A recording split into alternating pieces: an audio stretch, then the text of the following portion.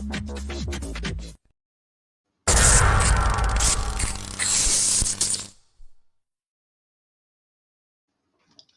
we're on the air. Hello guys, and welcome to Micah at Night. And today, let's just do some.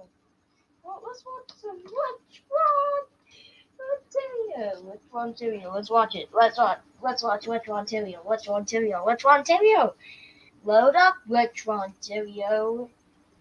Why are you not loading?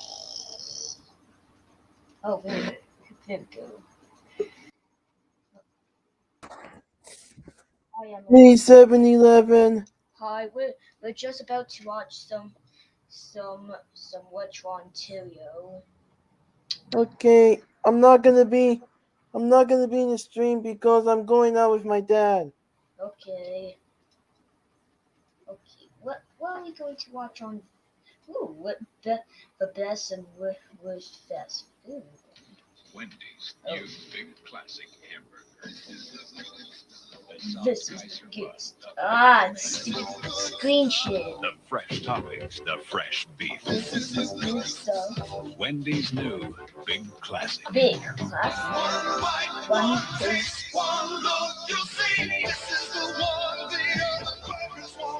This is the good stuff. Wendy's new big classic. The new big classic. Yeah, this isn't the good stuff.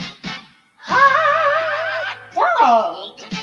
If you love hot dogs, Wendy's has got something hot for you. Give me some hot dog. Wendy's beef hot dogs, regular cheese, chili, and chili cheese. Good dog. Oh, slashes. Why separate it less? When you Hello. at Wendy's. Sorry for missing those episodes in the stream. Yeah, it's okay. In their quest for maximum barbecue flavor, there appears to be no limit on how far Canadians will go. Why? Can you stop joining the stream, please? Whatever. Pork patty, chopped onions, and a rich zesty barbecue sauce you pour on yourself. Topped off with a toasted bun. Stop. No, just stop it. All for just a limited time. The new McDonald's McRib sandwich. Maximum barbecue taste without the barbecue. He'd heard the news. He couldn't wait, or else he'd miss that bold new taste. You always join the stream. It was beef from McDonald's at $1/4 on a toasted rye bun, but it won't stay around. With cheddar sauce, grilled onions, too. McDonald's New McDonald's taste burger. good to be true. Just $1.59 for a limited time. Oh, Cheddar we're McDonald's, it's a MBT. good time for the great taste. Go Oh, McDonald's, just for March 1st. Wouldn't it be great if every lettuce and tomato burger came with an oven for the burger and a refrigerator to keep the lettuce and tomato from getting soggy and wilted? McDonald's McDLT does. Its two-sided package keeps the burger hot on the McOven side, and the McFridge side keeps the lettuce and tomato cool and crisp. Wow, this You is a put the failed TLT together, McDonald's So it's always product. fresh, never soggy, and totally That's- delicious. McDonald's burgers. The burger. DLT. McDonald's pizza. McDonald's down the street with the crowd at your feet. You're in love. let's just watch something else than Second. Ontario. 1 second. Okay. What are we going to watch? We were born to do, but you like it. Because I'm doing my mom. What are we going to watch? I don't know. I don't know what to watch. What are we going to watch today? What are we going to watch?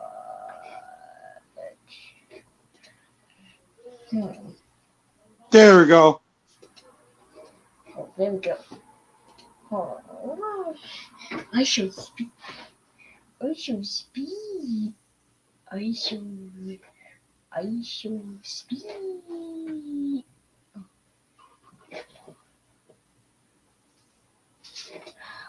we going to watch? I don't know.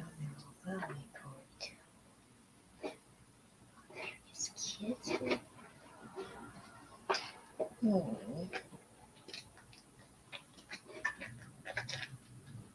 Hey guys, Johnny Deppy. Hey guys, Johnny Deppy.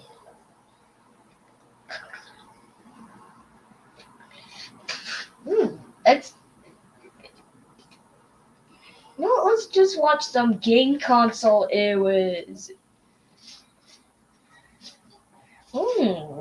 What game console eras can we watch?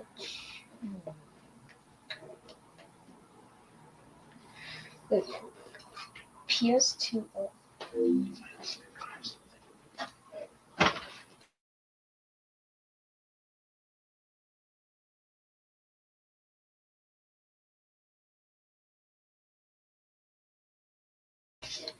Okay, let's watch these things.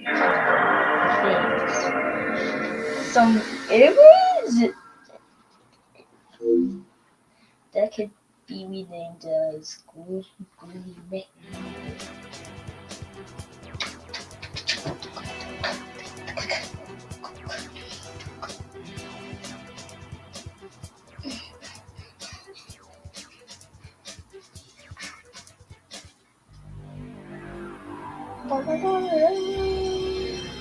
Sony Computer Entertainment.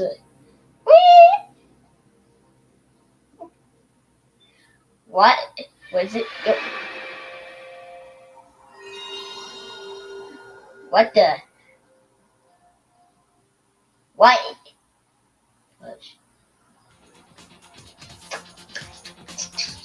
PlayStation 2 now get back on track.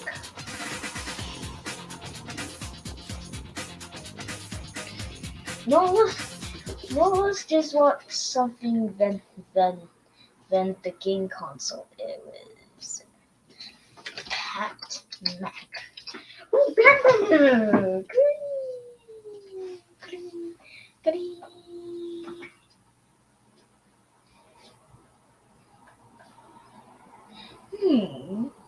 What are we going to watch? What are we going to watch? The many releases of the Sonic the Hedgehog popsicle? You know what are awesome? Ice cream bars with gumball eyes. Sorry for the blunt opening, but there's no other way I could have said it. These are amazing. For decades now, these ice cream bars shaped as popular characters have been crucial additions to any quality ice cream vendor's offerings. The main gimmick of these, apart from nearly all of them being based off of recognizable pop culture icons, are their eyes. Someone somewhere at some time thought, hey, what if we put gumballs in ice cream? They could even be the eyes of popular characters. Would that work? Well, apparently it did. Throughout the years, an insane number of these have been made. Seriously, if you can think of a popular character or franchise from the past 2 decades, chances are they had or at least inspired an ice cream bar of this kind. Some of the characters that got these are honestly surprising. For example, did you know that Blue from Foster's Home for Imaginary Friends had an ice cream bar? Well, he sure did. However, there's a certain gumball-eyed bar that some may say is more special than the rest, one that's become an icon even outside of the food itself. That's right, it's the Blue Bunny's Sonic the Hedgehog Blue Raspberry and Cherry Ice Cream Bar with gumball eyes. Sonic, being quite the popular franchise, has had numerous food products released over the years, and of course the series warranted the creation of its very own ice cream bar, and the company Blue Bunny stepped up to the task of making one, and make one they did. So now Sonic can forever be remembered as one of the many characters that have the chance to be made into an ice cream bar. Other timeless characters include Scooby-Doo, Shrek, Bubbles from the Powerpuff Girls, Bugs Bunny, SpongeBob, and of course Private from Penguins of Madagascar. Yeah, okay, it's not the most prestigious of positions, but hey, it's still something. The Sonic Bar has made quite the name for itself over the years, becoming well known for its trademark feature, its gumball eyes. More often than not, these Sonic bars don't come out exactly as intended. Usually their eyes are tilted too far, placed completely in the wrong area, sometimes even being outside of Sonic's right eye sockets. Yeah, some of these can look pretty strange. But that's what gave this bar its popularity. And even though that shows that this bar has absolutely no quality control to its name, I imagine it gives the bar a sort of fun game to it, to see how messed up yours is when you get one. Considering how popular this bar is and how long it's been in production, I thought it'd be fun to go through its history and talk about all of the many releases of this infamous ice cream treat. Believe it or not, this Sonic bar has existed for over 2 decades, and has gone through many design changes throughout the years. So, let's take a look at them. The Sonic bar seemingly made its first appearance all the way back in 1985, apparently starting out with generic classic Sonic style packaging. Unfortunately, this release, I couldn't even find images of the wrapper it came in, which I suppose. Sorry for goofy voice acting. This lack of documentation is an issue that plagues many of those seeking info on these bars, which I'm sure is many people. As it turns out, not many people take pictures of their ice cream, so it's very hard to find footage of these older designs. And not just for the Sonic ones. With many of these long out of production ice cream bars, you simply can't find images of them anymore. They're, well, okay, I can't say lost media because ice cream isn't media, but you sure can't find images of the Chucky Finster ice cream bar online.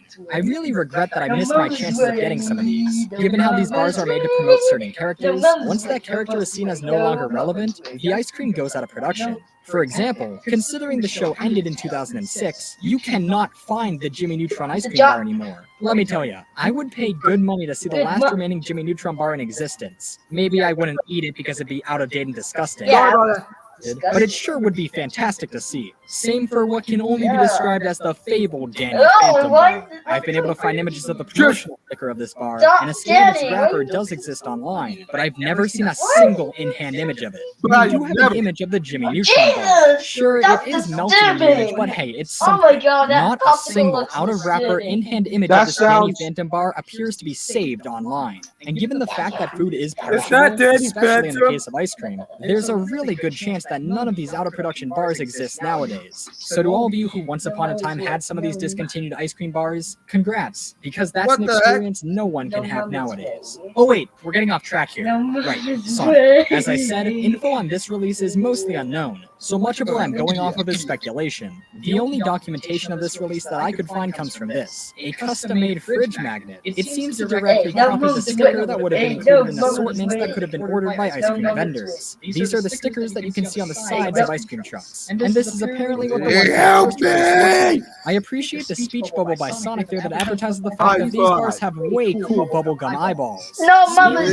As you can see, the bar of course didn't always come with the green gumball eyes we all know, because this bar was designed before modern Sonic was made, so the original releases of this bar included black gumball eyes, with later releases eventually transferring to the green eyes we know so well today.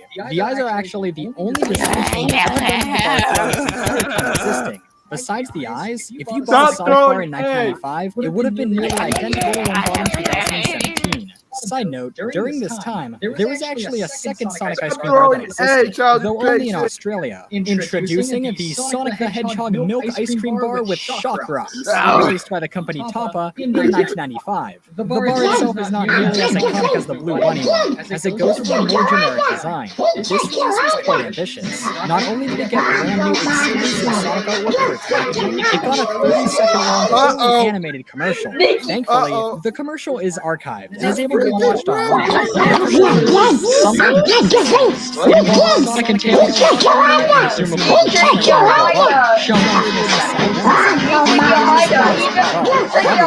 This was meant to highlight the ice cream shock rocks. Though as ambitious as this release was, it seems it unfortunately didn't last long, being discontinued not long after it was initially released. Getting back on track, the gumball-eyed bar would continue to be released under the classic Sonic style for a short time, as it seems both Sega and Blue Bunny realized that the bar could be used as a way to promote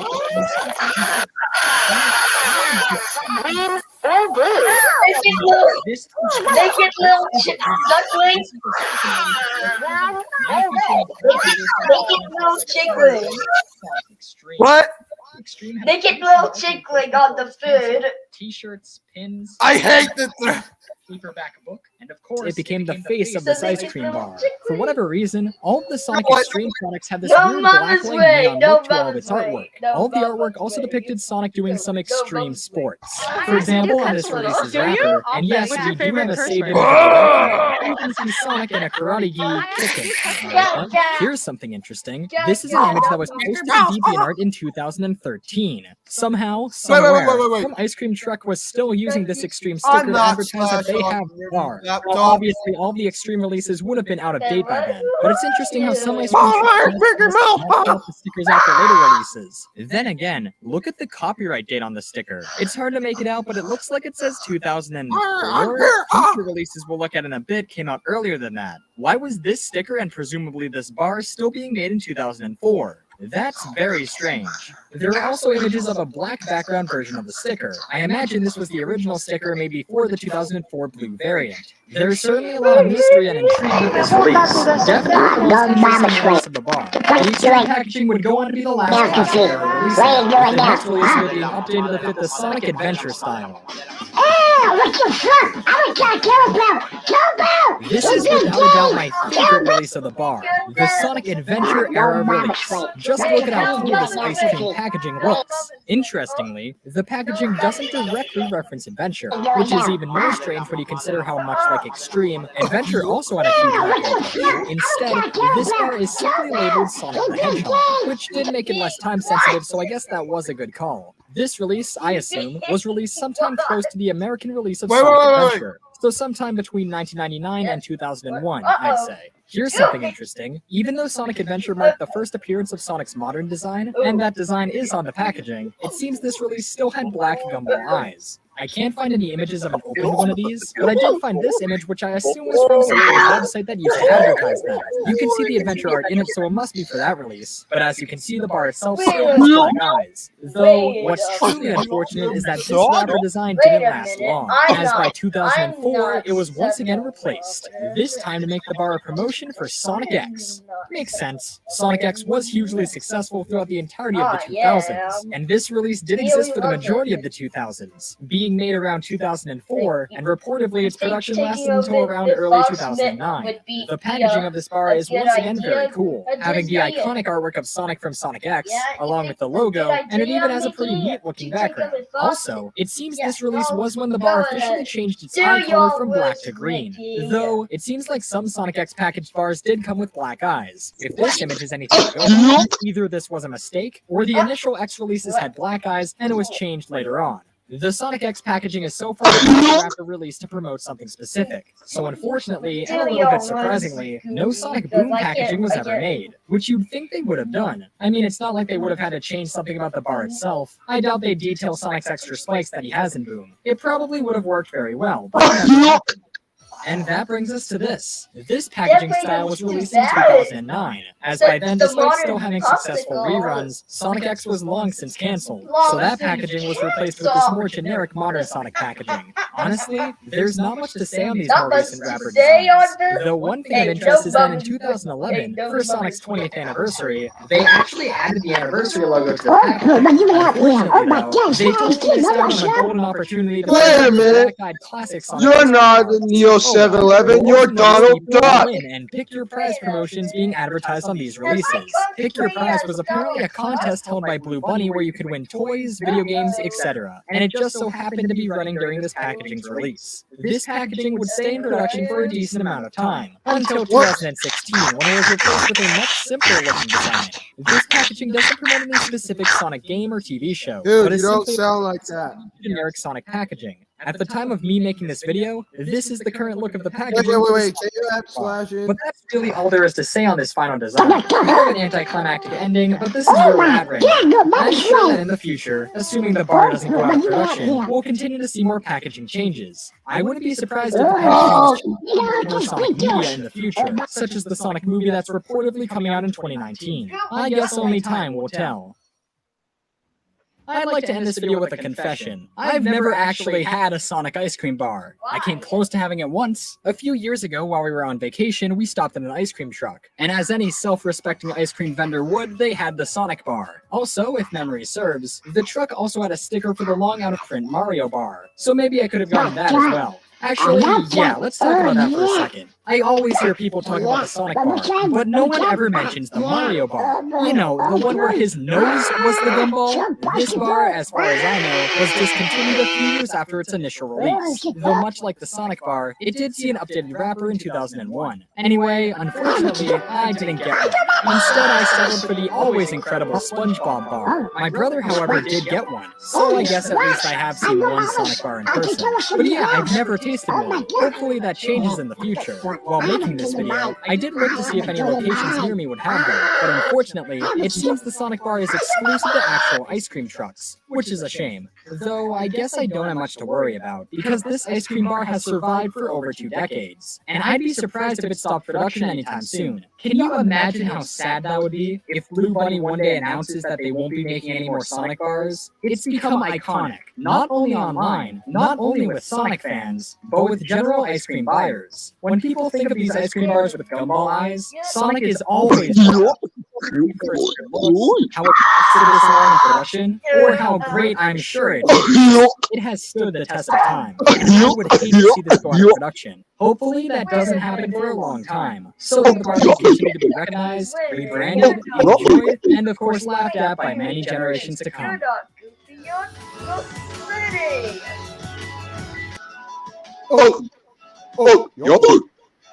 Oh my god! Splinty! Oh my god! Splinty is cosplay as Goofy! One type of Super Mario merchandise that has always existed and yet doesn't get much attention is Mario-themed food. Ever since the 80s, Nintendo's properties include various snacks and confectionery made in their likeness, and the amount of Mario-based food products that have existed is quite substantial. From gummies to soda to Pez dispensers to cereal, Mario & Co. have been around the block when it comes to food products. Unfortunately, many of these items have been long since discontinued, so let this video serve as a reminder of great Mario food days gone by. In this video, I'll cover a variety of nostalgic Super Mario foods and candies. I'm confident most of you will recognize at least a handful of these, so why don't we take a trip down memory lane and begin.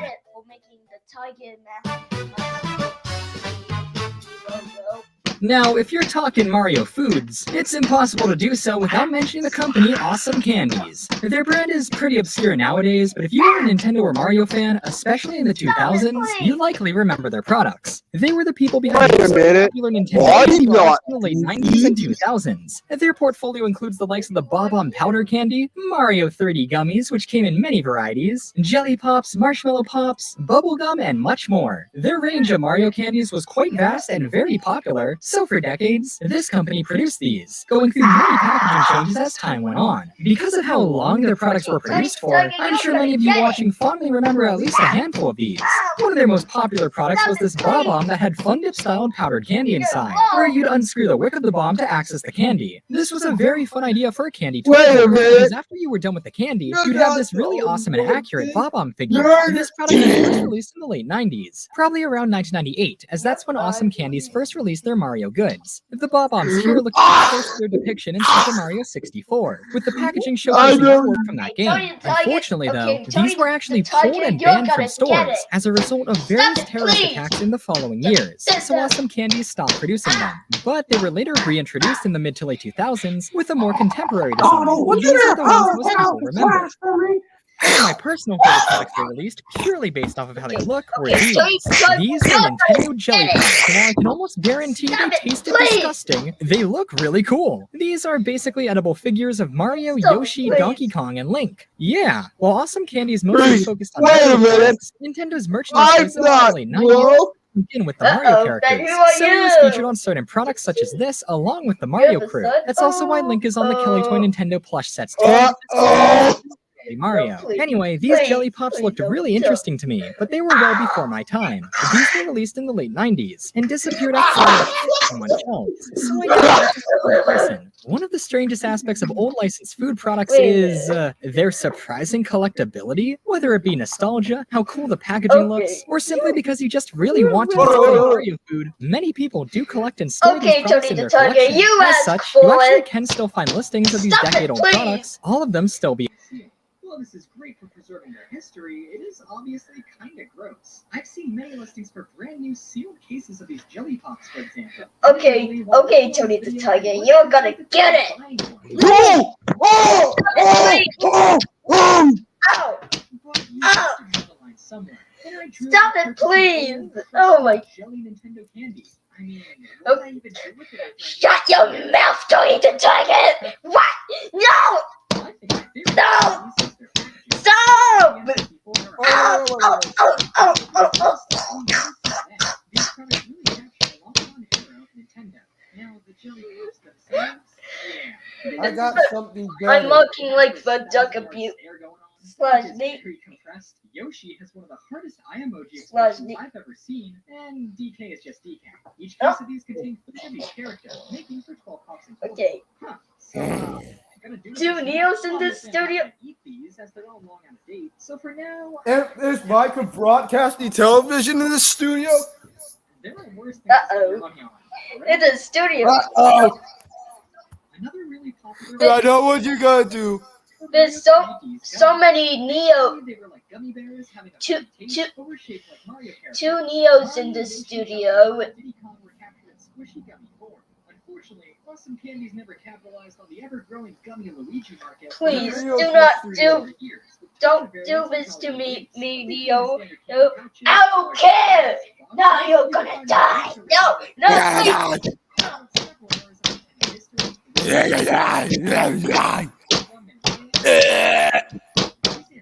Ah! Stop! Stop! Stop it, please. I don't want. I don't want to bond.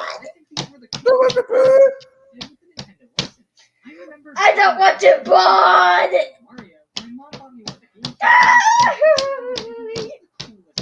Best of drug abuse. You have these because of iconic Nintendo consoles. I wish some company would- Goofy, what the heck is my candy Really now? popular. They even made them in different colors to match what different styles were available for the systems at the time. The candy inside of these were once again gummy, but featured different molds of the standard 3D gummies. They even lit up and played sound if you pressed the power button. How cool is that? That's not all for Awesome Candies replicating actual Mario products, though. Get a load of these. These were Nintendo Gamecube game holders that came with bubblegum and a sticker. These replicated the actual game boxes for various games such as Mario Superstar Baseball, Mario Power Tennis, and Mario Party 7. After you were done with your candy, you could use the cases as actual game holders. I don't know why you wouldn't just use the actual game holders, but these were yet another fun and creative idea by Awesome Candies. Beep, On and on. beep, Yo-yos, beep, beep, beep, beep. They'll believe me, there are plenty of genuine. No mama's way. No mama's way. No mama's way. No mama's way. No mummy's way. This hasn't been updated since 2017, and all of their I'm Nintendo serious. produced anymore, being sold out everywhere. They made so much and for so long. It really is tragic. You're right, Nut. Well, And we'll never be able to taste the likes of Mario 3D Is Mickey gummies like again. abusing two his Neos in daughter, this Duck? studio. Turbo Dinosaurs, pretty good, but they're no Mario 3D That's gummies. tough. And Krabby Patties are a 5-course meal, but they don't taste like Diddy Kong. Whatever. Don't taste like Diddy The Kong. line of Nintendo confectionaries will never be forgotten. Oh, we're freaking Mickey Mouse, huh? I'm a freaking DO11. I'm a freaking DO11. Haha. Oh, you got It's not huh? me.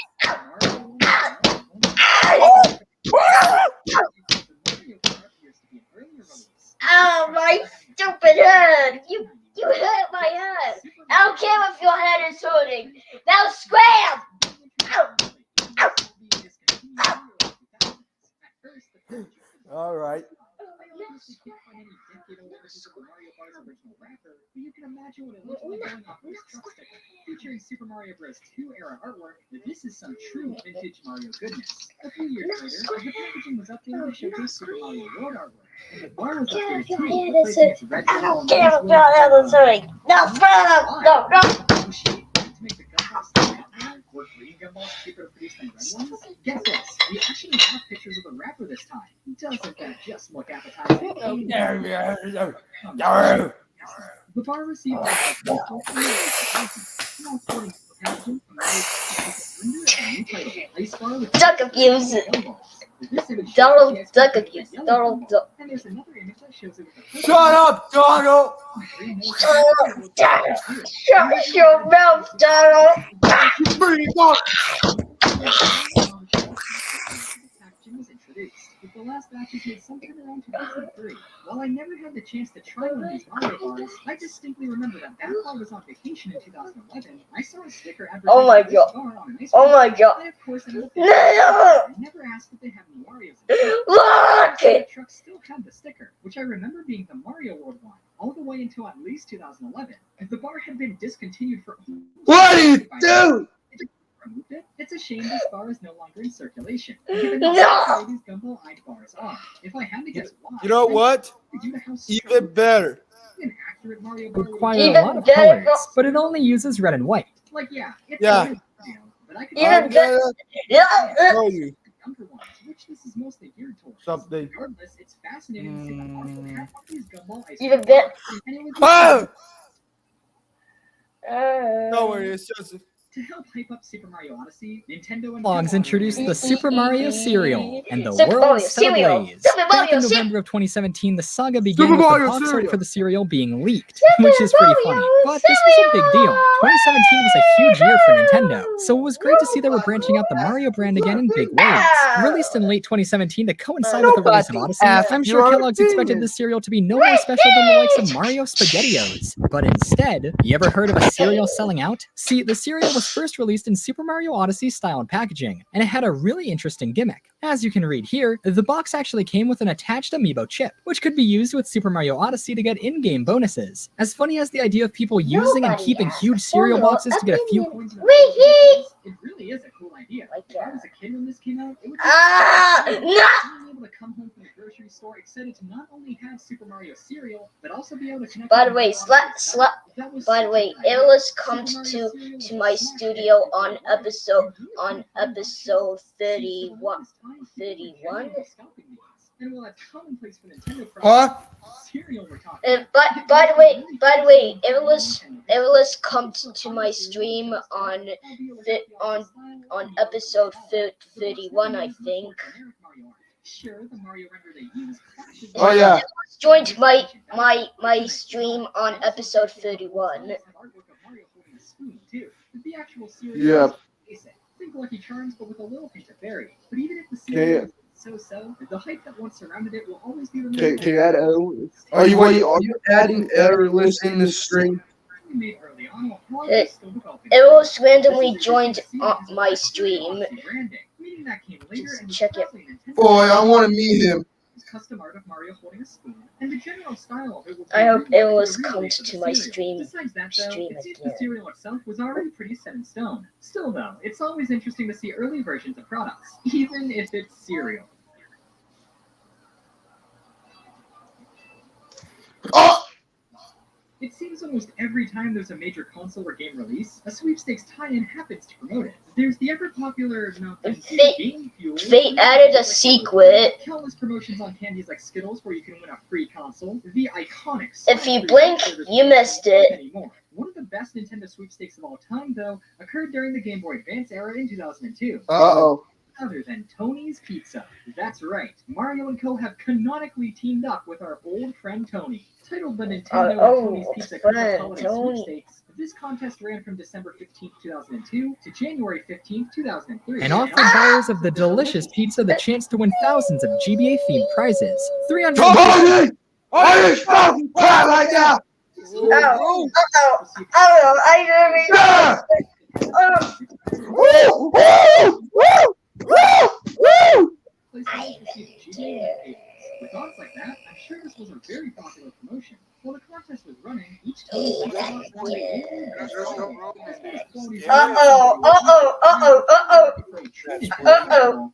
It's gone. It's gone. This contest only ran for a month. Relatively few boxes with this design produced. If you do find one, though, let's just hope the pizza's long gone. Here's a quote from the 2002 press release regarding the contest. Kids can enjoy the ultimate situation, eating tasty Tony's pizza while playing the latest Nintendo games. When That's was a this statement episode? I have to What agree year? What year was this episode aired? And there you What go. is aired? Popular Nintendo and What Mario year did it foods from the air? past. While there are still plenty I didn't mention, such as the long-running Mario SpaghettiOs or Kraft Mario Mac and Cheese, I feel this show This episode was called Nintendo and food. the Splitty Situations. Wait. With candy sours inside. 13 Splitties later.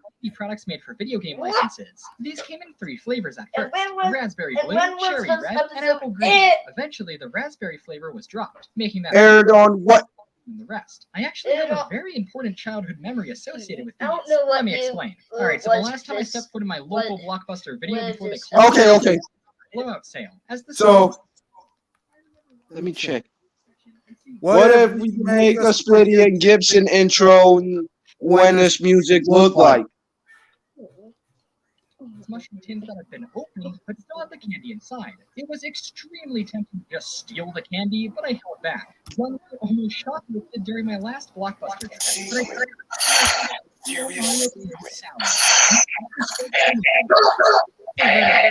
What?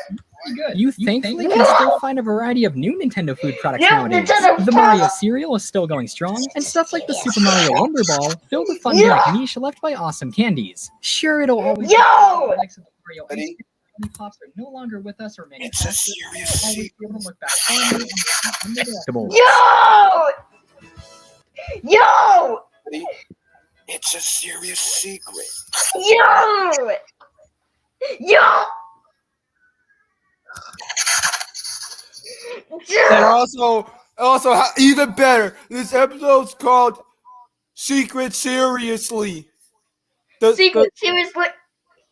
Secret situations. Secret situation? Yeah. What if I can make this episode during episode 7? Episode 7. I want to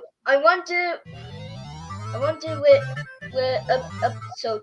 The Sonic the Hedgehog series, while originating as a video game, has been reimagined Wait, in new medias and what? formats for almost as long as it's been around. Wait a minute, We've gotten which- several which long-running season comic was series, episode multiple 7 cartoons, is? animated shorts, mangas, storybooks, original music Say that albums, again? live shows, toys, Which- and much which more. But episode one medium 7 Sonic on has never quite been able to season? translate into, until just recently at least, was featured One. in films. Believe me though, Season- they've tried. Several times in fact. Season- As early as 1993, Sonic the Yeah, Hedgehog season series one. went into production, all eventually being cancelled. Some got further than others, but they all met the same fate. However, at long last, Paramount Pictures' Sonic the Hedgehog is bringing Sonic to the big screen. But before that comes out, why don't we take a look at some previous attempts to see what could have been? In this video, I'll be going over the Sonic the Hedgehog movie and film projects that never saw the light of day. Let's begin. Believe it or not, the first official Sonic the Hedgehog movie project was in motion as early as 1993, around the peak of Sonic's popularity in the 90s. By then, Sonic had 2 successful shows running, and the popular Archie comic series had just started, so it only made sense to take things a step further and make a Sonic movie. In 1993, Sega of America were looking to bring Sonic to the big screen, and by August 1994, after getting the okay from Sega of Japan, they signed a deal with MGM. However, those working at Sega weren't exactly sure what to do with a Sonic movie. I'm sure everyone has their perfect dream Sonic movie nowadays, but back then, there was far less to imagine. Today, the Sonic series has many stories that can be easily transformed. Games like Sonic 1, Sonic 2, I guess Sonic No Spin-off, mama's as well as way. early pieces of Sonic multimedia, all of which were wildly See different on from one another. The entire identity of the Sonic franchise was for the air at the time. So, for a Sonic movie, they really could have done anything. Because of that, from the start, Sega of America president Tom Kalinske was worried about the project. How exactly do you take the world seen in the early Sonic games and make a full-fledged movie out of it? He was even more so worried that the movie could negatively impact Sonic's reputation. Video games were niche, but movies always got tons of advertising and a huge marketing budget. If this movie was bad, everyone would know about. What is Sonic? Example was the Super Mario Bros. Movie, which came out during this project's production. A guilty pleasure to many nowadays, sure, but it was slammed by critics and fans at the time. While to many, the Mario movie showcased how poor of an idea video game film adaptations were, Sega believed that Super Mario Bros. Failure relied entirely on the weakness Of the Mario brand. What the heck's a However, the movie adaptations of Street Fighter and Mortal Kombat weren't faring much better than Mario. So one has to question, was the Sonic movie even a good idea at the time? A lot was riding on this project that was barely even off the ground. Despite it all, they pressed on. Richard Jeffries, who was a barely known film writer, was chosen to create a treatment pitch for the planned Sonic movie, which would then be presented to America. The treatment was to include the plot of the film, among other details. To help get ideas for the movie, Jeffries researched a series of reports, but he also spent the Sega Technical Institute, even meeting with Yuji Naka himself, where the two discussed the potential of a Sonic movie. After spending some time developing his ideas, Jeffries presented his finished treatment for the film to Sega in May 1995. So, what'd he come up with? Sonic the Hedgehog, Wonders of the World was to be a live-action CGI animated hybrid film, depicting Sonic the Hedgehog leaping out of the video games and coming to the real world. This project was simply a rumor for the longest time, but unlike many of the movies we'll be talking about today, we actually know a lot about it, including a full plot synopsis. Just recently, tons of concrete info on it was released. Through interviews, as well as really in-depth articles, we've gotten to learn quite a bit about Jeffries' cancelled Sonic movie pitch, and now we can imagine what this cancelled 90s Sonic movie, in all of its absurdity, could have been. With that said, though, no footage for this movie was ever shot, and no concept And also, there is the plot. So we don't know who would have played the main characters, how Sonic would have looked. For stuff like that, we have no idea. We do, however, know the story. The plot went a little something like this. Meet 12-year-old Josh Pinsky.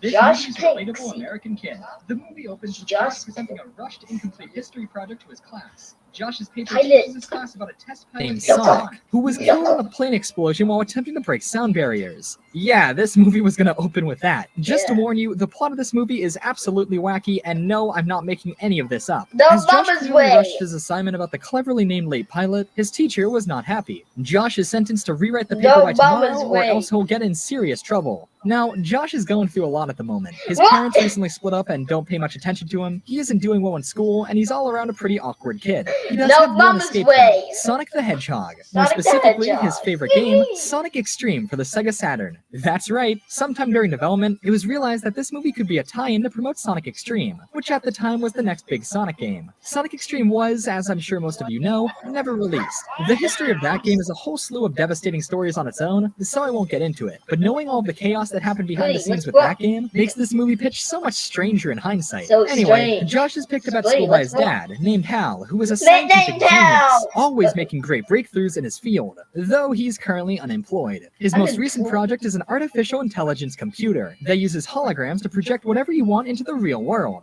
Hal calls it XRI, which stands for Extremely Radical Intelligence. Extremely radical intention! Write his history paper on Sonic for him. It doesn't reply. Radical attention! Saturn to it and puts in his copy of Sonic Extreme available holiday night.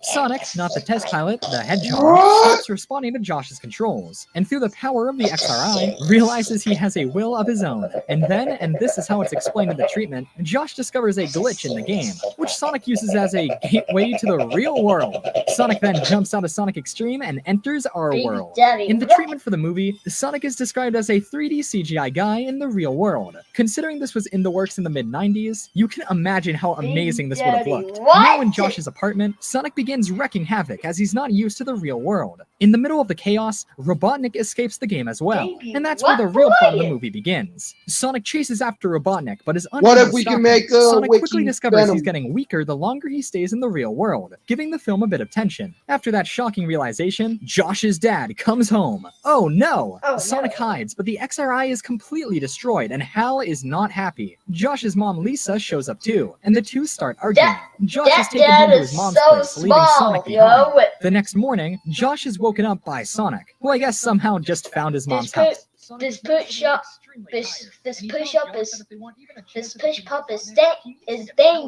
And the only way to obtain that is through the Chaos Emeralds. The two then discover that Yeah, okay, the Chaos Emeralds actually exist on Earth. Somehow this was never discovered before, and it took a kid in a blue hedgehog to find them, but okay. Apparently, the emeralds are hidden not inside special stages, but inside... This push pop is stinking, yo. This push pop is banging, yo. This sounds like a really exciting setup for a scene where this Sonic push pop is banging, yo. Which, do not worry, is what actually happened. That's a they do manage to find one. Using it, Sonic gains his strength back, but fans of Super Sonic shouldn't get too excited because he doesn't show up in this story. After seeing what it did to Sonic, Josh is curious of the Emerald's powers, and asks Sonic for a taste of it. For some reason, Sonic agrees, and Josh gains some temporary superpowers. He uses those powers to finish his history paper in seconds, but when he asks Sonic for more, Sonic refuses, saying he needs to master his powers first, whatever that means. Meanwhile, you may be wondering what Robotnik's master plan in this movie was. Well, it's to build a theme park. Yes, this is one of the first instances of Robotnik Land appearing in a piece of Sonic media, or at least, sorta. See, Robotnik somehow sets up his own corporation, called Shady Corporation, which he uses to purchase an abandoned theme park. He then renames it to Botnik Land Amusement Park. From that, Robotnik's main goal in this movie actually seems pretty harmless. He just wants his own theme park. Nothing too malicious. He just wants to run an amusement park. Robotnik has also discovered that the emeralds are here on Earth. And he finds a group of school bullies, presumably Josh's bullies, who he turns into robots, which are creatively called bully bots. They then bury underground and start smashing every rock they find, desperately looking for the emeralds. Robotnik then runs into Hal, and asks him to be the park's main research and development designer. I'm not entirely sure if Robotnik was meant to be a cool 3D CGI guy like Sonic, but I imagine he was, which makes Hal agreeing to work with him make almost no sense. Just imagine a scene in this movie where this adult scientist agrees... Eggman! That's not Robotnik, that's Eggman. Man, we really messed out on the high-quality cheese that would have been cheese. Now with Hal and XRI on his side, Bob's big. In the world. Using the XRI, Robotnik develops a virtual reality ride that draws in kids everywhere. Robotnik's dream of building a theme park has been reached. Kids over town are flocking to Botnik Land. Sonic and Josh then go to investigate, and unfortunately, they quickly realize that not all is well in Botnik Land. That's right, ladies and gentlemen, Botnik Land, owned by Shady Corporation, is actually a ploy to roboticize the youth of America. In the plot twist that film scholars are still baffled by, it turns out that Robotnik is using his rides to turn the kids into robots, whom he refers to as Kinderbots. These robots once again have one goal in mind: find the Chaos Emeralds. So now we got Bullybots and Kinderbots, which is all bad news for our heroes, Sonic and Josh. The duo investigate the park further and discover that Robotnik plans to do even more nefarious things with the XRI. This is probably his... Sonic and Josh, oh my... Sonic and Oh my god! Sonic and Josh. Sonic and Jaws, oh my god. Check my post and see why Jaws Billy gives him high five and download his character. Okay, I'm going to check out your post. Come on. Why won't you load? What's happening?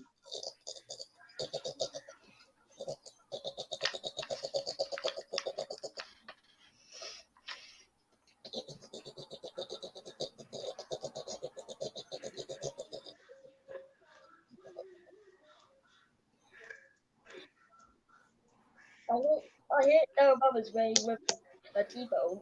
Stop! Come on, why won't YouTube load? You fudge. Oh, that's cool. That's cool. That's cool. That's cool. That's cool. That's cool. That's cool. That's cool.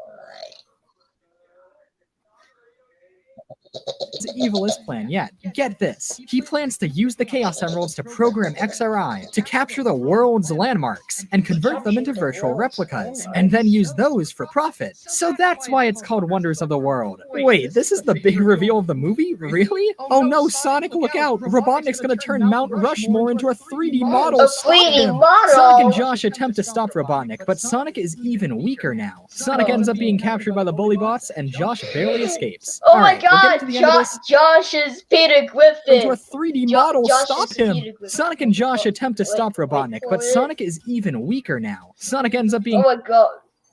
There you go. Josh is Peter Griffin. Oh my. Josh is Peter.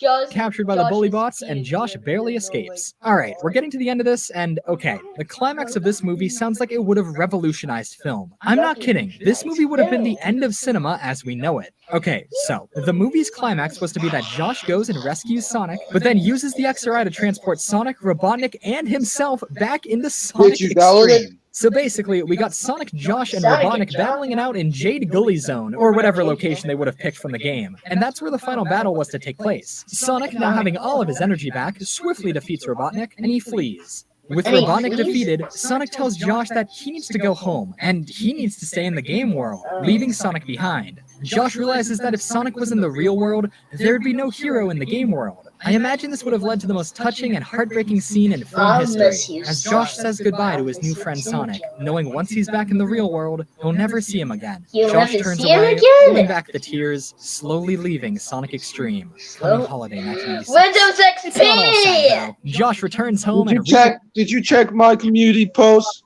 Sonic Extreme Yes, one more I time. checked He your tells his dad that post. he'll remove XRI from Yeah, the game. Before he does, Sonic stops moving, turns to the screen, and winks at Josh. And that's the story of Sonic the Hedgehog, Wonders of the World. Sonic the Ultimately, Hedgehog, this movie Wonders never of got the farther World. than this pitch. In truth, it's been said that Sega actually loved the script. Even Sega of Japan were on board. Some plot changes were suggested here and there. For example, one staff member requested Robotnik be removed from the script in favor of an original villain, to make the film more exciting for existing fans. Besides that, though, it seemed the movie would be made. However, before the project received official green light for full production, MGM suddenly backed out of the deal, leaving the Backed out of project with the no deal? development studio. How One dare last effort you, to save the film was made when the movie How was then about pitched to DreamWorks? DreamWorks, a brand new studio at the time, but they weren't interested, and Did the film you? was scrapped. Interesting. No one really knows why MGM backed out of the deal. Yeah, I personally doubted that any. Why did they back out the deal, man? Fun and perfect for a kids movie. Robot, I imagine it was more so robot. due to Sonic's falling stardom in the 90s.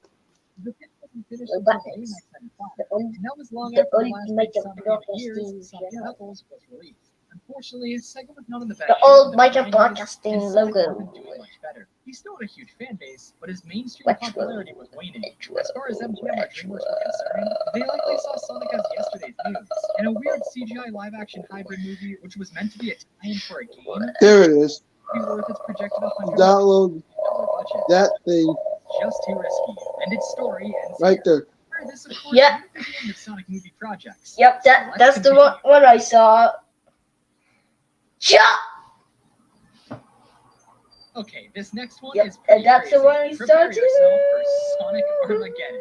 One piece of Sonic media that set the perfect Armageddon. adaptation is the short-lived but Make- widely recognized animated show Sonic the Hedgehog. We'll just make it in True story-heavy in, structure. uh, Serious tone, its universe would be perfect for a film. This is especially true considering the show ended on a cliffhanger, Yeah. with the third season being Yeah. canceled before it could wrap up the story. A follow-up movie would be a great chance to give the series the conclusion it deserved.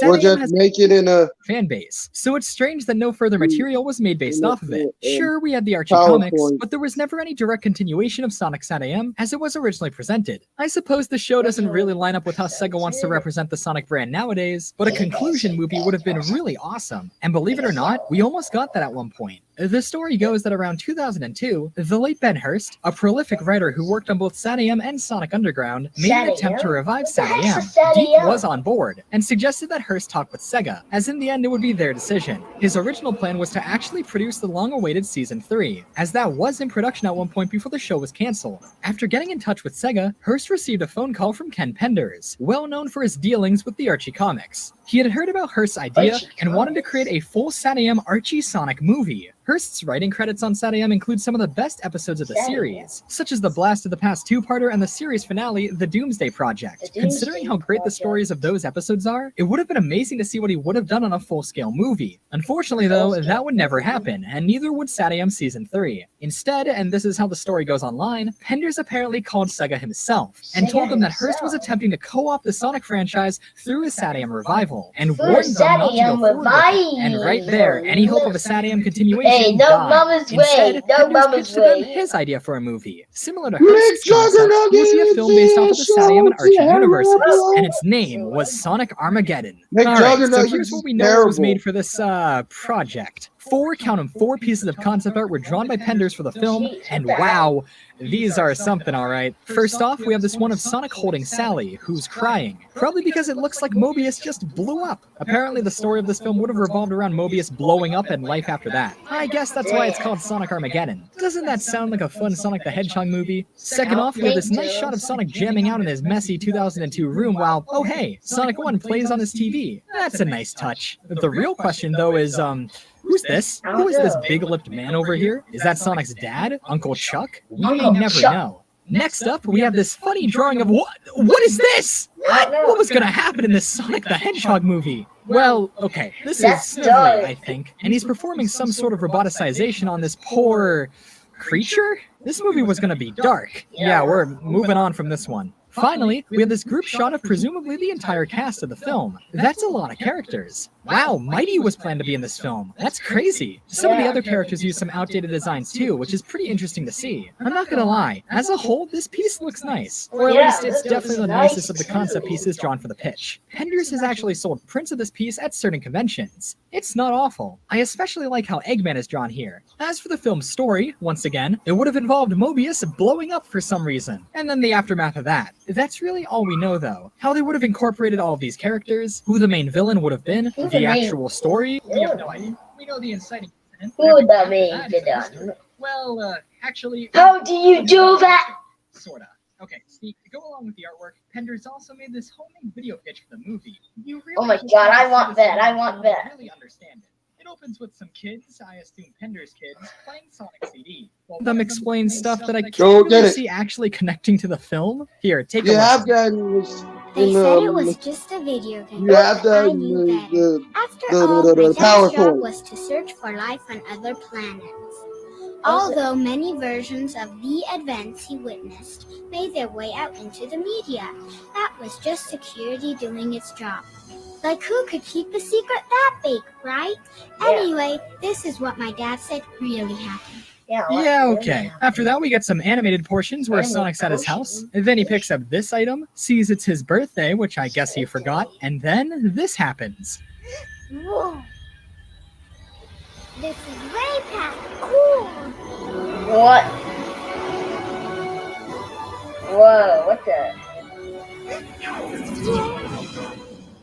Wow. Sanem Season 3 died for this? I mean, what am I talking about? How this movie never got made is an absolute mystery to me. How could any studio, let alone any person, see this pitch and not want to give millions of dollars for its full production? I'm honestly surprised we still have this pitch video archived. The uploaders said they found it on some old internet forum site, maybe Penders forums? Either way, big thanks to them for preserving history. How this movie was pitched is a bit of a mystery, as there are conflicting details surrounding it. Some posts claim it was also pitched to DreamWorks around 2002, and while there was interest, it never got off the ground. These claims might be confusing it with Wonders of the World, though. See, when I tweeted about this movie with that explanation, Ken Penders himself corrected me. Apparently, it was never pitched to DreamWorks, only Sega, and not in 2002, but in 2003. But apparently, it also died in 2007, so there were 4 years of it being in the works? That sounds a little far-fetched. The truth is, no Sanem or Archie Sonic movie could have happened back then. Sega had other plans for animated Sonic media. Sonic X was seeing huge success around the time of these Sanem revival projects. I imagine Sega didn't want conflicting animated series running at the same time. Imagine there was a new Sonic fan who loved Sonic X, and they heard that there was a new Sonic movie coming out. How exciting is that? But then when their family takes them to see it, this is what they see on screen. It would have been a disaster if Sega had greenlit such a wildly different take on their series when it wasn't needed. I think this is one Sonic film project most people are glad didn't see the light of day. But hey, at least we'll always have this pitch video. Okay, this one is kinda cheating, but I'm not passing up another opportunity to talk about the Sonic OVA. The Sonic the Hedgehog anime OVA, localized as Sonic the Hedgehog the Movie in America, was originally released in Japan in 2 parts. Part 1 was called Welcome to Eggman Land, and Part 2 was Sonic vs. Metal Sonic. Both came out in 1996 in Japan. On September 7th, 1999, ADV Films released Sonic the Hedgehog the Movie on VHS, a combination of the 2 OVA episodes. In truth, Sonic the Hedgehog the Movie is really just 2 episodes of a Sonic the Hedgehog miniseries, put together and edited in a way to make them flow as one movie. In ADV's defense, the 2 merged episodes really do work together as a movie, but that was not the original intention of the animation. In fact, it's quite possible that more episodes of the Sonic OVA would have been produced if the releases performed better in Japan. Unfortunately though, the physical releases of the OVA didn't sell well enough to warrant more parts made. Could you imagine what they could have done with more episodes set in this universe? Episodes 1 and 2 were focused on Metal Sonic. What if we got 2 more episodes focused on another villain, like Mecha Sonic or Team Hooligan? Maybe even a new villain altogether? I can only imagine what wild 90s anime villain they could have come up with. It could have been awesome. More episodes weren't the only thing poor sales prevented though, as it's been stated that an original soundtrack for the anime was planned to be released, but the sales halted its production. We're still feeling the effects of this as the OVA has some absolutely jamming music, but most of it was never officially released on its own. Most of the background music from the OVA don't have clean rips available, with fans resorting to recreating the work that's never been released. There's also speculation that the Sonic OVA served as a backdoor pilot of sorts for a full Sonic anime series, which of course wouldn't be made until 2003's Sonic. What did it have was to a do with completely the different thing from the Gibson closing logo? what more 90s Sonic anime could have brought us. I personally love the OVA. It's one of my favorite pieces of Sonic media, so it's really sad to think we could have gotten more of this series. But I guess, like every other project discussed in this video, we'll never know for sure what could have been.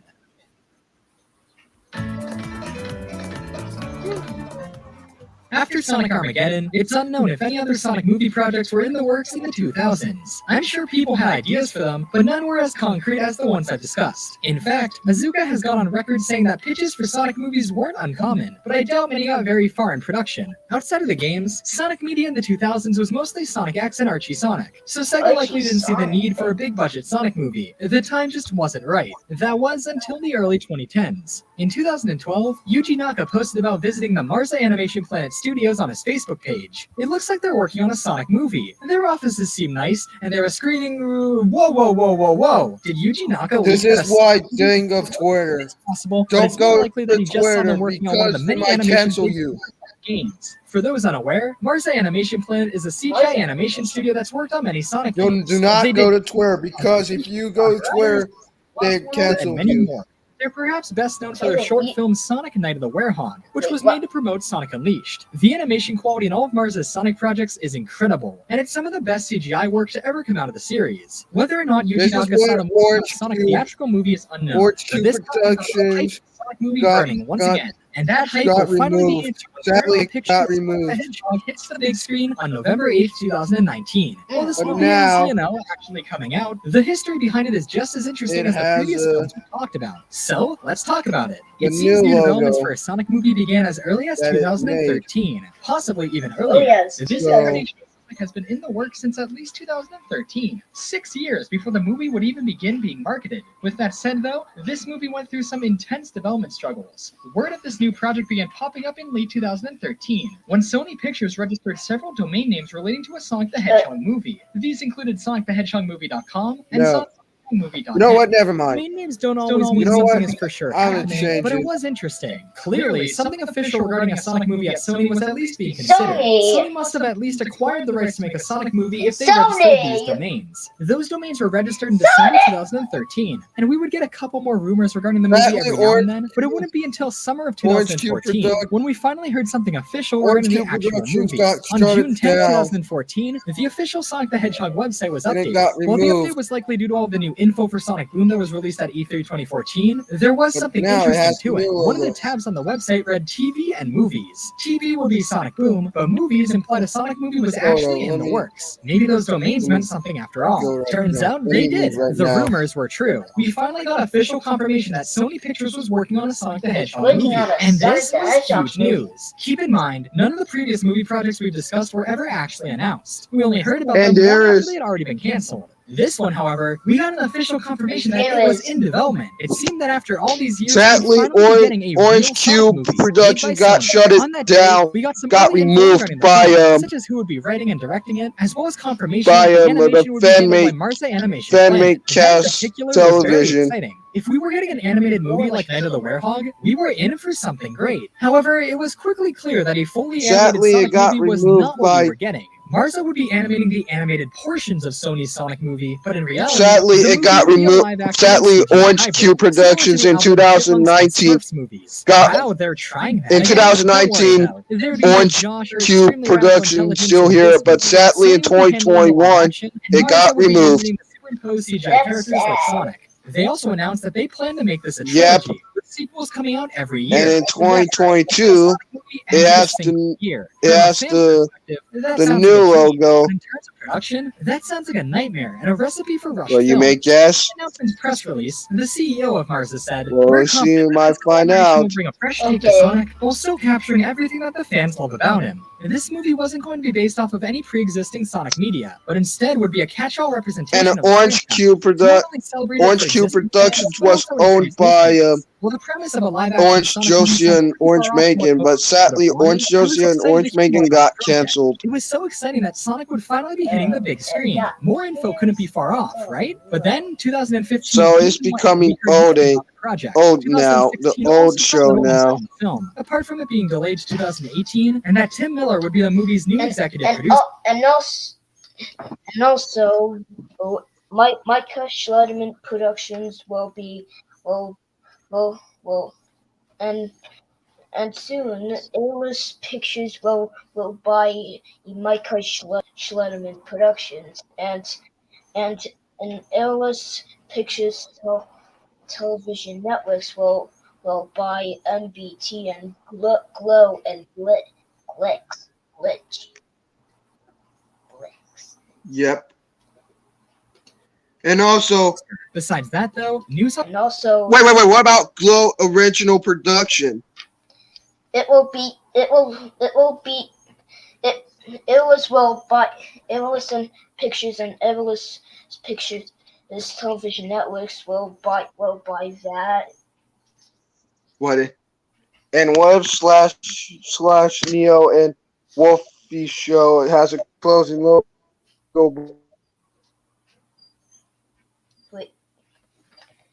Wait, what? Closing what? Closing logo? Picture Television. I think it was could buy that too. Yeah. What about Neo 11 and slash Neo show will be having a new logo slash Plush 7-Eleven Entertainment. Yeah. And Micah Schrammon Production and Jonathan Anderson Entertainment. But by the way, Micah Schlederman Productions will have a new logo, because of A-List buying Micah Schlederman. Yeah. The movie went cold. Fans started to worry What that if you can make Jonathan Anderson Entertainment? Sonic movie still couldn't be realized. But then, on October 2nd, 2017, over 3 years after the movie had first been announced, it was announced that the movie would no longer be produced under Hey, you know what? Sony. It has the new animation logo That's technically Sony's that vision was. was owned by. After Sony's So Columbia Pictures here it is. Videotape company declared the film as a loss on their taxes. This means Videotape Productions. but they won't be able to use the property. And hold on, I need We see this to along with show you something. Yeah, what is it? These are the MBT items I'm going to show you. But for album cover items, and so the first item is this computer, smashed computer, and you can see the reflection of the squids. And here's the second item of this plate, and there's The Burning House.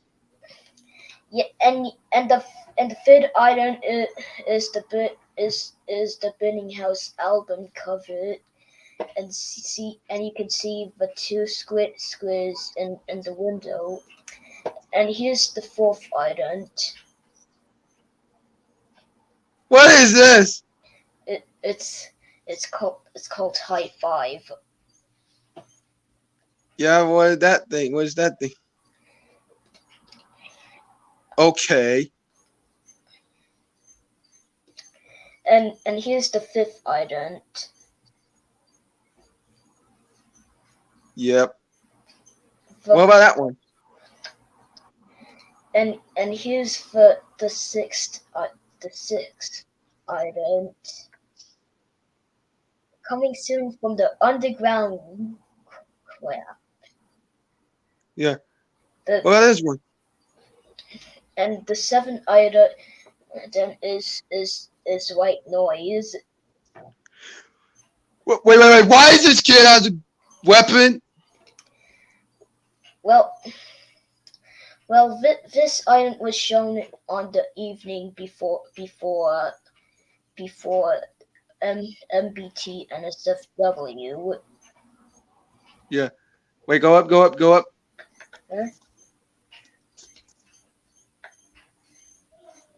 Wait. What if Splitty Gibson in the high five version and it's in the adopt of the two adopt? Because I saw this commercial adopt the pet adopt a cat. Adopt a cat.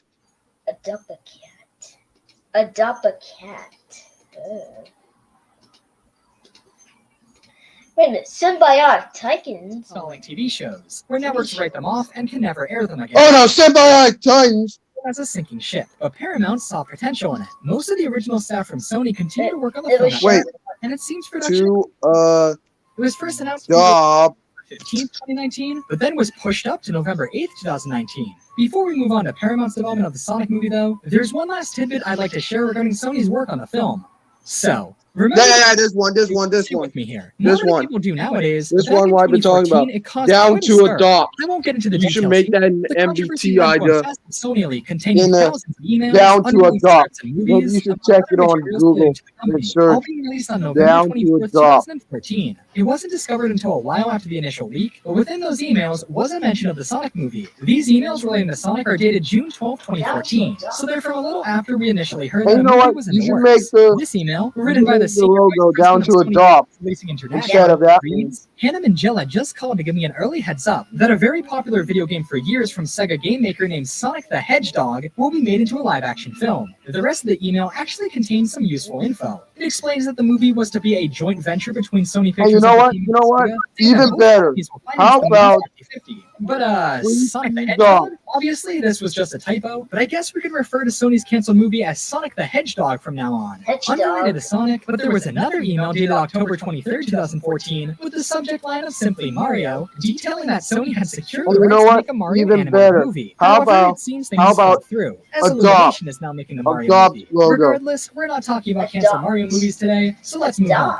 I suppose I shouldn't comment too much on Paramount's movie, as this is a video on canceled Sonic movies, and this one's actually coming out. But here, let's talk about all the leaks that have happened during the build-up to this film. Because, man, at this point, I wouldn't be surprised if the whole movie ended up getting leaked before it came out. In late May 2018, it was reported that Paul Rudd would play the character Tom Wachowski in the film. Tom is a newly recruited police officer working for the Green Hills Sheriff Company, and he's the one who runs into Sonic and befriends him in the film. But shortly after, it was confirmed that he would not be played by Paul Rudd, but instead James Marsden. A couple months after that in July, some on-set images of Marsden in the role of Tom popped up online. In fact, we've gotten quite a few on-set images of this movie. My personal favorite being this one that shows a sign that says "Welcome to Green Hills, Population 1981," which I hope was not supposed to be a reference to when Sonic 1 came out, since that was 1991. We wouldn't hear any substantial info about the movie until late 2018, though. At CCXP 2018, a Brazilian Comic-Con, Paramount showed a teaser trailer for their Sonic movie, Behind Closed Doors. Somehow, this teaser never leaked online, so we only have recounts of it. People who saw the trailer claim that Sonic looked much more realistic than normal, but still cute and appealing. We always assumed Sonic would get a redesign for the film, but it wasn't apparent just how different he would end up looking. People for claim he still looked weirdos. recognizable, but completely Non-shows different. But for then, on worthless. December 10th, That means 2018, it has to IGN be broke a story worst showing a shows motion that poster that teased aired. the upcoming film. The poster only showed a silhouette of Sonic, but it gave fans enough to work with. Why On do full display worst were shows Sonic's that muscular arms aired? and legs, his Nike shoes, his Stuart Little-looking eye, and of Worst shows course, that his blue aired on arms. It was clear Glow. that this movie was not going to be that dream Sonic movie that fans have been dreaming And about for aired years. This wasn't even going to be a movie about Sega's almost Sonic. This naked was animal Paramount's crap. Sonic. Tim Miller described redesigning Sonic. The part that stuck out to me was this. When describing how this Sonic has two separate eyes, he said, I don't think Sega was entirely happy with the eye decision. He's not going to feel like a Pixar character because I don't think that's the right aesthetic to make it feel like part of our world. This implies that Paramount went against what Sega... What? Wait, it has the worst shows on Glow, stirring almost naked animal crap. Almost naked animal? That's... Yeah, that's the YTV show.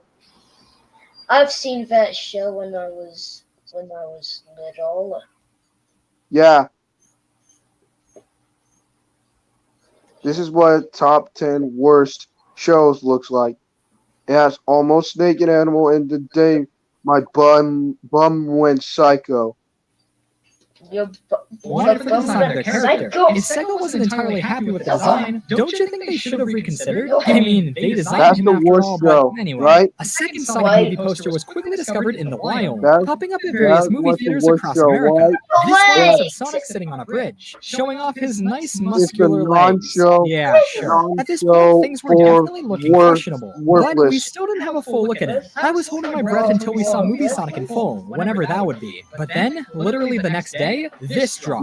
Apparently originating from 4chan, this is a leaked test poster for the Sonic movie, showing Sonic in full. It's even worse Sure, than he's not God's Sega's Sonic, but Like he looks great in videos. my opinion. But something didn't add up here. Sonic's shoes, for example, are different from the Hey, motion poster. 7-Eleven. That's the Yeah. logo. And wait a second, God's Chris Pratt playing Tom. videos that shows inappropriate images. You might don't like it. Wait, what? You might do not like it. It's the worst. This is what it looks like. The non-shows for worthless. The non-shows for worthless? Yeah, that's because it's the worst. It has the top 10 worst shows. Like Coconut Fred. But no show for worthless? Yeah, for worthless. For worthless? When it type that in the private chat. No. You know what? Let's forget about that. Okay. James Marsden. I can't find an exact source Let's for this, forget about but most that. How people seem about to agree that this poster top- is legit, but it's from a much earlier point of development. This Wait a minute. explains why so Top- much about it is off. That does make you Top wonder, though, 10. does Sonic still look like this in the Top final 10? movie? I actually really like how Sonic looks here. He's more Top realistic 10. looking, of course, but I think this is a great compromise between what Paramount wanted and Top Sega's original design. 10. Sure, things like giving him no socks and blue arms are a little questionable, but look Top at that 10 face. worst That's an appealing design. If Australian this is what show. Sonic looks like in the final Australian film, this might not be cartoon show. half bad. However, as this was earlier in Australian. development, there was always the chance that they changed what Sonic looked like since then, and it was looking like that was the case. I mean, just compared to the motion poster, it doesn't really line up. Okay, We I wouldn't get searched answers it for up. months. That is until March 5th, 2019, when a style guide for the movie was discovered and leaked online. Style guides are produced by companies to distribute to licensees who wish to make products for their properties. Companies that want to make toys based off of the Sonic movie most likely receive this style guide to base their products off of. While there naturally were some skeptics, this was the real deal. The style guide showcased stuff like how products for the movie were to look in terms of packaging design. We got probably an authorized cameo of Tommy's modern Sonic figure. It gave us a brief description of This movie is one Sonic's of top personality, 10 and of worst- course it gave us our first full worst look at his Australian- design. To be fair, these pieces Wait a are minute, not the top 10. How about top 6? Okay, top. Top 6 worst Australian cartoons. Australian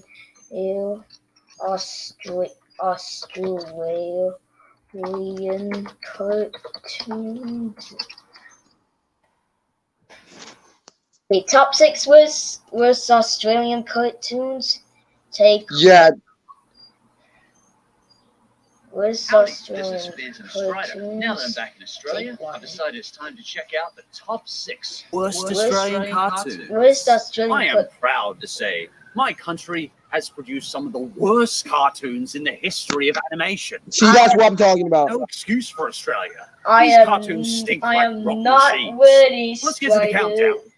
Stand aside, you dirty no-good emu-eating You horses. dirty Number dog, 6. dirty Perky Perky. doofy. It doesn't even sound like a title. Perky Perky?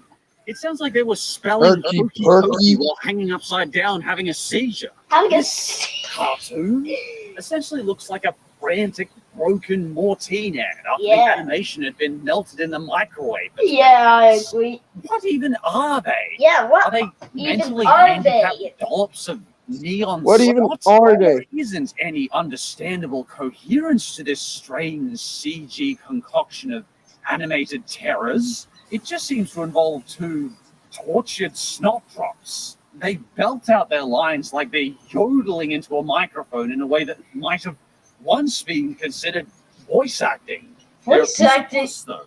It is not quite as ugly as Food Fight. Admittedly, As at this Food point, Fight? my bar for these cartoons is so low that it's like comparing Perky rotten Perky. apples to Perky roadkill. Perky. Stand aside, you dirty no-good emu-eating horses. Number 5. Dirty no. Dirt Girl World. Dirt By now, you Girl may be learning World? a cool fact about Australian That's- cartoons. Ah, We can't that's animate for craps, dirty. so half the time we just say That's even worse than that. and stick creepy live-action faces on Jeez, these that dodgier-looking creepy mounds of live-action CG. face. Our hero, the Dirt Girl, is here to teach under-threes about weeds and dirt. Brilliant idea for a children's cartoon. Yeah. Let's make one for that Not. chair in the corner next. These faces are that ever-horrifying, annoying orange style. Yeah. Except, God, those eyes. Yeah, There's something God, very those wrong with this eyes. animation.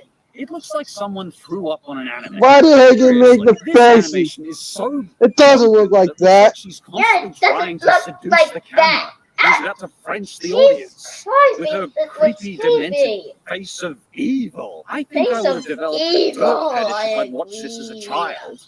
Dirt Girl feels like I'm sticking No my mama's hand on a hot way. No stove. mama's I've way. become numb to the pain after a while, but most likely it's still doing me permanent damage.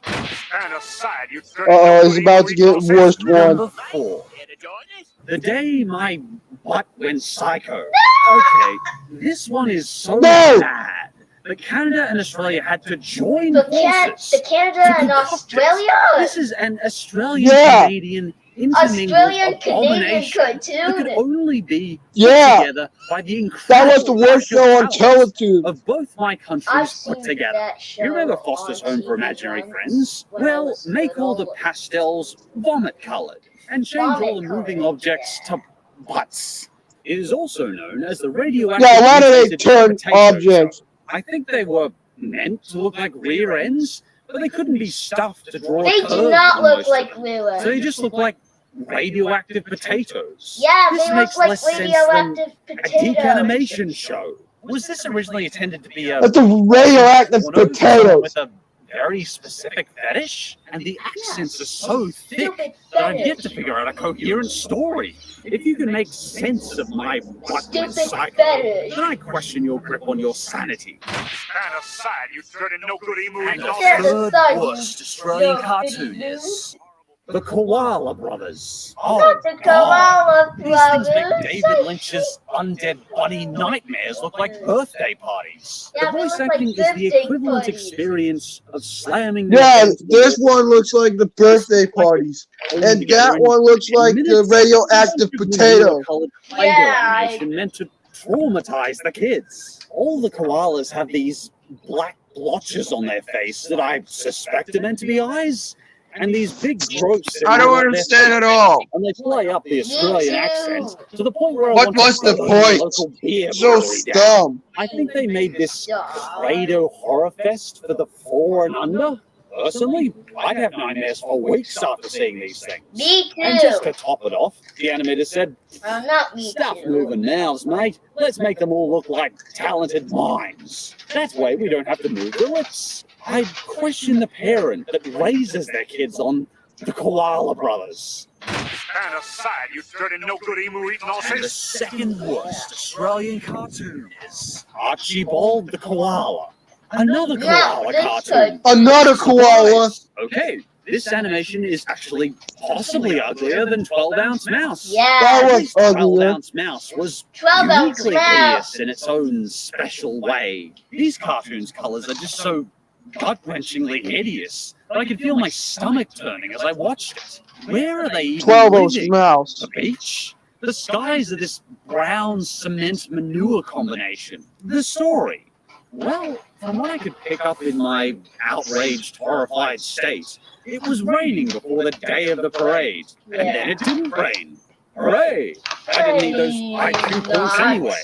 Even when we get consistently moving blobs of animation, and the term animation is being very generous, we still have sometimes random stutters and glitches. Half the time there were so many broken dots and lines on my screen that I thought my TV was broken. Yeah, A cartoon we that thought your actually managed to TV make was broken. 12-ounce mouse look pretty It was and creative. broken. Well done, Australia.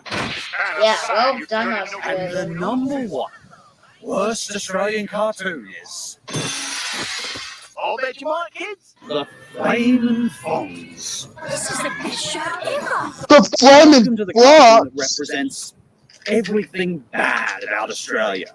Every Why do they look societal like that? trend, every Oh, mindless no. gobbo.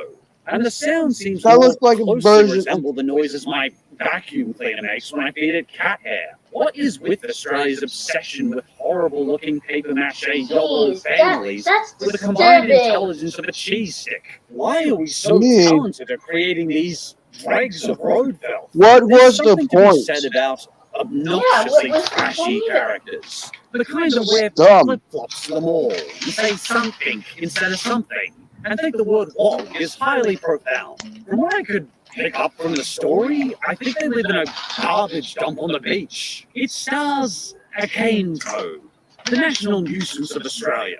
Brilliant. Flamin' Fonz is completely void of anything resembling class. It is ugly, to the point where it Yeah, almost it is rivals Angela ugly. Anaconda. Each voice is more nasally Okay. Australian than the last. And the characters Okay, are enough of that. Let's just excruciating watch the that make me the question Sonic merits of Hedgehog thingy. selective breeding. I Okay, personally consider okay. it the number one. Oh wait. 2D illustrations and not 3D renders. This isn't exactly how he's going to look in the movie, but it must be pretty close. Ugly Sonic. Use as a basis. Speaking of, let me just say, I think I am it's so cute. excited for the merchandise coming out for this movie. Figures, plushes, I can't wait. I'm gonna try That to get was not the real Sonic. now. Will that stuff be a time capsule years from now? So far, it's been confirmed that Jasper In this Sonic fake figures and movie, plushes for retail, that was not and the company real Toy Sonic Factory will be movie. making plushes for amusement areas like arcades and carnivals. Arcades So and if your dream is to carnivals. see a 40-inch movie The Sonic plush in an carnivals. arcade, that may become a reality The someday. ugly I Sonic personally think thing. most of the artwork in the style guide looks pretty alright. Some of it I actually really And like. also- This one looks so I cool. made a- Obviously, this is in no way what this- anyone wanted out of a Sonic movie, but During hey, this it'll be thing, to see yet another interpretation of I this made franchise. a- In terms of his design, he this. does look pretty close to the original leaked poster, That'll be though he called has it- slimmer proportions and smaller eyes. I During think his his eyes would be a little bit larger. He midnight. looks really good. As of right now, I'll have to get used to it. In The same day the midnight. style guide leaked, this render of midnight. Sonic popped up Night- online from an night anonymous Will source. made At this first, I liked it, but thing again, I called wish the eyes were Night larger and his Light. body was closer to the proportions we Night saw in the Light. leaked poster. A few days after that, this not so Night flattering Light. image of Sonic running towards the camera also leaked online, Yeah, Night which seemed Light. to have come from some sort of promotional flyer,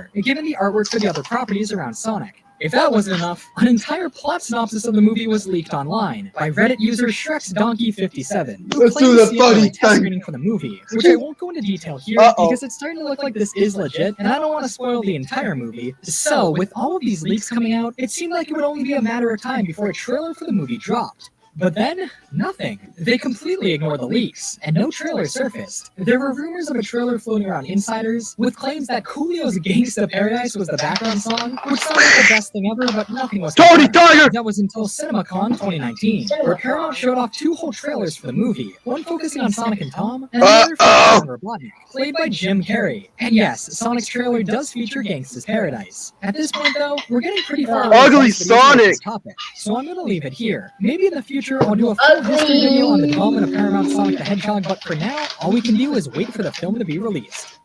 Wait a minute, I'm not /Neo, I'm low.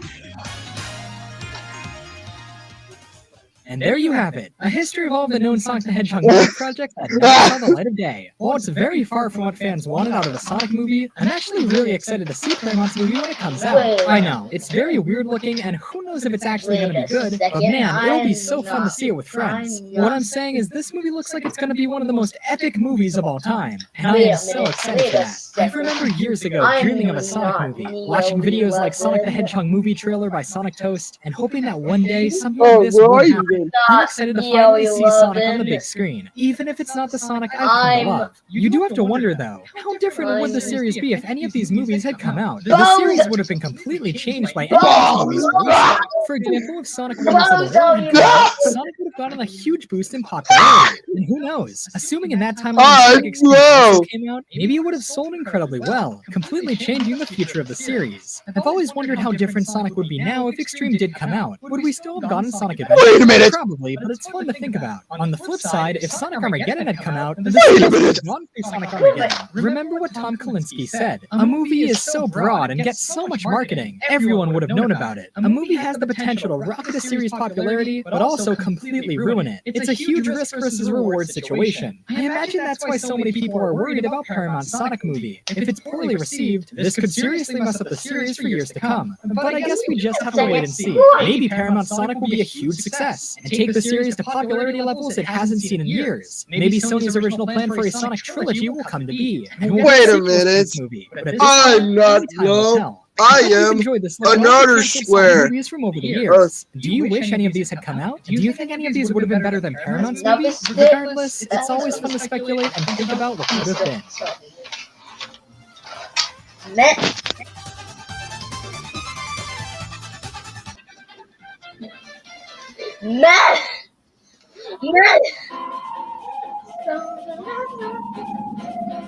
Wait. Let me change my profile We picture. all have our aspirations in life. Some of us simply want to make it by, maybe raise a family, live a self-sustaining life. Some of us want to make it big, become famous, and get our message heard. Me? Why, my goal in life is to one day be able to spend $17,500 on this animation cell of Fred Flintstone advertising Winston cigarettes. In the past, I've covered several types of collectibles. Figures, plushes, pretty general stuff. But there's a lot more to collecting than just toys. And today I'll be taking a look at one of the most niche but important collecting hobbies, animation cell collecting. Look at it! Before the days of digital coloring and computer animation, animators used the technique of cells. A cell, short for celluloid, is a translucent sheet, of which an image is drawn and painted onto. This was the process used for traditional hand-animated productions. There are a lot of nuances to this all but abandoned art form, but the general idea is that each frame of animation was painted onto a cell, and then a photo of said cell was used to create the frame of animation. This means that every frame of all those classic shows or movies you know so well actually exist, or at least existed in physical form. Think of animation cells almost like paintings. In fact, that's basically how they're treated nowadays. With the introduction of computer-based animation techniques, cells are more or less a lost art, a relic of the past, but certainly an art form that won't be forgotten, both by animation fans in general, and certainly by collectors. That's right, these cells have become desired collector's items. It makes sense. How cool would it be to own a frame from the production of one of your favorite shows? And some of these can go for a ton, especially if it's of an iconic shot or features good art of the characters or something like that. While I previously only really talked about figures and plushes, today we'll be talking about what is essentially collecting works of art. In this video, I'll go into what exactly makes this such an interesting form of collecting, as well as why it matters, and I'll share some of my favorite stories relating to them. This is the importance of animation cell collecting. Wait a minute! Before I get into specific examples of significant finds in the animation collecting scheme, I suppose I should give a bit more context as to what you should expect when getting into cells. So, what exactly are animation cells? Could they be considered merchandise? Well, technically, but really they're internal assets that are better classified as art pieces. But in the case of collecting, they function pretty similarly to merchandise. For decades now, collectors have been fighting to get animation cells from their favorite pieces of media. Some cells are of instantly recognizable shots, 7-Eleven. Look nearly Yeah. as good, I mean, but Bowser for all 11. sales and the Look at collectors, this. they all have worth. Now, I'm a huge collector of merchandise, but I've never owned a cell myself. I'm sure I'll get some someday, but as of right now, I currently don't own any. However, I completely understand the appeal of these. Every single one of these cells came from the animation studios behind your favorite shows, movies, anything. These were all used in the production of those pieces of media. How cool is it to say you own a piece of something you love? One of the most popular shows people collect animation cells for is SpongeBob. While a majority of the show is handled digitally, the first season was all produced using cells, and that means quite a lot of memorable, recognizable scenes are forever immortalized in physical form.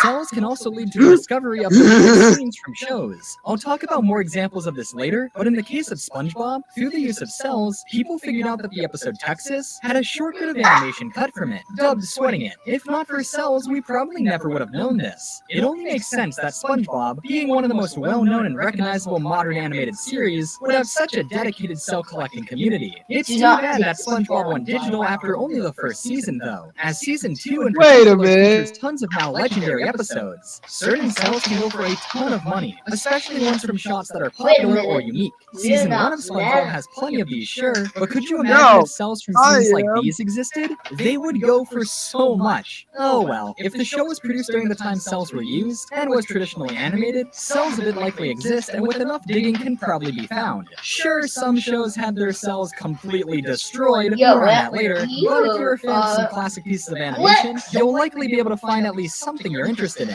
For example, let's say you're this huge Family Guy fan, right? You're so dedicated to the show. You have an extensive collection of Family Guy merchandise. The show means a lot to you. Let's say that one day, after you've purchased your 5th Batman O'Brien Griffin plush, you realize you need something more. No, all of these figures and plushes won't cut it. You need something greater, something from the show itself. Well, if that's you, consider today your lucky day, as right now, at the time of me making this video, you can purchase this gorgeous production cell. A very curious item indeed, given how Family Guy is predominantly digitally animated. In any case, this beautiful piece can be yours for $3,499. A deal no true fan of Family Guy can say no to. Yeah, the prices on some of these can get pretty ridiculous. Sure, there are 36 watchers on that Fred Flintstone cell, but no one's going to actually purchase it for that much. Or at least I hope not. Though, if you get a cell that, say, contains several key characters, is posed well, looks aesthetically pleasing, it could be purchased as an art Wait a piece. minute. I'm not Flick. It's a lot of money. It's unfortunate though, as rarely do any of the animators actually get any of that money, but still. There are some pretty hard cell collectors I'm out not there. Flick. For image preservation reasons, it's no wonder why so many can go for so much. Thankfully though, if you're just getting into the hobby, there's a handful of shows with plentiful cells that won't cost you a fortune. Just try searching animation cell on eBay and see if you find anything you like. Wait a There's also minute. this fantastic animation cell collecting site known as Rubber Slug, where people can host galleries and showcase their collections. It's a fantastic art gallery site, if nothing else. Definitely check it out if these seem interesting to you. Now, as I mostly cover video game merchandise on my channel, I'll mostly be focusing on cells relating to the series I typically cover. Mario, Sonic, and those. However, I'll also touch upon some other topics I find interesting as well. With that said, let's move on to our first example of what makes cell collecting so important. Let's take a look at some of the famous cartoons made by the incredible world of Deke. Jack? One of the most famous, or, well, infamous animation companies of the 80s and 90s was none other than Deke. That's right, Deke was the animation studio behind many popular 80s and 90s cartoon series, including the likes of Inspector Gadget, Hello Kitty's Furry Tale Theater, Let's make this Planet, a and now, two squares. the series. Truly a very respected animation studio, Deke is perhaps most well known today for their video game license shows, such as their Mario and Sonic cartoons. These are the shows I personally know Deke the most for, and as Mario and Sonic collecting is very popular, so is collecting cells from these series. I'm talking the Super Mario Bros. Super Show, The Adventures of Super Mario Bros. 3, Super Mario World, The Adventures of Sonic the Hedgehog, Sonic Sat AM, and Sonic Underground. They also made some lesser known shows such as Captain and the Game Master and The Legend of Zelda. Focusing on Mario and Sonic, the cells for the show's Adventures of Sonic the Hedgehog, Super Mario Bros. 3, and Super Mario World are the ones you'll find the most often. Whoa, For I shows like want the Super that. Mario I Bros. want Super that. Show and I want SatAM, that those cell. cells are a lot harder to find. This is due to poor preservation of the cells, both due to simply how old they are, as well as intentional destruction of them. Wait, what? You're telling me the cells for some of these shows are not only lost, but confirmed to no longer exist? It's sad but true. See, while to us these cells may be collector's items, to companies, especially at the time of their use, these really were just tools. They thought, why would anyone care about this stuff? You're telling me people would actually pay money for this? Who in their right mind would want any of this? Little did they know just how important these shows would become to people's childhood and their lives as a whole, resulting in the show's cells becoming highly desired. The Super Mario Bros. Super Show has barely any cells in circulation. Heck, it seems cells with the promo art are easier to find than episode cells. Sonic SatAM is a similar case. A significant amount have shown up. It's not like the cells for these shows have shown up for sale, but way more than the other shows have. This is the case for a number of reasons, but it's mostly due to companies actually destroying the cells before they could leak out, such is the case with the Super Show. If this 2007 forum post is anything to be believed, they say most of the Mario Brothers cells were shredded by Andy Hayward, CEO of Mario Peak, got his cells? cartoons back from Disney. Not to get too much into the licensing of these Stop TV the shows, but the rights Adventures did of exchange Sonic hands Hedgehog several on times. Toon And with Disney? that, lots of the internal assets were lost over the years, including cells. Thankfully, though, cells from shows like Super Mario Bros. 3, Super Mario World, and Adventures of Sonic the Hedgehog are plentiful. So if you're a fan of any of those shows, it should be fairly easy to find ones from them. Meh. The Deep Mario cartoon that The seems to Super have the most Mario. shows available for it is Super Mario World, which is also arguably the strangest of Deek's Mario shows, which leads to some pretty incredible cells. If there's one episode of Super Mario World that should instantly come to your mind, it should be episode 13, Mama Luigi. If you remember the golden age of YouTube poops, I'm sure you know this episode very well. The episode is truly worth its famous status. Wait a minute, let's Tons change of it back quotable to lines, normal. incredible heart-pounding moments. What? What an episode. Just kidding. However, what if I told you that we could have gotten more from this episode? What if we were denied several scenes from the final product? That's right, ladies and gentlemen. There's a very real possibility that there were fully animated deleted scenes from Back Mama to the Luigi nerd one. that have never been seen before. How do we know this? Well, animation cells usually come marked with codes that help the animators keep track of where the cell is supposed to be in the animation. These codes include scene numbers. In this scene of the episode, there's a pretty jarring cut. The scene where Luigi is walking here is scene 52. We know this thanks to the cells. The following scene where these dinosaurs are walking is not scene 53, but is actually 63. We know this because this cell from the scene after it is labeled 64. This means that in between Luigi walking here and the dinos walking here, there were 8 scenes cut. Thankfully, several cells from these cut scenes have shown up. These ones are from scene 54. This scene is of Luigi reaching into his pocket, trying to find something to give Baby Yoshi, only to find nothing. This makes sense as the previous scene was of Baby Yoshi crying. This cell of Blarg is from scene 57. These cells of Luigi burnt are from scene 62. Maybe something happened with Blarg to result in Luigi getting burnt? There are other cells from cut or trimmed scenes from this episode as well, but you get the idea. Who knows what great moments were in these deleted scenes? Imagine all the YouTube poop potential we missed out on. As you can see with this example, cells can often lead to the discovery of lost media, and that is very interesting.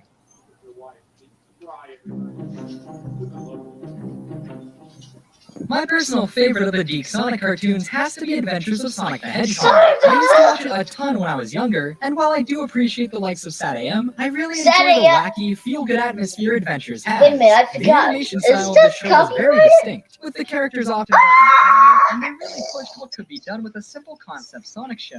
With I such knew a it. unique It was style, it only copyrighted. makes sense that the animation cells of the show would become such a collectible. So many frames of this show are instantly recognizable, and as such, Nobody got you live. any cell from the Nobody Sonic got said you like shorts are amazing to follow. This is what MBT made a Ida bumper called Nobody. Nobody. No. Yeah, you should make it. You should make this. No. That's a bad boy and tag. What? A bad boy? That's a bad That's a bad boy commercial and take. Nobody.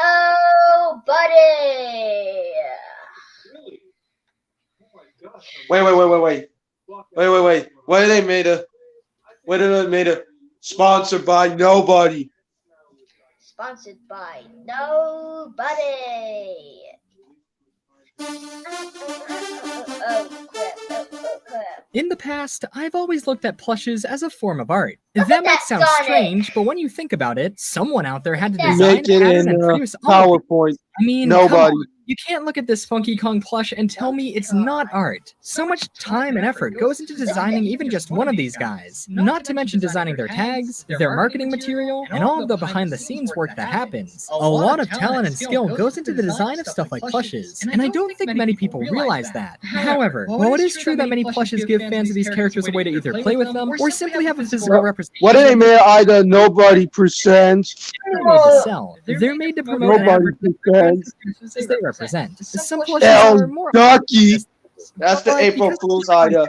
marketing, many companies have taken to plush designers to produce ones based off of their products or brands. And that's what I'm going to look at today. These promotional brand items will lead to some of the oddest plushes you'll find. Like, for example, here's a lovely plush of the Aflac Duck of all characters. We've also got an endless plush of Chuck E. Cheese and his gang. Don't even get me started on all the McDonald's plushes out there. And who could forget the catalog of plushes based off of the Coca-Cola Polar Bear? A lot of these are cheap, pretty worthless plushes, but some are This is what you can make the closing logo, the Glow production, in this video, or Glow original production. Plushes I can find. Production. This will likely be one of the strangest videos Glow I've ever made. original And with that said, production. let's begin. This is the wacky world of weird promotional brand plushes. Glow original production. That sounded like. Let's begin with one of the strangest examples you can find of a promotional plush. If you don't recognize this guy here, allow me to have the pleasure of introducing him to you. This is Bonzi Buddy, the titular mascot of the program Bonzi Buddy, a desktop buddy program that was popular around the early 2000s. The history of Bonzi Buddy is something far out of the scope of this wacky plush overview video, and there are already excellent videos on the subject, but to summarize, Bonzi Buddy was a program similar to Microsoft's Office Assistant program. See, back in the early 2000s, lots of people were getting to use the internet for the first time, and as it was all brand new, a lot of people didn't understand it. That's where Bonzi came in. Bonzi Buddy, as well as other similar software, served to be sort of like an internet tour guide. As you explored the enriching 1999 World Wide Web, he'd always be on screen cracking jokes, and maybe, if you're lucky, actually helping you. Over time, he'd learn your interests, and help you find other cool, crazy sites you're probably not actually interested in. Here's what the official Bonzi Buddy website had to say about the program. This is what Glow Welcome TV to the on. world of Bonzi Buddy. He will This is explore what, the internet with and you also as your very own friend and Neo 11. sidekick. This is He can what talk, walk, joke, the browse, Glow search, on email, demand and sound download like no other like the friend you've ever true had. TV on It has the demand. ability to compare prices on the products you love and help you save money. Best of Hold all, on, he's hold free. on, While the I'll official keep site that. is long gone, mirrors of it do exist. Okay. So you can still see the marketing genius of Bonzi Buddy in all its glory. He will learn from you. Once he knows your likes and interests, he will search the world and find new sites you have not yet discovered or traveled to. Wow, he'd do all of that just for me? Bonzi Buddy, what a sweetheart. He can kiss and hug friends and loved ones all over the world on your behalf. He will deliver the message himself and even talk and express emotions for you. Ah, yes, Bonzi, please hug and kiss my loved ones for me. What an appealing sounding product. The program was distributed by Bonzi Software, originally popping up in 1999 and being discontinued in 2004. Going off of all of that, it should be no surprise that Bonzi Buddy caught on and became a fairly well-known piece of software. Unfortunately, however, it was soon discovered that not all was right with Bonzi Buddy. This happy-go-lucky purple ape was a cover-up, as the program was spyware. Bonzi Buddy was advertised as being able to learn about your online tendencies, but that meant the program actively tracked and collected information about its users. Along with that, it managed many of your browser and computer settings without your permission. It could also be classified as adware, as it created many pop-up ads, which it claimed were based off your interests, but were still ads nonetheless. Bonzi Buddy was deemed as a malware virus, and people quickly caught on. Eventually, Bonzi Software was taken to court over Bonzi Buddy, when in 2002, they were hit with a class action lawsuit regarding the deceptive ads the software produced. The company ended up paying over $170,000 in legal fees. Before the discontinuation of Bonzi Buddy, the company had to pay another $75,000 fee for violating the Children's Online Privacy Protection Act. All of this was clearly bad news, and Bonzi Buddy was discontinued in 2004. For years, everyone knew Bonzi Buddy as an annoying piece of spyware, but thanks to the internet latching onto the character through hilarious streams by people What like if you could songs, make Bonzi Buddy has become truly infamous. Nowadays, tons of people, including me, love Bonzi ironically. With all of this new love for Bonzi Buddy, it may come as a surprise that there actually is an official plush of the character. Yes, this spyware virus program got a promotional plush. This plush was manufactured and released in 2001, though you couldn't simply buy it with money. It's not like you could walk into your local Toys R Us or Radio Shack in 2001 and pick up your brand new Bonzi Buddy plush or something like that. No. Many plushes based off of brands or mascots are made as promotional items, usually being giveaways for when a consumer met a certain requirement. Okay, I'm back. In this case, this Bonzi plush was a reward for being part of the Bonzi Buddy Gold membership program. Bonzi's so-called Gold membership program was pretty controversial. Sure, the website claimed the software was completely free, but along with that, this membership is how Bonzi software got money out of the program. This software constantly advertised it to its users, saying you get wondrous benefits. Micah Apparently, one of those benefits was that you'd receive this plush as a thank you gift of sorts. It might be a wild assumption, but I don't think many people signed up for the Bonzi Buddy Gold membership. So it doesn't seem like many of these were made or given away. Because of Sundance. Very few survive today, and the plush is now quite valuable. Just recently, at the time of me making this video, this one sold at auction for nearly $225. Bonzi, being a popular meme character nowadays, has an entirely new fan base. So this plush being from 2001 has huge demand it never had before, leading to a huge spike in its value. Because of all of this, I'm very honored to say that I'm a proud owner of this Bonzi Buddy plush. That's right. Sit down, ladies and gentlemen. This is the story of how I got my Bonzi Buddy plush. I learned of this plush's existence shortly after learning about Bonzi Buddy himself. I really got to know the character thanks to Joel's incredible streams that featured him. These streams were and still are incredibly funny, and I rewatch them every so often. Bonzi Buddy quickly became one of my favorite online oddities, and I was very interested in its history. Being a plush collector, I was very shocked to find out that an official plush of him actually existed. However, I could never find much info on it. Trust me, lots of great images of him were online, but I imagine he was very scarce, and I would never be able to own one. I quickly learned that yes, he was a reward for being a part of the elite group of humans known as Bonzi Buddy Gold members, which all but dashed any hope I had of obtaining him.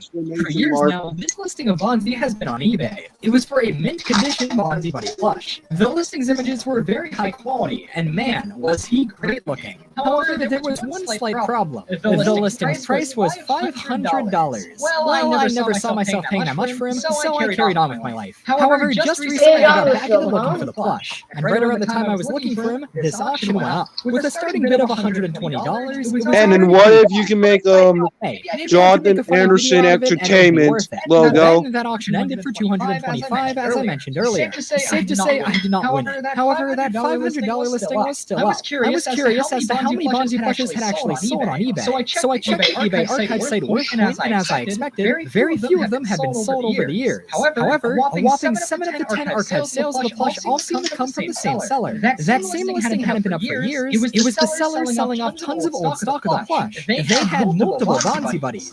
So I quickly messaged them asking if they had any more and if it was possible for me to buy this is what a Glow TV less than $500. To my surprise, they graciously accepted my offer, and I got one. They also sent me this very blessed image of 4 Bonzi Buddies all together.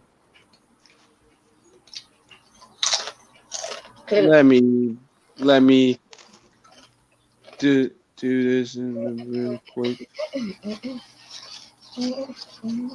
Oh, here it is. Okay. This is what the Glow TV on demand sounded like. This.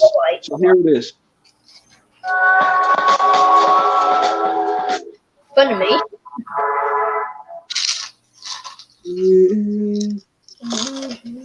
Yeah, that I don't think anyone else in the world has captured so much raw Bonzi power together, so this was truly a sight. Unfortunately, these 4 were the only members of the Bonzi gang they had left, and I guess after selling me mine, they only have 3. How this person managed to get 14 plus Bonzi Buddy plushes, I do not know. Perhaps they found a case of them after the gold membership failed to reach enough users to clear out stock. I imagine a lot of the plushes produced originally went without owners, as not many people were conned into the membership program, so tons of unsold stock had to exist. And while very few of these seem to still be in circulation today, I guess this seller ended up with a ton of them. The seller was super nice and allowed me to get it for a fraction of their original asking price. And just a few days after paying for it, Bonzi Buddy was officially in my house. Somehow my house didn't immediately crumble at the mere presence of Bonzi, so I'm able to give you guys a close-up in-hand look at him. First off, I want to say that while Bonzi Buddy is treated as nothing more than a joke today, I guess the company really throw eggs at us. I don't know. That's not even real. But it is real. Wait, what? That's what I've been trying to tell you. How to basic throwing eggs at us. Are you serious? It isn't real. Yes, it is. Wait. If it is, if it is real,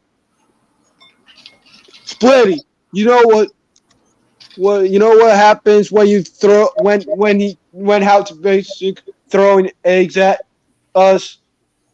Yeah, what happened? See, they're throwing so much eggs and they're throwing at us. Don't be ridiculous. No way.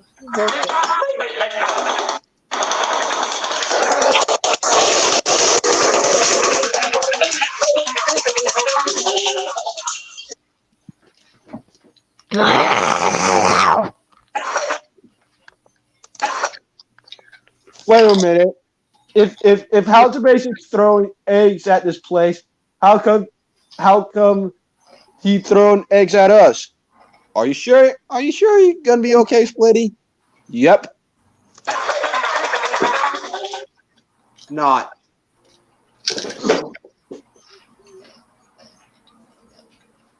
Hello, Splitty. It's a really great plush. I'm not joking. He's dead. He's dead. Yeah.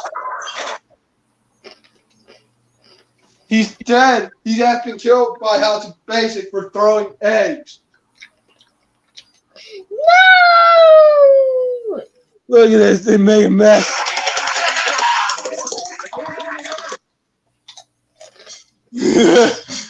Continue. The Bonzi Buddy. You know what? How about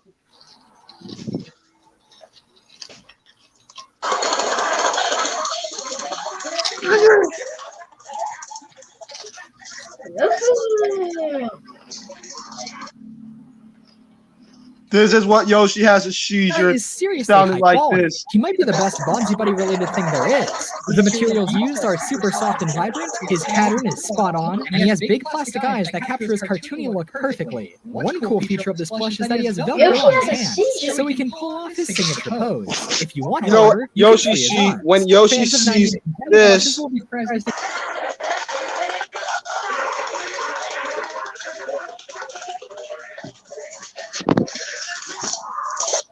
What This plush was made by none other than BD&A. He ran the company away. responsible for the Nintendo Collectibles plush line from the late 90s, meaning the same company that made these also made this Bonzi Buddy plush. The tag on this plush is also really great. It features that distinct Bonzi style of not really looking that good, but still being pretty charming. We've got the famous Bonzi render of him balancing the globe on his fingertips, as he is known to do, along with the software is far from the true tagline, your best friend on the net. The back of the tag is really special. It features an in-character description of Bonzi Buddy.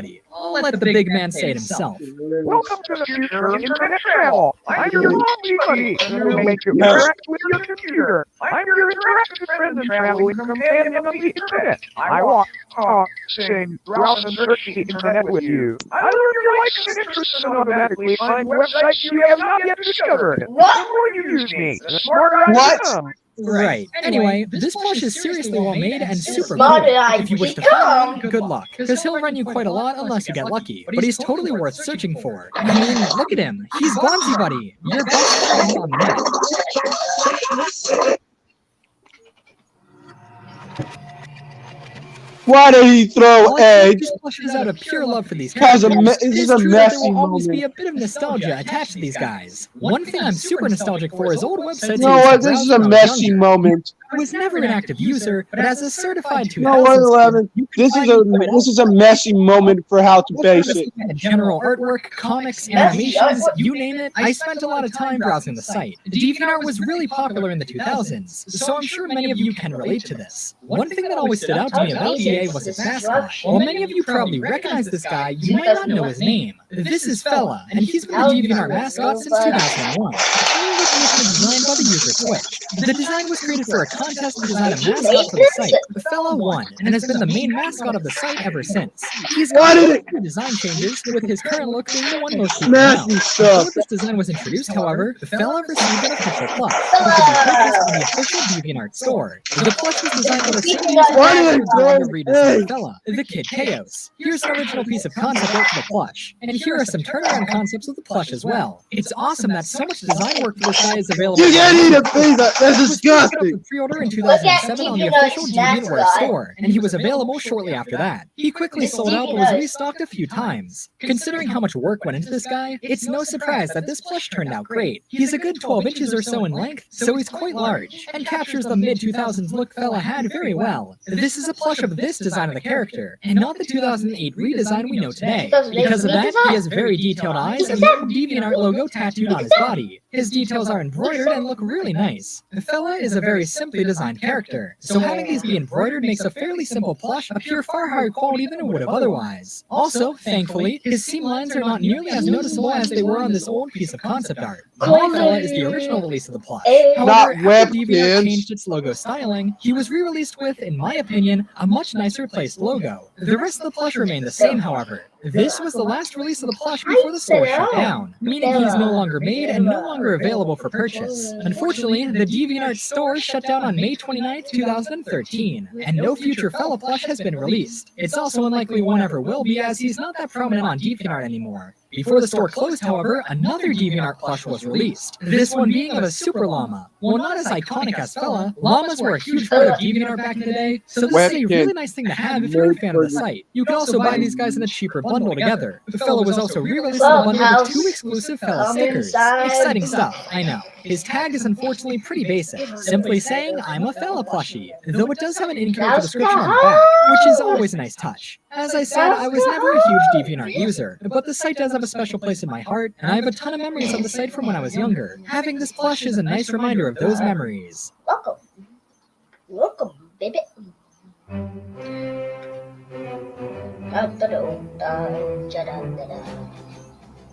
Now, I'd consider myself a man of culture. Not because I collect things like Sonic the Hedgehog plushes, no. I'm a man of culture because for years now, I've been an eater of Tony's Pizza. Don't worry, this isn't a sponsored video or anything. I've just always loved Tony's Pizza ever since I was young. I have no idea why, well, besides it being really good, but when it came to frozen pizza, I'd always mess with Tony's. Tony's Pizza has a fairly interesting history. As it's written in stone on the Tony's Pizza website, the story goes that in 1960, Tony and his brother-in-law Dick set out to create the perfect pizza in their pizzeria. Blah blah blah, they eventually made some really good frozen pizza. They've done things like had a hookup with Nintendo in 2002 with a Game Boy. They even had a promotion with Spy Kids 3D Game Over, and if that's not a sign of quality, I don't know what is. Tony's Pizza has a mascot, as any good pizza company should. Chef Tony himself. Seen proudly on every Tony's product, this guy is pretty great. So, what does a man want more than a plush of a mascot from a frozen pizza box? I'll tell you what, nothing. And good news, we're in luck. Believe it or not, an official plush of Chef Tony exists. You can get a physical representation of the man, the myth, the legend, Tony. If you think that's weird, get this. There isn't just one plush of this dude, but 3. There's the standard stylized 12-inch plush, a more detailed but smaller 10-inch plush, and a pretty creepy-looking flat 2D plush. This thing is 22 inches tall, so just imagine having this thing in your house. This plush of him was made by RB Toy Design, and was available around 1999 as a free mail-in reward. You got him if you collected enough proof of purchase points for buying store-bought frozen pizza. Nowadays, you can find them for dirt cheap online. It's so sad to see that not only does a plush exist of a literal frozen pizza mascot, not only do 3 of them exist, but they're actually pretty decent. Well, at least this one is, as he's very well made. He's really accurate to the design of the character, he's posed, he has a signature poofy tomato hat, and his hair is really bushy. This plush reminds me of those old creepy Acme. I'm so glad this guy exists. I'm so happy that people were paid to design, pattern, and manufacture a plush of a frozen pizza mascot. Now when I'm to prepare a fresh store-bought Tony's pizza, he can be there with me. He can follow me as I unwrap the pizza, heat my oven up to 400 degrees Fahrenheit, leave the pizza in there for 30 minutes even though the box says 19. He can even be there when I take it out and take my first bite of that crispy, delicious, mouth-watering Tony's pizza. Yeah, move over, Soap Shoe Sonic. This guy is now a contender for my favorite plush of all time. Joking aside, I mean, I guess it's cool such an accurate plush of the character exists. Who am I kidding? The world would be so much worse if this guy didn't exist. Thank you, Chef Tony, for all you've done for us.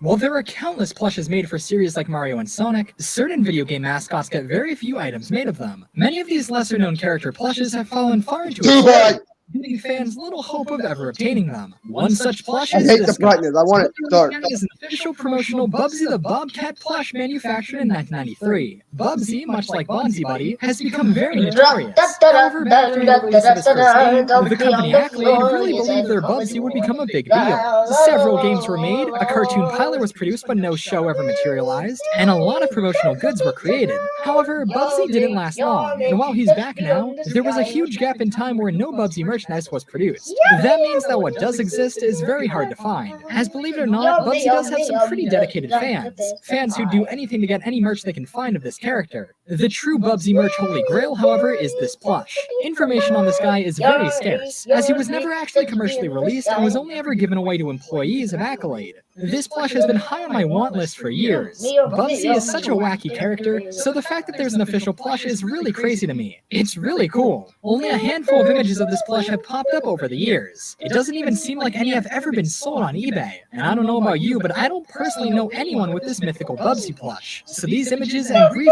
recounts are all we have to go off of. Here's a tweet from 2011 with an image of the plush. For some more concrete info, however, there's this 2013 post from the forum site Atari Age, posted by a very dedicated I gotta show you really funny. Look at this picture. Okay, I'm looking at this. They relay a message they received from another user named Jenny N, whose dad allegedly worked at Accolade back during Bubsy's prime time. Jenny messaged Dr. Claus and was happy to see such a dedicated tidbits regarding the unique position they were in, having a dad who worked with the Bubsy series.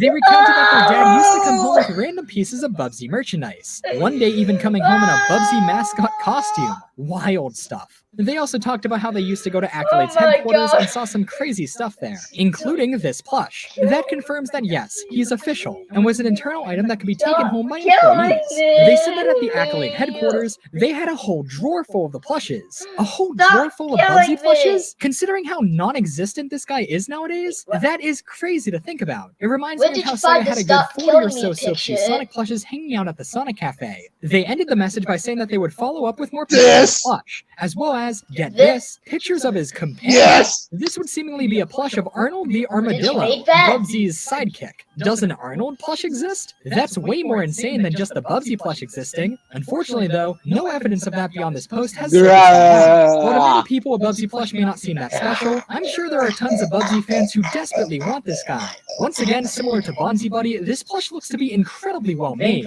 He's made of high quality soft materials, he has a fully detailed shirt, vibrant plastic eyes, and all around looks like a perfect plush of the Bubster. While I was fortunate enough to find the Bonzi Buddy plush, I regret to say I have never been able to find this plush of Bubsy. I doubt I'll ever get one of these guys, but it's such a cool piece. I can't imagine more than a handful of these ever existed, and very few must still exist today. Most of you watching likely know of Bubsy's infamy. Not many people really respect the character or his games, which is understandable. I'm not a huge fan of the games myself, but his design is pretty cool and this is an awesome plush. However, it seems the hatred of Bubsy extended beyond the general public. Even the developers of Bubsy dislike the guy. In an interview regarding the development of Bubsy 2, it was revealed that a designer of the game stabbed a pencil through the head of one of these Bubsy plushes, and then hung it by its neck in their workplace as a way to cope with their anger of the character. I get that working on Bubsy 2 must have been a painful experience, but come on, he's so cute here. How could you stab this? What an incredible story. Oh my gosh. With that said though, it makes it even more likely that a lot of these were probably just thrown out. If the developers themselves didn't like the character, and they were the ones with these plushes, why would they keep them around? However, there is at least one case of the plush being given away to the general public. I can't find much info on this, but apparently there was a contest for the TV show pilot, and if this person is to be believed, one of the prizes was this plush. Unfortunately, they couldn't provide pictures of him, but that means that at least one Bubsy plush was given away. As for the fates for all those Bubsies in those drawers, hopefully they didn't all get stabbed. The developers probably just gave them away to their relatives or something. I'm not sure if this is related at all, but the official Bubsy Twitter account once referenced the Bubsy Beanie Baby style plush that was never made. Perhaps this plush is the one they're talking about? Assuming this isn't just a joke. Considering how well made the plush is, I'm not sure if he was ever meant to be more than just an employee giveaway, but it is possible. On the subject of failed mascots made into plushes, a lot of characters similar to Bubsy had plushes made of them. I mean, if you're designing a character to be recognizable enough to be a mascot, of course you'd make a plush of them. Did you know that there's an official Blink the Time Sweeper plush? How about an official Klonoa plush? This one has actually always been one of my most wanted plushes ever since I got into collecting. Two plushes of Klonoa were made back when the first game in the series was released. They both look similar, with one being large and stuffed, while the other is smaller and filled with beans. Both were released in a set of Namco plushes and UFO catchers in Japan, and have become very hard to find. I rarely see any for sale, and they always demand a very high price tag. And that's the case with the majority of the plushes of these obscure characters. These characters do have very dedicated fans out there, and these plushes will likely forever be the only ones made of them, so fans will pay anything for a chance to grab these guys. I think it's great that those fans have an official plush to collect of their favorite character. We rarely see plushes of characters like these made nowadays. By now, it should Instead of stop killing me, killing is a violence. How about this? How about this? Start interesting, sometimes even tragic stories, and those stories are super fascinating to me.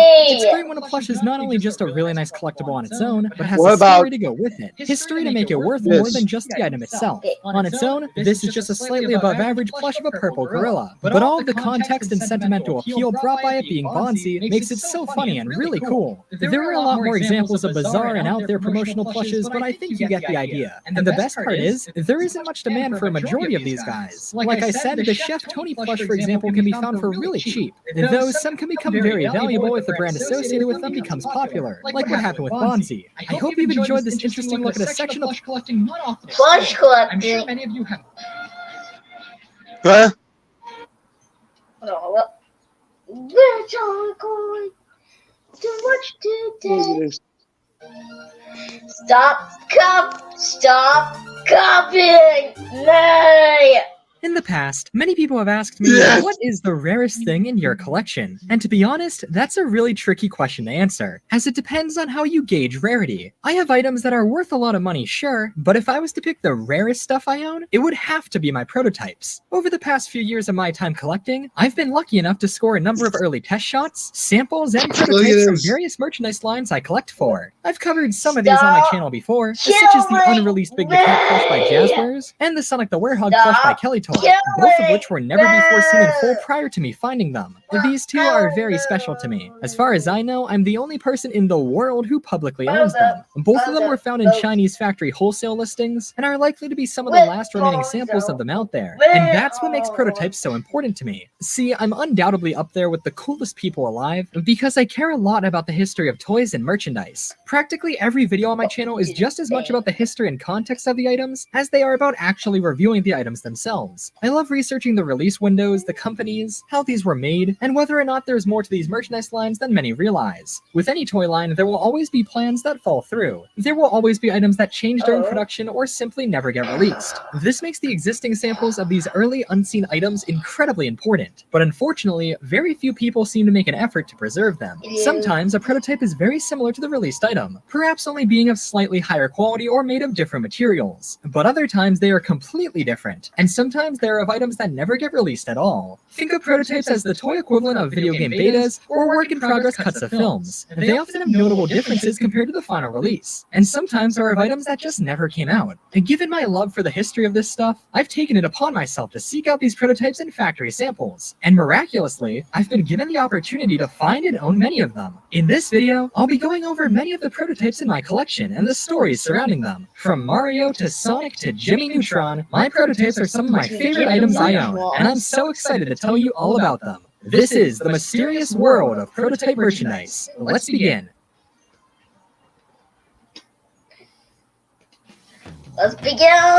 The series that I collect the most for has to be Sonic the Hedgehog, and as such, it's the series I own the most prototypes of. I've already made videos on some of these, but there are many more I have yet to share. Now, the Jasper Sonic line was full of unreleased and scrapped plans. Everyone knows about how Jasper's claimed for years they were hard at work on 3-inch figures of Rouge the Bat and Classic Knuckles, yet neither were ever released. Because of the sheer amount of unreleased Jasper Sonic products, I decided to contact the head figure of the line, Joe Amaro, and ask him why the line went the way it did. He told me all about how the line came to be and offered some answers on why things like 3-inch Rouge never materialized. He said Rouge only made it to design, nothing was ever sculpted. So unfortunately, no mythical 3-inch Rouge the Bat prototype figure exists in the Jasper's archives. While that was a little disappointing to hear, I did ask Joe if he had any leftovers from his time working at Jasper's. See, Joe left Jasper's in 2011, which made him a perfect candidate for someone who would not only have cool stuff, but also someone who could share that work with I found Elmo from TikTok. It's likely there are some internal rules that not only hold back the distribution of prototypes, but even simply info on them being released. Since Joe no longer worked there, he was able to share quite a lot. He said he didn't have a ton of Sonic stuff left, but that he did have some things in his storage. The one that really caught my attention was this. He had a non-colored or purple tinted 3-inch SPO, which was produced to test out if they could manufacture translucent figures. He told me he'd get back to me if he ever found it in his storage, and thankfully, he did. Originally, he was going to sell it on eBay, but I offered to buy it and he sold it to me for an incredible, generously low price. And now I'm the proud owner of this prototype 3-inch SPO. He's the exact same as the released clear SPO, only without the purple tint, which is honestly a much more faithful replica of SPO's abilities.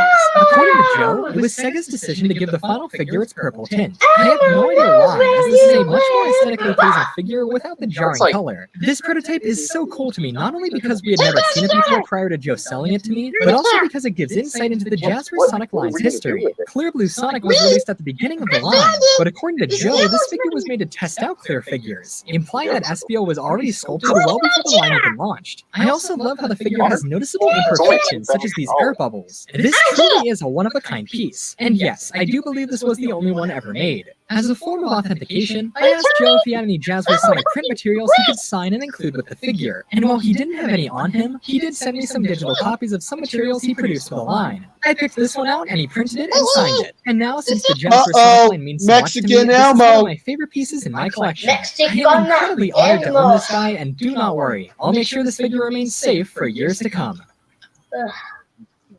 Oh, gee, there's the Mexican Elmo, also known as Chimito. We're not done with Sonic just yet. In 2014, Tomy became the official master toy partners for the Sonic brand. This was the first Sonic line I was actively tracking since the beginning. I distinctly remember analyzing every picture from every toy fair, from their early days making Sonic Boom products, all the way to the end with their 2018 offerings. The Sonic line will likely always remain the Sonic line I was most active with throughout its release. But the thing that cements this line in my mind as one of my favorite Sonic toy lines of all time is the amount of leaks and prototypes that surfaced its production.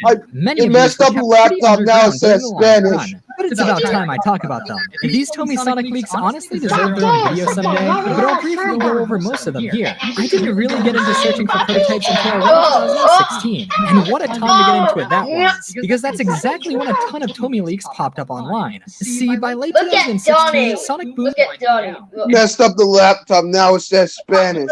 Look at Donnie! What the Donnie? What the heck? Uh-oh. Puppy Chulo! I'm Puppy Chulo! Donnie, what the heck? What the heck, Donnie? What the heck, Donnie? Early. You look at their lineup now. These The images, heck? clearly labeled confidential, showed off much of what Tomy had planned for 2017. However, a lot of it didn't end up coming out the way it was presented here. Many of the Sonic Boom items shown off were never released, though we did the new emoji-styled plush line. What really caught people's attention, though, was this page advertising a new wave of classic Sonic plushes. Included were Sonic, Tails, Amy, and Metal Sonic. Unfortunately, no! plushes were never released. What From what I've been happened? told, they were canceled because retailers such as Toys R Us at the time didn't feel confident in Sonic, after the Sonic Boom line had totally failed to live up to the sales of Jasper Sonic. Because of that, Tomy went back to the drawing board, and that's why classic Amy and Metal Sonic swapped out with modern Sonic and Metal Sonic, and the rest is history. Why do I bring all this up? Well, this page actually clued us into the biggest Tomy Sonic leak that ever happened. That's If you watched inappropriate. my video on the Jasper's Big the Cat plush, you may remember an eBay seller named Anime China Tiger. Well, before they sold Big to me, in November 2016, they listed a 12-inch Tails plush. Now, no 12-inch Tails had been announced yet, but this was obviously Tomy's. The tush tag matched their plushes, and it looked to be of their style, but hey, his cheek and chest tufts are pink? What's that about? Unfortunately, I actually didn't order this plush immediately. He was only around $16 from what I can remember, but for some reason I guess I didn't want to support a seller who took early stock from the factory. This was a foolish decision though, because it doesn't take a genius to realize he has pink tufts. This is clearly some sort of factory sample. I contacted some Tomy employees I knew at the time, and they confirmed with me he was a factory sample, and that the final plush would not be like that. Sadly though, by the time I got confirmation he was legit, he was taken down and the seller never relisted him. However, just a month or so later, these two showed up from the same source, an 8-inch dark blue classic Sonic plush and a smaller Tails plush with the same pink tufts. Immediately, I realized that these two were in the same poses as what was seen on that catalog leak. This seller had somehow gotten even more Tomy samples. They also listed a 12-inch dark blue classic Sonic as well. That was the first one I ordered, and he was lost in the mail. He was shipped, but he never arrived. To this day, I've never been able to find another one. But on the bright side, I did manage to find the rest. I got the smaller classic Sonic off eBay. The seller mirrored their listings on AliExpress as well, which is where I got the smaller Tails. But by the time I wisened up, they had already sold out of the 12-inch Tails. So finding that one was complete luck. In April of 2018, someone had listed a lot of Sonic plushes on eBay. I remember the majority of it wasn't very special, but it did include this pink Tails. The seller just didn't realize what they had, but the lot was an auction, and I didn't want to risk not being able to correct the mistake I made the first time by not buying him. Thankfully, the seller was very nice and I ended up getting him for relatively cheap. Now, I do know other people who also managed to get these, so I'm not the only person who has them. I do actually know several people who have that dark blue 12-inch classic Sonic. One of them even has a Sonic Boom tush tag and not the classic one, and another has a tush tag from Tomy's Lamazy line? I guess the factory just used whatever tush tags they had lying around. Maybe there's one with a Pokemon tush tag or something. I refer to this set of leaked plushes as Tomy Sonic Collector Series Plush Wave 0, as they all come from well before the plushes were finalized. The final plushes, of course, have their accurate colors, making these very unique. This seems to be something Tomy does often with their plushes, as I've also been able to find samples of some of their Pokemon plushes as well, with wildly different colors compared to what was released. To make it clear, these are technically not prototypes, but are instead factory samples made to test out the plush patterns. I remember the listing for the small Sonic had over 100 sold at one point. There are quite a few of these out there. Well, relative to other prototypes at least. I bet some of you watching may actually have some of these and you never realized they were special. I actually have a second of the 8-inch classic Sonic as well, but this one has unfinished stitching, meaning his hands are not properly attached like most of them. With that said, this set is definitely an interesting footnote in Tomy Sonic history.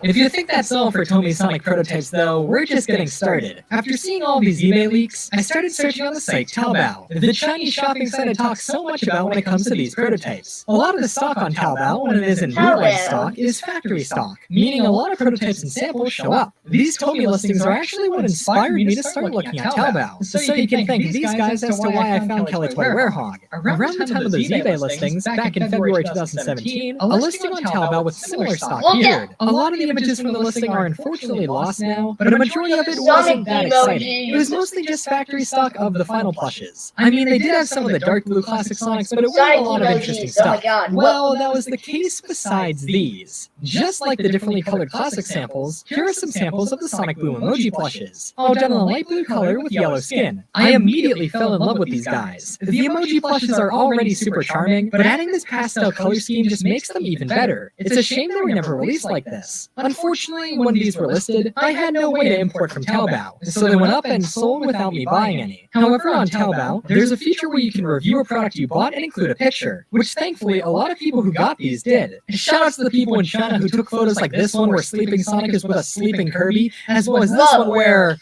What is this? Yeah, Sleeping Sonic is with a sleeping Kirby. That looks cute. That looks cute. Oh my god. Hi, Puppy Chudo. Oh, I guess. As well as this one where...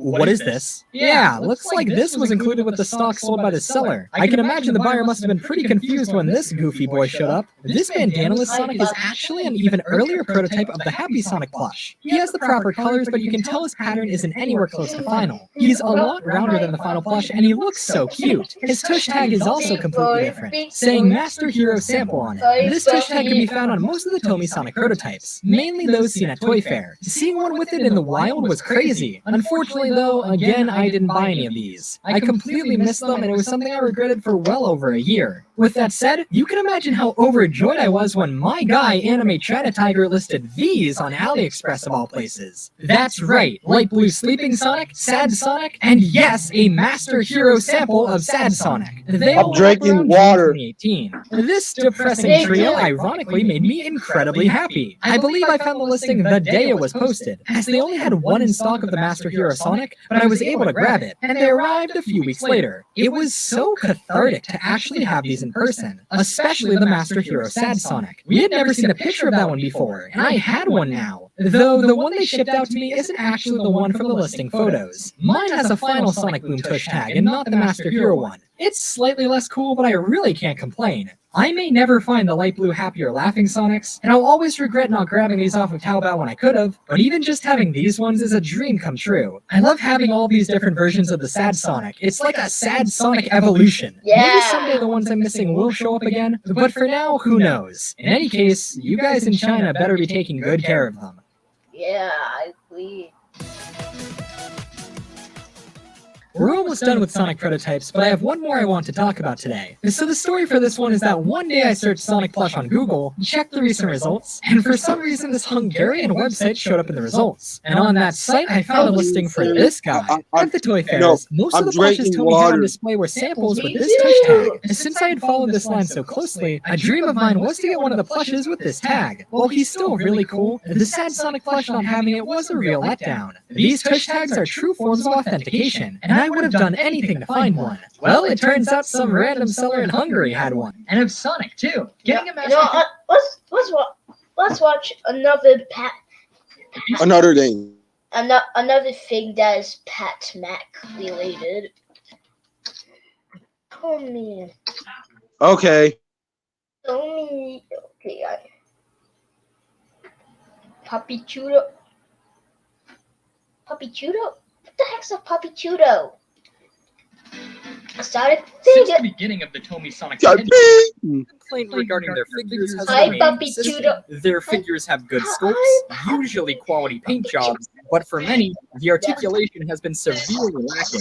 Coming off the heels of the Jazzwares line, a line that focused on making its figures as posable as possible, the limited articulation of the Tomy figures was off-putting to many. I personally don't mind it that much. These are small, cheap figures, they don't really need tons of articulation. And that's probably not what Tomy was going for either. The figures, especially in the Collector series, are more geared towards being displayed rather than played with. And with Sonic's design, less articulation means a cleaner sculpt, meaning the figures look more accurate. However, the articulation on Tomy's figures was pretty lacking. Yeah, the pretty classic lacking, figures right? were a step in the right direction, but then the modern figures went back to less articulation, and some of them are even posed. It's been a few years since the last highly articulated Sonic figure, and fans wanted something new and impressive. With that said, given their track record, the announcement of this Tomy Ultimate Sonic figure came as a surprise to many. This guy was touted to be just what collectors had wanted for years.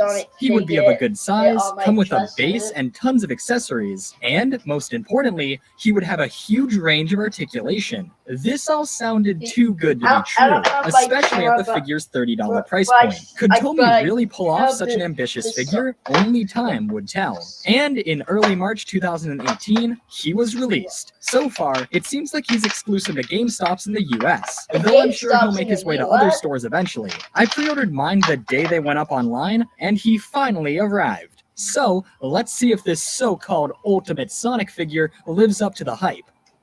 Lives up to the hype, but...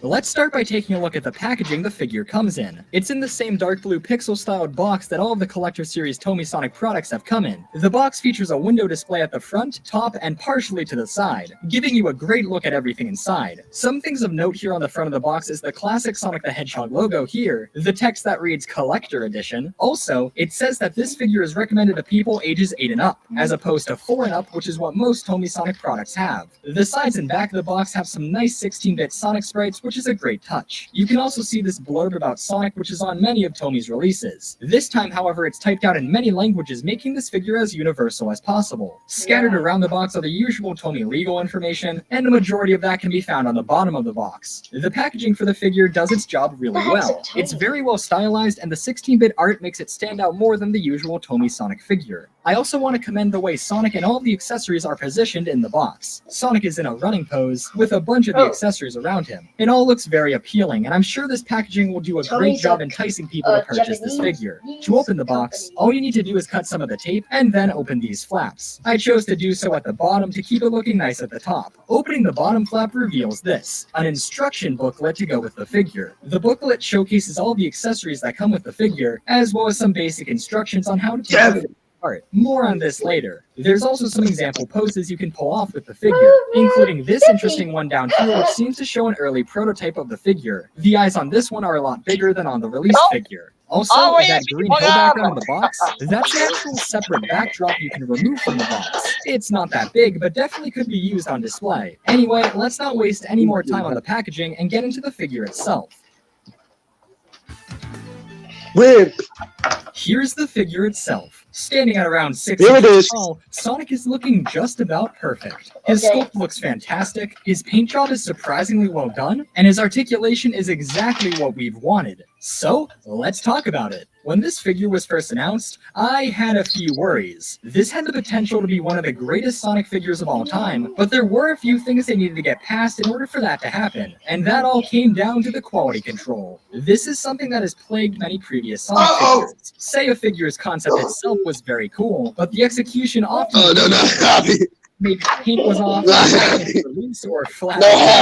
But I can confidently say don't worry about any of that with this figure. From what I've seen, the quality control on this guy is just about as perfect as it could be. I have yet to hear of anyone receiving a figure with any huge issues, and that's great. Sure, mine has a few paint a lot away from the figure, especially considering the price point. It's not like this figure would have ever been perfect. As for the sculpt of the figure, it's basically perfect. Just like Tomy's smaller 3-inch classic Sonic figure, the sculpt isn't really based off of the current classic Sonic design used in games like Generations, but is instead more akin to the true classic Sonic style used in games like Mania, which I believe looks a lot better. Which is why when we compare the figure to Jazzware's figures, the overall look of the figure is just more appealing. You know, it's funny. When this 5-inch classic Sonic from Jazzware's came out years ago, I was blown away. And to be fair, it's a nice figure. Oh no, not sus cartoons! And quite a few of them had horrendous quality control. But comparing it to the Ultimate figure, yeah, yikes. This new guy just blows it out of the water. The Ultimate figure sculpt not only looks great, but the paint is very nice as well. The colors on him are very vibrant and really pop, which again was an issue on the 5-inch Jazzware's figure. I got this Sonic toy. There are a few slight paint mishaps here and there, but few really get in the way of displaying the figure. And of course, it's possible these aren't common issues.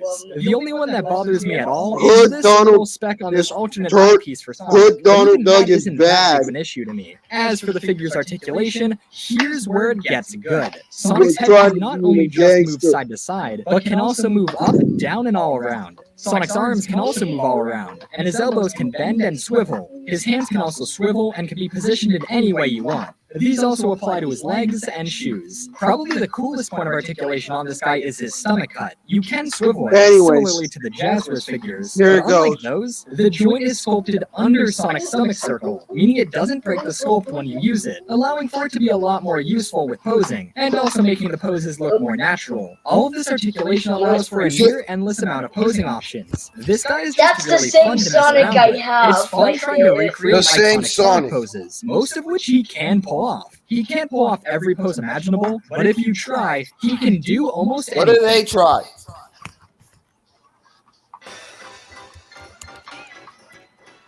While the base figure looks great and can pose very well on its own, the real draw to this figure, and what really justifies its price and place as a collector's figure, are the accessories included with it. I see it in my chat. Very similar vein to Nendoroid figures, Sonic comes with alternate faces, split as both eyes and muzzles, as well as alternate hands. Along with that, he comes with a ring, a rod to hold the ring, a rod to hold Sonic, as well as a chili dog. A chili Yes, dog. a chili dog. A chili dog? Me. They really gave us the chili dog merchandise representation we deserve. Anyway, the faces Sonic comes with goes as follows. We have the standard look that the figure Show comes you off screen. with. This includes front-facing eyes and a standard smile. The other options include a set of eyes looking to both sides, as well as a closed set of eyes. As for extra muzzles, he has an angry / sad face, an elf face, and a huge laughing face. Obviously, these two are meant to be used to mimic the laughing What if you can make a videotape productions? series line was based off of. My only complaint about any of these is the Video open mouth tape expression. the Usually when classic Sonic has his mouth open, You like need this, movie centered, but You need to here go it's making it only look good from certain angles. As for VHS, two fists, tape, waving hands, two open hands, icon. two Oh, hands yes, to hold the icon. chili dog or ring. All of these allow for this figure to have one of the widest ranges of pose and expression options of any Sonic figure to date. These combinations really make the possibilities endless with this guy. It's also pretty easy to swap the parts out too. For his face, I'd recommend sliding his muzzle Right there. This is right there. and put them back in that same order. Swapping hands is even easier, as all you need to do is just pop them out. And Instead of that, you need this. require a little bit of You pressure. need to download You may be this wondering, thing. all these accessories are great Right and all, there. but where will I put them when I'm not using them? Well, Tommy thought of that. Remember that Yeah, case so you Sonic thought comes of with? that? You can open it, which reveals that you can store all of the And- accessories in it. This is an incredibly useful Store feature the and is accessories greatly in it. appreciated. Oh my- Let's talk about this base. It's inspired by Green Hill, and just like the figure, is very vibrant and bright, A with red the and different shades skimpy of green and fun. brown looking very nice together. The overhang of grass uses a pixelated style, but is captured really well. Also, the base has 4 peg holes, of which you can peg Sonic or the ring into any of them. The stand for Sonic is a basic clear rod, again very similar to those found with Nendoroids, and it simply pegs into Sonic's back and into the base. The stand seems to be quite strong and can support the figure's weight very well, meaning jumping and running poses are absolutely possible.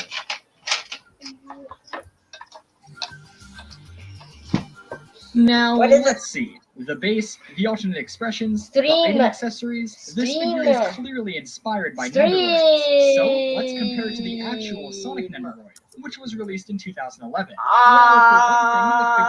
Well, for one thing, the figure is much bigger than and can also pose much easier given the elbow and knee joints. However, the Nendoroid has a much given the lack of visible joints. What? Nendoroid Sonic in short is a much cleaner looking sculpt than the Ultimate figure, But it also lacks in the accuracy and posability of the Ultimate Ultimate figure. So I guess it really just depends what you want more out of a figure. They did it! They actually did it. The same company that made Oil Tails managed to make what I now see as one of the best Sonic figures ever made. Seriously, Best this guy Sonic has it figures all. ever If you're a collector of Sonic stuff, or just a fan of the character and have the money to spend, I cannot the money recommend to this guy spend? enough. He's exactly what we've wanted out of a collector's Sonic figure for years. I thought the Nendoroid was great, but in my opinion, this destroys that. I just wish we could get more characters in this style. Obviously, a modern Sonic with this level of articulation would be great, but I have a feeling we'd get more classic characters if more were to be made. A Knuckles in this style would be excellent, and a Metal Sonic would be just fantastic. They could even go all out and give other characters different bases like Sonic's. Tails could have a chemical plant base, Metal Sonic could have Stardust Speedway, stuff like that. And hey, with this being such a collector's item, I'm surprised we aren't getting a Super Sonic variant exclusive to a convention or something. I would have gone out of my way to make sure I could get that. That would have been incredible. But if this guy is all we're getting in this Ultimate figure line, then that's okay. On his own, this is the best Sonic figure to come out in years, and I really hope more companies look at this guy for inspiration in the future. We've gotten low-level articulated, small Sonic figures for years now, but I think this should be looked at as the new standard of Sonic figures. Obviously, there's still a place for the smaller figures, and I still highly respect the Tommy and Jasper Sonic lines, but this Ultimate figure is really what Sonic deserves. It's unfortunate that Sonic isn't all that popular in Japan, because that means we most likely will never see the likes of an SH Figuarts or a Figma Sonic, which is a huge shame. It's a surprise we even got the Nendoroid. But American toy companies are more than capable of making a Sonic figure that would rival what those would be like, and this figure proves that. If you've been unsatisfied with recent Sonic figures released, I highly recommend picking this one up. You will not be disappointed.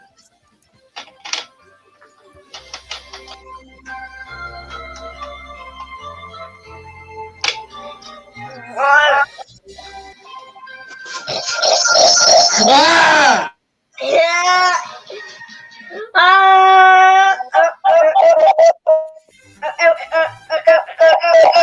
2017 was a great year for the Tomy Sonic the Hedgehog line. There were a few odd releases, but overall, the year was really great for the Collector Series line, which brought with it the mainline modern Sonic figures, something fans have been waiting for since the line began. Well, it looks like Tomy wants to continue the 2018. The Tomy 2018 catalog just dropped, giving us a look at what's next year. There is some incredibly exciting stuff in here, so let's waste no time at all and get right into it. The Sonic section of the catalog opens with a look at the new Collector Series 3 figures from the line next year. The first one's What is the single pack assortments for 2018.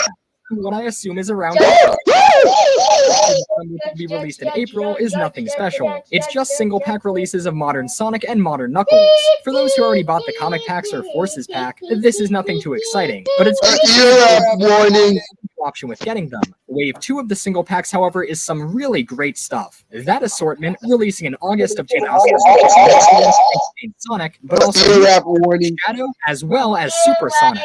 These two are completely new and will only be available through these single packs. Actually look really cool, especially Super Sonics. That is such a cool looking figure. These two look great. We also got confirmation that the comic packs of Classic and Modern Tails and Metal Sonic are still happening, and will be released in January 2018. Remember, these two packs were originally slated for September 2017, but that was also back when they were supposed to come with Archie comics, but that of course fell through, so they had to be delayed. But wait, if they can't come with Archie comics, what comics will these come with?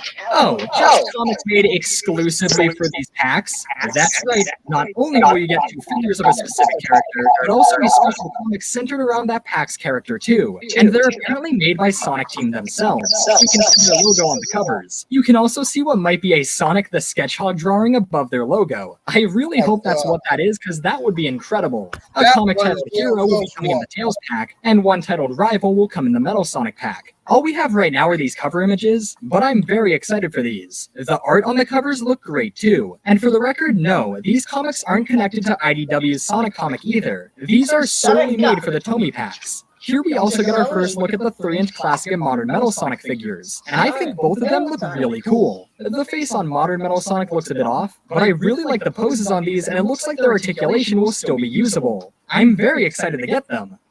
While Tails and Metal Sonic are the only comic packs we'll get next year, those aren't the only Classic and Modern 2 packs we're getting. That's right, we're also getting packs for Amy Rose as well as Eggman. But if they don't come with comics, what do they come with? I guess due to the exclusive comics surely being quite the investment, Tomy didn't see it worth it to make more of them. So instead, for these packs, they'll be coming with metal plates of exclusive character artwork. Okay, I doubt these are legit slabs of metal that come with the figures. They probably just have a metallic shine done with paint. But still, check out the art on these. These plates showcase new, exclusive 2D artwork of Amy and Eggman respectively. The style of these look fantastic. I wouldn't be surprised if these were drawn by Yuji Uekawa, as their style seems very similar to the artwork we see on Sonic Channel. I also love how the artwork on Amy's is a direct nod to her story in Sonic Adventure, and Eggman's looks great too. Now these are really cool extras. The comics were cool but didn't seem that special. Of course that's not an issue with the Tales of Metal Sonic packs, but simply having already released Archie comics wasn't that much of an incentive. But now these are coming with character art, exclusive character art, on what I assume is a pretty sizable metal plate. That's more like it. The figures themselves also look pretty good. Classic Amy's face looks like it could use some more work, but everything else looks great. These will be available in August.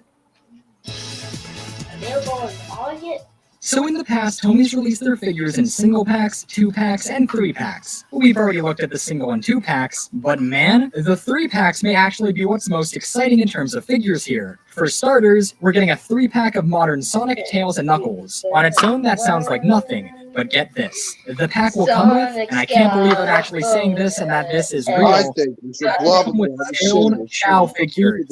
3 of them, each having a different expression. We have a standard Chow, a very happy-looking Chow, and a grinning Chow. It's kind of weird how these are all monochrome blue Chow, which lack the yellow highlights a neutral Chow should have, but I don't care because, guys, we're getting new Chow figures. Also, I do sort of think it's a missed opportunity to not make one Chow red and one yellow to go with Knuckles and Tails. Them all being blue is kind of weird, but again, who cares? New Chow figures. Also, I have to give points to Tomy for including this blurb about Chow in the catalog. I'm so happy with this. I've been wanting to get more of this for so long, and it's finally happening. It will be available in April. And maybe these figures aren't the only pieces of Chow merchandise from Tomy we're getting either.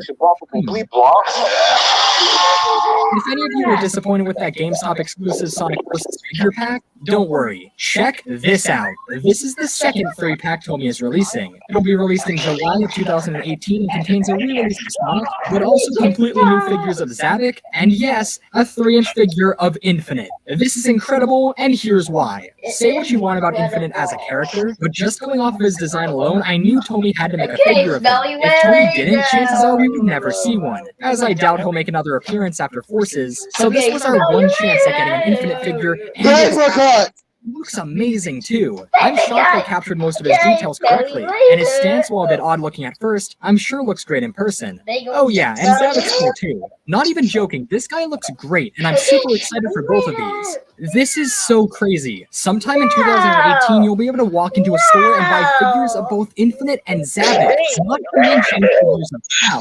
This is awesome, and it'll be so cool to pair figures like Infinite and Shadow together, or Zavik with Sonic. And hey, with stuff like Super Sonic, the figure assortment in 2018 will be an absolute joy for kids to play with. You can even recreate almost the entirety of Eggman's side in Sonic Forces. Sure, we are missing Chaos, and as a huge fan of the adventure games, yeah, that's sad, but honestly, Chaos did nothing in Forces anyway. It's completely understandable. I'm insanely pumped for the 3-inch figure lineup this year. This all looks great. Hopefully the final figures look just as good as these production photos. One last figure Tomy is releasing in 2018 is this, their classic Sonic Ultimate figure. Think of this figure as sort of like a classic Sonic Nendoroid. This is actually very, very cool. It comes with a base styled after Green Hill Zone. The figure has tons of articulation. It comes with many alternate hands and faces, and you can even store the accessories it comes with, which include a ring and a chili dog in the Green Hill base. This will for sure be great for those who want to make more personal Sonic figures. For $29.99 and will be released in March. The lineup of figures for the Sonic line this year looks amazing, but how did the plushes fare? Don't worry, they're amazing too. Let's start with the 8-inch plush lineup, starting with the wave that will be released in March of 2018. I'm just going to put a picture of this wave on screen. I hope you guys are ready. Okay, I'm going to try to keep things together so that I can talk about this, but first off, classic Supersonic, but wait a second, we're also getting a Chow too, but whoa, hold the phone, we're getting a Vector plush as well? Wait a second, Eggman and Amy too? These are all coming out in March? We're only gonna have to wait 3 months before these hit store shelves? The March 2018 plush wave contains 6 plushes. That's right, 6 new plushes. This wave contains a variant of Sonic that's in a new pose and also looks a little better than the first one they released, so that's then we have Modern Eggman, which is awesome because we barely get any plushes of him. Then we have this very odd-looking Amy. Yeah, this one doesn't look the best, but I still appreciate it nonetheless. Okay, then we have Vector. Yes, Vector the Crocodile. Yeah, so whoever it was that told me that was like... Get this! No, get this! Yeah, whoever you were, biggest of shoutouts to you because very nice pick here. But then, oh, haha, you thought Vector was cool. No, wait a second. How about an 8-inch Get this. Chow? Blah, blah, blah, blah, blah, blah, Actually, I lost the word right now. We barely got any Chow merchandise for years. And then you're continually dropping figures of them scaled with their 3-inch line, and also plushes. Yes, plushes. They're also making a 12-inch Chow, but we'll get to that later. This 8-inch Chow looks great. I couldn't ask for a better Tomy Chow plush. All of these plushes look a little off, but I actually like that because it makes them look more unique. I cannot believe we're getting new plushes of Chow, Vector, heck, even Eggman is surprising. This is so surreal. Oh wait, I'm forgetting one plush, aren't I? Yes, the one classic plush in this wave. Coming in March 2018 to a toy store near you for only $14.99 is a new classic Supersonic plush. Let me tell you guys why this is a huge deal. This is the second classic Supersonic plush ever. Sure, there's the Hello Kitty X Supersonic plush that I guess is technically classic, but no, this is the second true classic Supersonic plush. Jasper's was going to make one, but it was canceled before they even announced it, which is a huge shame, but this may make up for it. And what's even better is he looks perfect. He's not posed, his expression looks great, and overall this looks like it'll absolutely be the standout of this wave. The only other classic Supersonic plush in existence is this, a plush from the 1997 UFO Catcher Sonic the Fighter's plush set. This plush can fetch anywhere from $800 to $2,000 nowadays. It is one of the rarest Sonic plushes you can get, and everyone wants it in their collection. That's because of a number of reasons, but one of the main ones was the fact that for 20 years, this was the only true classic Super plush you could find. That's no longer the case. Tomy is making a new classic Supersonic plush in 2018. This is unreal. It should be pretty obvious by now, but yeah, this wave of spring 2018 plushes is incredible. These character choices may seem odd to those not into Sonic, but to fans, this is a great love letter, and I'm so happy with the characters they chose. Unfortunately though, the fall 2018 plush wave that comes out in August 2018 isn't as exciting, but it's still pretty alright. The wave is a mix of new characters and variants, which is why it isn't as exciting. We're getting variant plushes of Sonic, Tails, and Shadow. We don't have a picture of Shadow yet, but Sonic and Tails actually look pretty nice. Also, Sonic's pose and his grin really reminds me of this Sonic Adventure art, and if that's what they were going for, I gotta give major props to Tomy, though I do wish we were getting more new characters and not just new pose variants. Speaking of new characters, this wave has 8-inch Modern Knuckles, Silver, who is incorrectly referred to as Silver Sonic in the catalog. Yeah, I don't know. That's something a lot of companies have done in the past. It's gotta be something on Sega's end. The one new classic plush we're getting isn't Classic Amy or Classic Metal Sonic, which were cancelled 2017 plushes, but instead Classic Eggman, who is rocking a pretty great pose. Yeah, this wave isn't as exciting as the spring wave, but I'm not even sure if anything would be as exciting as a wave with Chow and Classic Supersonic in it anyway. And hey, plushes of Knuckles and Silver will for sure be great for those who don't have any plushes of them. And it's been a long time since we've gotten 8-inch plushes of them too. Silver especially because the only other 8-inch scale plush of him we've gotten was the Jasper Silver, which is very hard to find nowadays. It's great that Tomy is making theirs for those who missed out on that plush. That's for the 8-inch plushes this year, but we're also getting 12-inch plushes too. The spring 2008 plush wave, which will be released in April, contains Knuckles and Shadow. These two, again, look very nice. Shadow's a little off, and I hope they fix Shadow's shoes, which right now have a solid no detail on them. I take it this is just an early prototype. Also, I'm not sure why they did this, but 12-inch Knuckles is looking to the side, and that's incredible. So yeah, the spring 2018 plush wave is nice and all, but hey guys, the fall wave contains Supersonic and Dark Chow. Say hello to the first ever commercially released plush of Dark Chow. There was this one promotional plush that was shown off at events, but there was never one that looks like this that was released commercially. We're looking at the first ever released Dark Chow plush, and it looks amazing. I'm completely blown away by this 2018 plush lineup, and the 2018 This is all so insane. But wait, Tomy's Sonic line started out as a Sonic Boom line, right? Are they still making Boom stuff in 2018? Well, surprisingly, they are. Though it's obvious their focus has shifted to the collector areas. Basically, we're just getting some figure variants, a ton of re-releases, some new 3-packs, and some new small waves for the Emoji line. We're getting Emoji Wait. Angry Shadow! Happy Sonic Plus!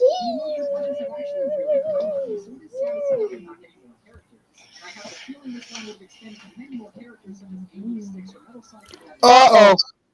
What happened? What happened? Figures of Happy Dog Please, and please, please.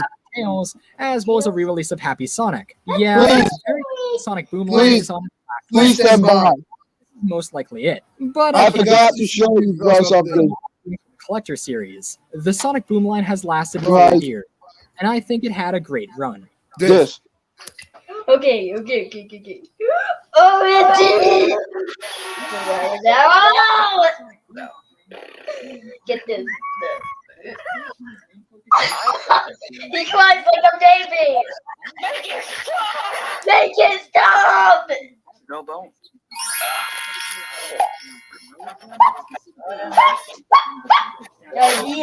No, blah. Kill you. Oh my god. Hey, check it out. Ow. Your scissors. Go. Like you. Huh. No! Delivery. Special delivery. I got it out, dude.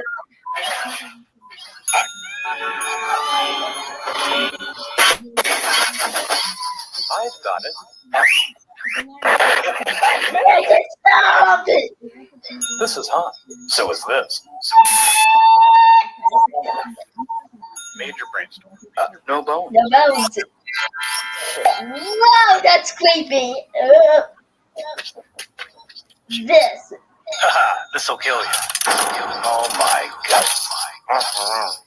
I think we should hire an ET. Can you hear me now? Yeah! Let's jump. This four figures.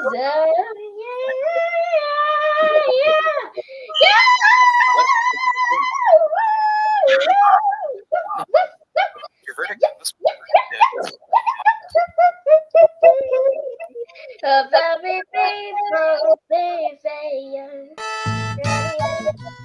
Let me ask you a question I'm sure you've been asked countless times in your life. What is the strangest Mario plush you've ever seen? Look at this. Now, many times people would say, Looking. Lightning. Lightning. OMG Booklet. What a... Oh, I hate it. I think we cut it out. Testy. Oh!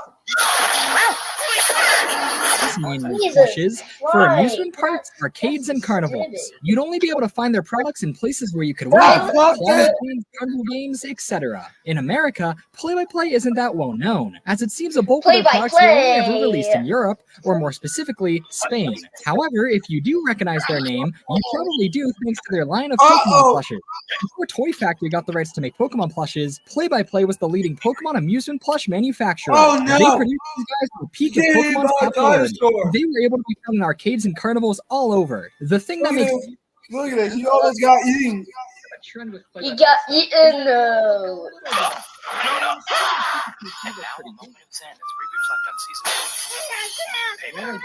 I feel gloomy. Okay. Oh my god! Bingo. This just in. Lightning. This'll mark new territory. Don't do it. More religion.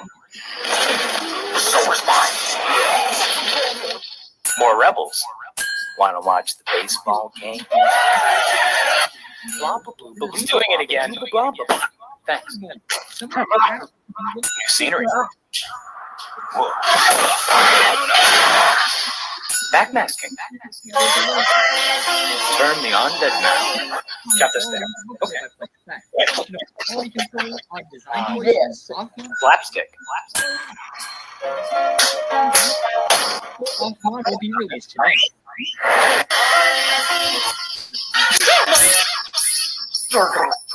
More religion. More rebels. Wanna watch baseball? Thanks. Wanna watch baseball? Officially licensed Nintendo Plus Clips of all time. Welcome to a look back at the play-by-play Nintendo Plush set.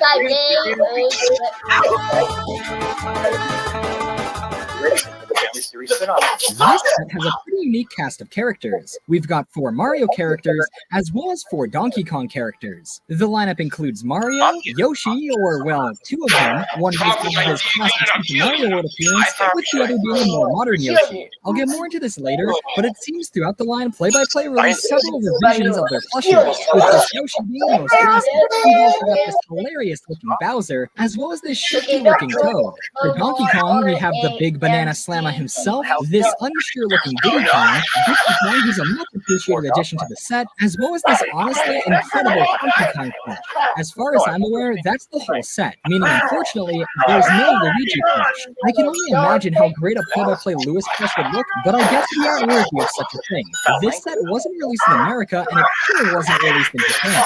These guys were available in European countries such as Spain. The play-by-play website seems to originate from Spain, so it seems that's where a majority of these were released. That also means they're pretty uncommon to find on sites like US eBay, and instead you'll have to search on places like eBay ES. Because of this, info on this set is very scarce, and it was a struggle to research for this video. This set is all around pretty unknown, so hopefully this video gives this set the attention it absolutely deserves. With that said, let's begin with Mario.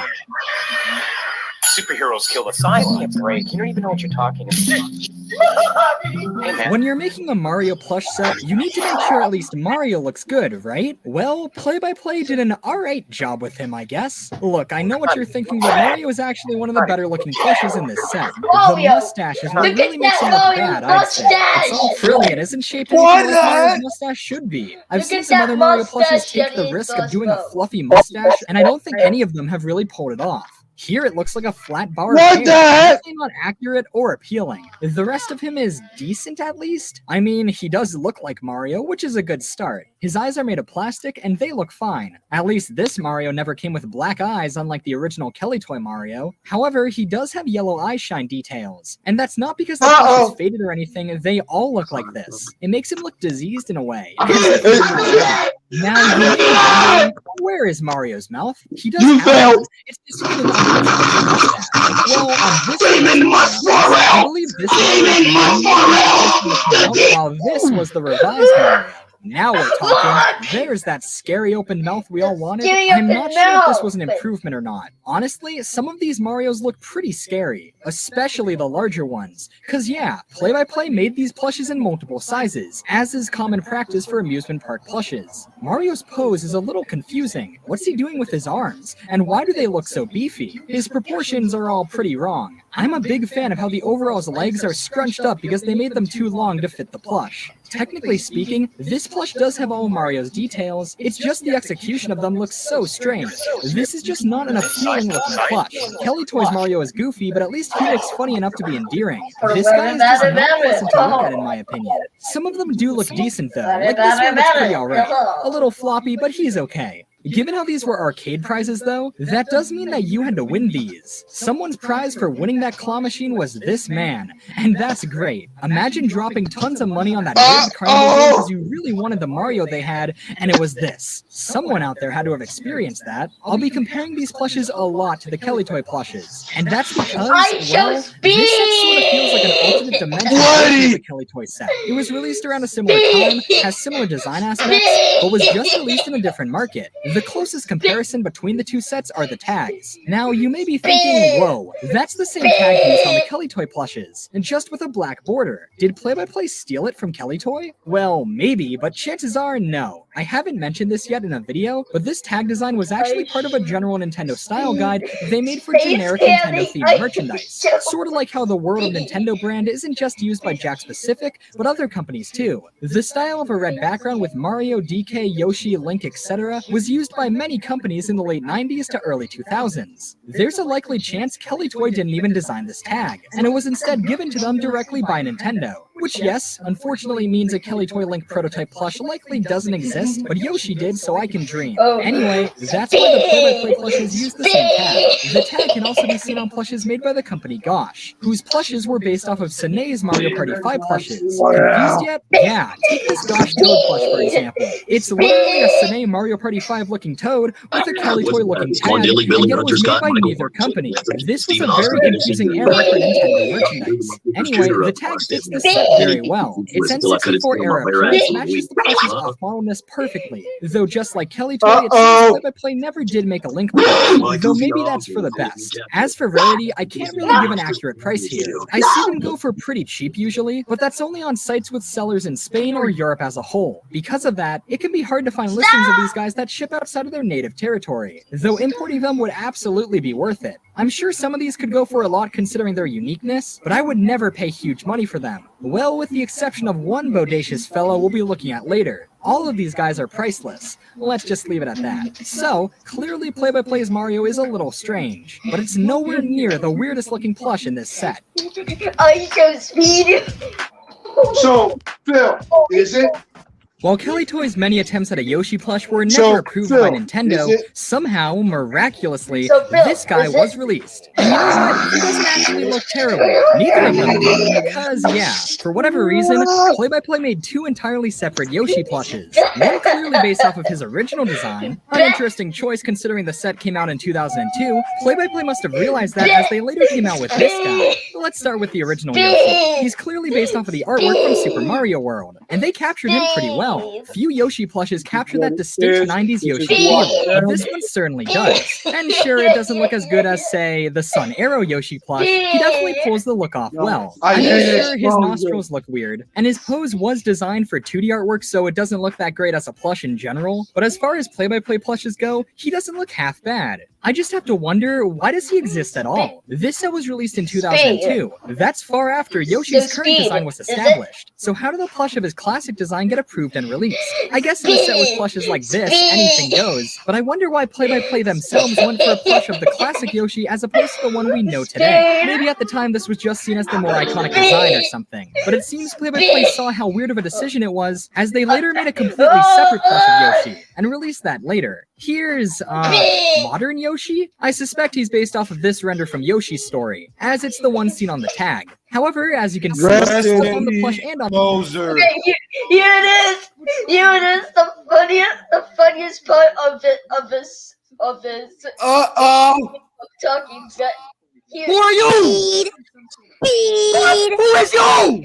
Speed! Who are you? Speed! Speed! Speed, Daddy! Speed! Speed! What the fuck? Who is this? Speed! Speed! Yo, I'm about to beat your little ass, bro. What the hell?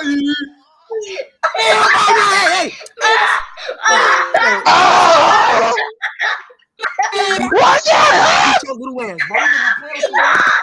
What the hell? Speed, Daddy! Speed! Who are you? Speed! Speed! Speed, Daddy! Speed! Speed! What the fuck? Who is this? Speed! Speed! Yo, I'm about to beat your little ass, bro. You think I'm playing with you?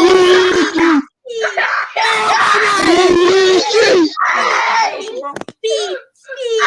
Man, I'm on that. Yo, I'm about to beat your little ass. Speed! Speed! Man, I'm on that. Hey, to beat your little ass. Speed! Speed! Yo, I'm about to. Who is this? Speed! Speed! Yo, I'm about to beat your little ass, bro. Speed! Speed! Man, I'm on that. Hey, I'm about to beat Speed! Who are you? Who is you? Speed! Who are you? Speed! Speed! Speed! Daddy! Speed! Speed! Who is this? Speed! Speed! Yo, I'm about to beat your little ass, bro. You think I'm playing with you, bro? Speed! Speed! Man, I'm on that. Yo, I'm about to beat your little ass, bro. You think I'm playing with you, bro? Oh, I found something funny. Oh, Bucky. Speed! Speed! Man, I'm on that. Speed! Speed! Man, I'm on that! I'm about to beat your little ass, bro. You think I'm playing with you, bro? Hey, 11. Yeah. I found something funny Okay. about this, except for Hood Duck, except for Hurt Donald, because he is a little appropriate. Anyways, I cover it and watch what happens. Okay. Right. What? Batty, yaddy, yaddy, yaddy, yaddy, yaddy, yaddy. Oh my god.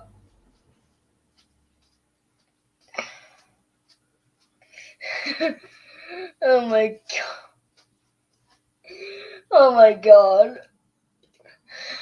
Dotty Duck. Dotty Ducky.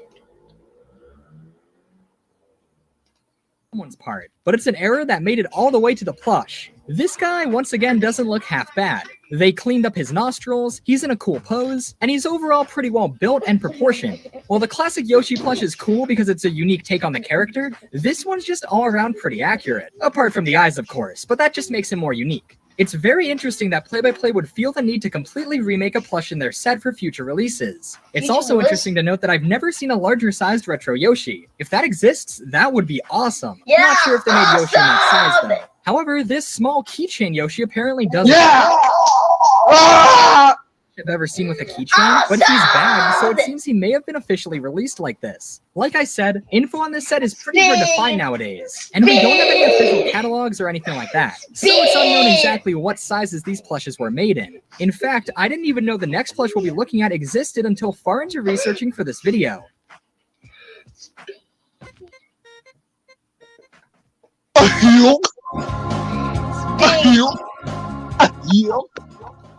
Now, let me tell you something.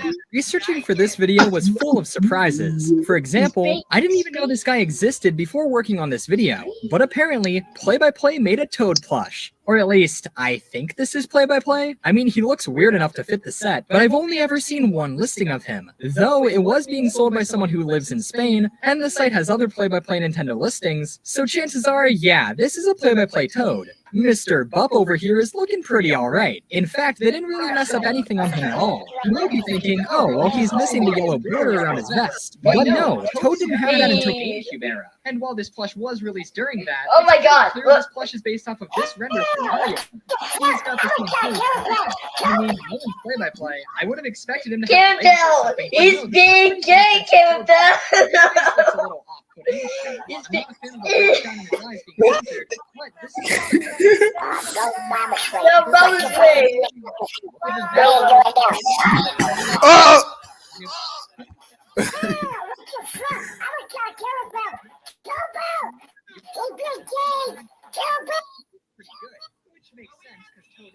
He's being gay.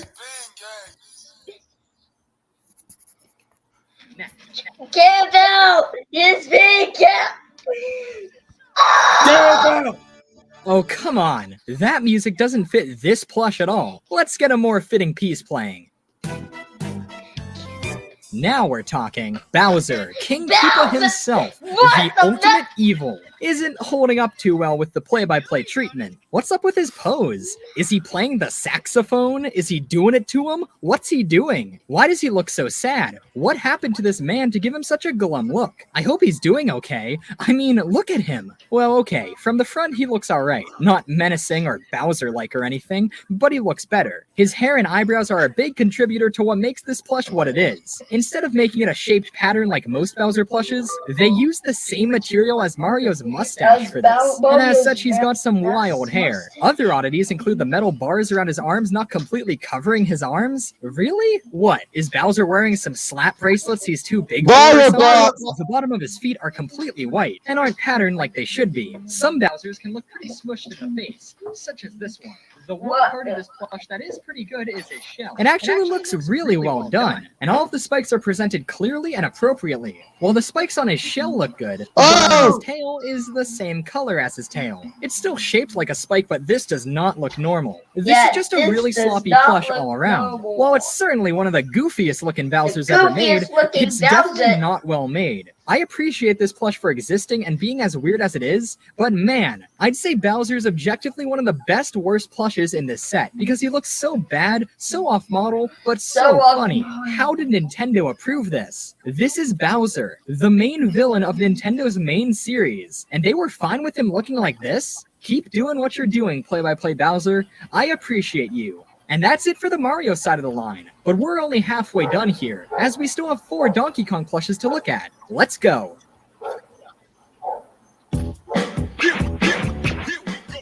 Just like Kelly Toys line, this set was treated less as a Mario plush set and more as a Nintendo set as a whole. Like how Jax's World of Nintendo figures aren't just World of Mario. While neither company went too far outside of Mario, as they only also made Donkey Kong characters, it's still important to note as most Mario plush sets don't include the more obscure members of the Kong family seen here. To start us off, here's their Donkey Kong. Wow, yep, that sure is Donkey Kong. ugly. Not too much to say on this guy. He just looks pretty standard, apart from his face looking a little silly. And this is one of the better looking DKs I've seen. Check out this guy. For some reason, they gave DK bangs? What you've seen so far have just been the smaller DKs, but the larger DKs are the real showstoppers.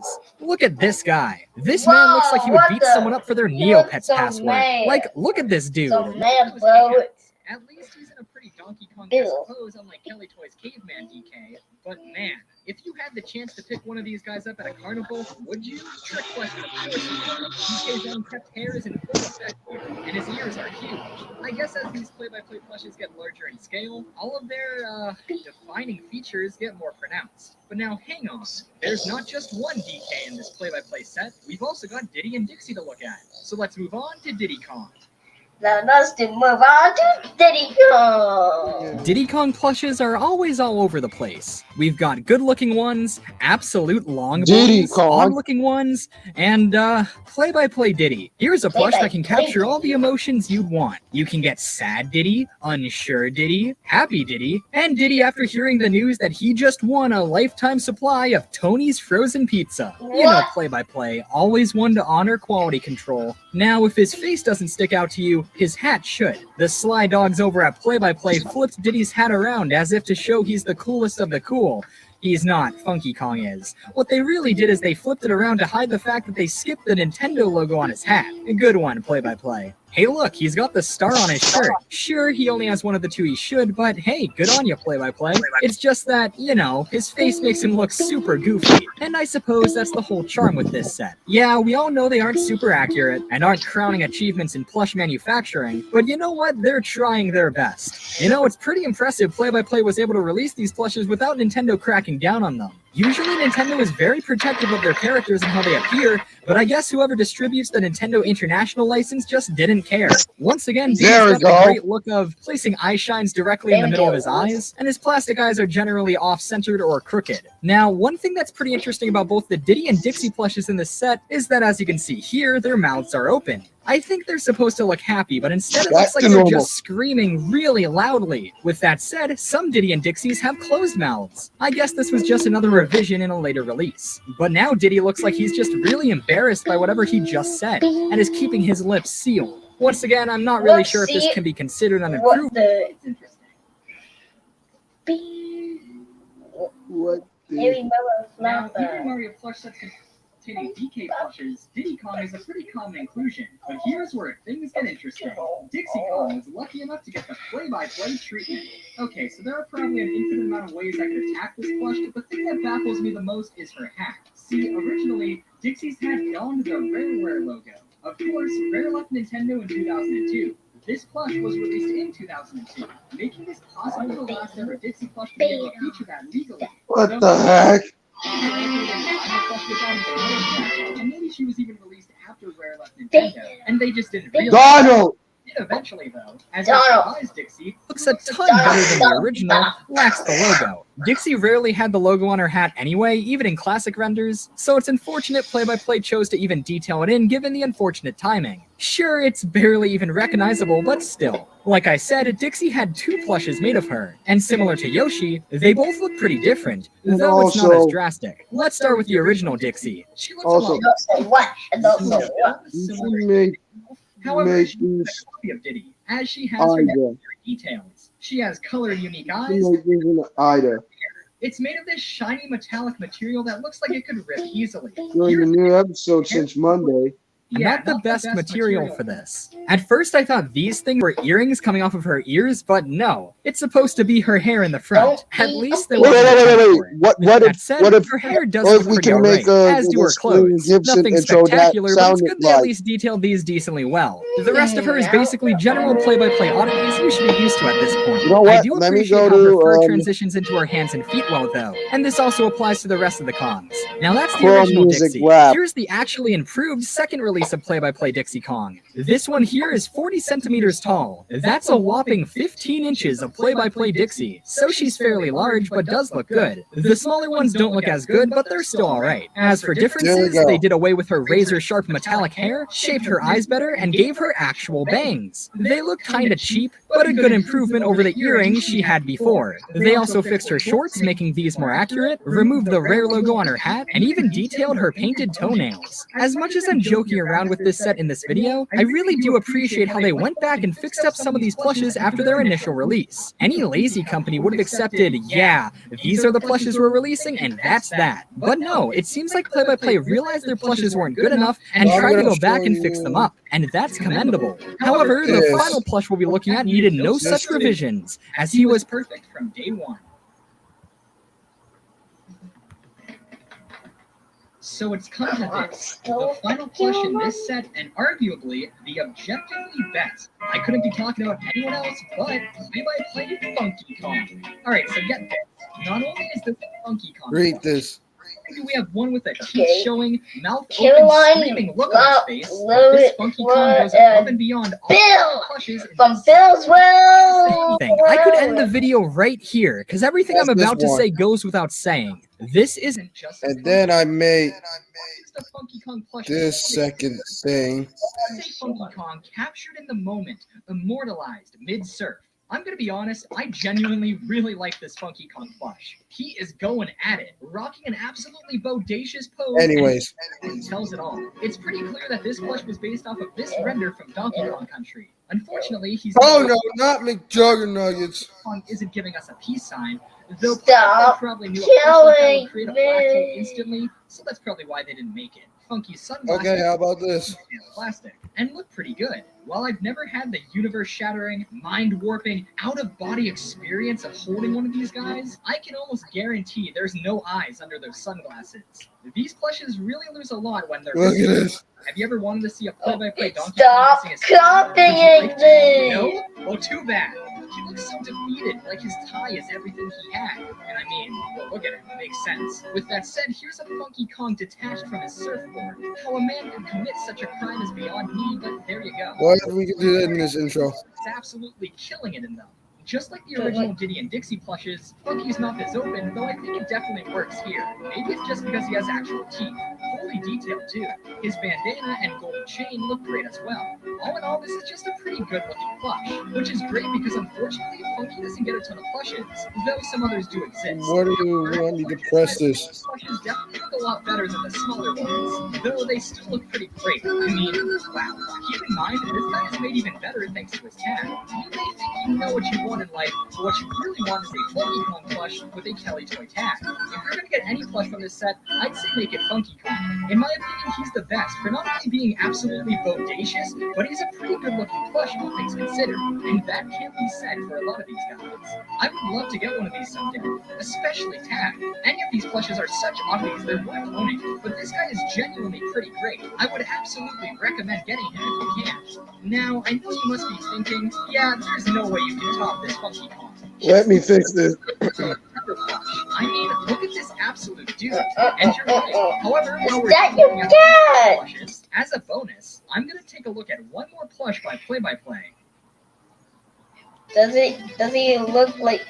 Thought their Nintendo plushes looked off Intro. model? You clearly haven't seen Play-by-Play's Sonic the Hedgehog plush. That's right, in 2001, Sonic's 10th anniversary year, Play-by-Play released a Sonic plush. And man, Why do we have an someone idea working for- at Play-by-Play thinking, what if we made a Sonic plush but got literally everything wrong? How does one even critique this guy? I feel like he's null to any criticism. He transcends any form of argument you can make against him. It completely baffles me. know what? This was an officially licensed plush?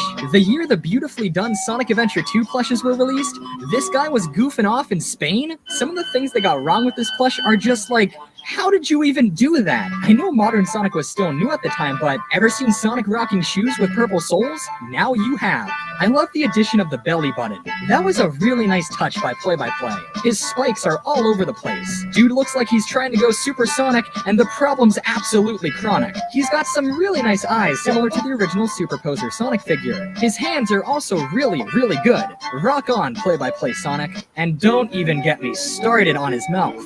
The guy's not only got a center mouth, but it's one that extends across his entire muzzle. Reminds me of a certain Sega Sonic plush, which actually, that might be where they got the inspiration from. Because, and this is the part where this goes from being a wacky Sonic plush to something that actually makes no sense. Let's talk about his tag. For a while, I had no idea what his tag even looked like, but eventually one showed up with a tag and it blew my mind. What does it look like? Well, it's the Sega Sonic tag from the original 1991 plush set. What is this? The Play-by-Play I heard something. Copyright Sega 2001. This is unreal. Sega Sonic branding was officially Where did you find this music? This thing even exists. Did Sega begin just Does this work in its intro? This plush is actually pretty rare. Well, tag ones are. I've seen it pretty cheap. These guys tags. You can probably see this. Sega Japan probably heard of this thing existing and immediately slammed down. No, maybe not, because in the mid-2000s, they released another Sonic plush set, this time for Sonic X. And this set is actually really cool. It's a cheaper version of the Sega Resident Evil plushes. It includes Sonic, Tails, Knuckles, Shadow, pretty standard stuff, but also an Eggman and a Chris Thorndike plush. And these all share some slight differences from their Japanese releases, including different materials and a completely different tag. Technically speaking, that means two Chris plushes exist. I would love to get these someday. They're such an anomaly. These X plushes are pretty good looking, though that's because their patterns are unmistakably taken from the Sega Prize plushes. Also, while this 2001 Sonic was the first true Play-by-Play Sonic plush, they did make this head cushion all the way back in 1994. I mean, that's something. What if they could make a Xperia kit? So, let's recap. How many Nintendo plushes did Play-by-Play technically make?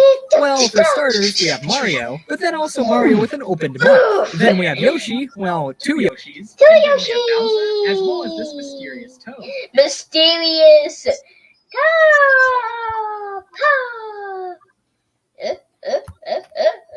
If you know anything about the Mario plush collecting scene, you most likely have heard at least something about the Mario Party 5 plush set. Released around 2004 by the well-respected company Sine, the plush set has since become one of the most wanted Mario plush sets out there, and over the past few years has become quite sought after and rare. The set itself contains 8 characters: Mario, Luigi, Yoshi, Peach, Toad, Wario, Donkey Kong, and Bowser. There are also medium and extra-large variants for both Mario and Yoshi, bringing this set to a total of 12 plushes. In this video, I'll be going over everything you need to know about this set. I'll go over each character individually, stating their pros and cons. Later on in this video, I'll touch upon how you can find some of these plushes yourself, as well as how to avoid bootlegs of these plushes. There are a lot of misconceptions about these plushes, so I hope this video can fix that. And with that said, welcome to a look back at the Mario Party 5 plush set.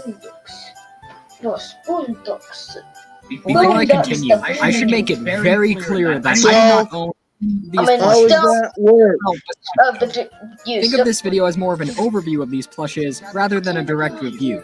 I've seen many videos on this set, and the comment sections of those videos seem to always be filled with questions asking if the commenter can buy the plush from the upload. That's not what this video is for. Like I said, I only own the Toad plush, and even that's not for sale, so don't ask. Anyway, let's talk about the history of these plushes. Compared to other plush sets I've covered in the past, these aren't that special. They weren't UFO catcher prizes or anything. Back when they were released, you could find these in stores. From the information I've gathered, these plushes were available to be bought in stores in Japan, as well as the Nintendo World Store in New York. And of course, you could find them at Japanese import shops too. These plushes were released by Sine around 2004 to promote the then recently released Mario Party 5 for the Nintendo Gamecube. They were released around 2004, but could be found in stores until around 2007, as they were eventually phased out by later Sine releases. Fun fact, this set actually wasn't the first set of Mario plushes released by Sine. Contrary to popular belief, there's actually a Sine Super Mario Sunshine set of plushes. Though I wouldn't blame you if you thought these were Sine's first attempt at Mario plushes. Some of them look a bit off. Though maybe that's part of their charm. Sine would go on to create tons of excellent Mario plushes, the most notable one of them being their Super Mario line, which is my personal favorite Mario plush line to date. The Super Mario plushes actually seem to be an evolution of these Mario Party plushes, but more on that later.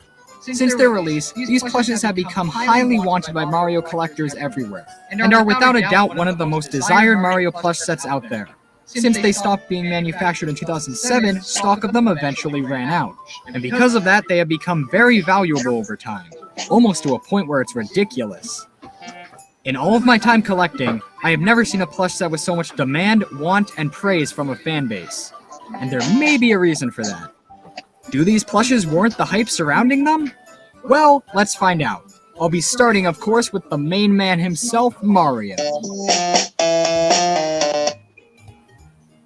Considering this was one of Sine's first ever attempts at making a Mario plush, I'd say this plush is pretty good.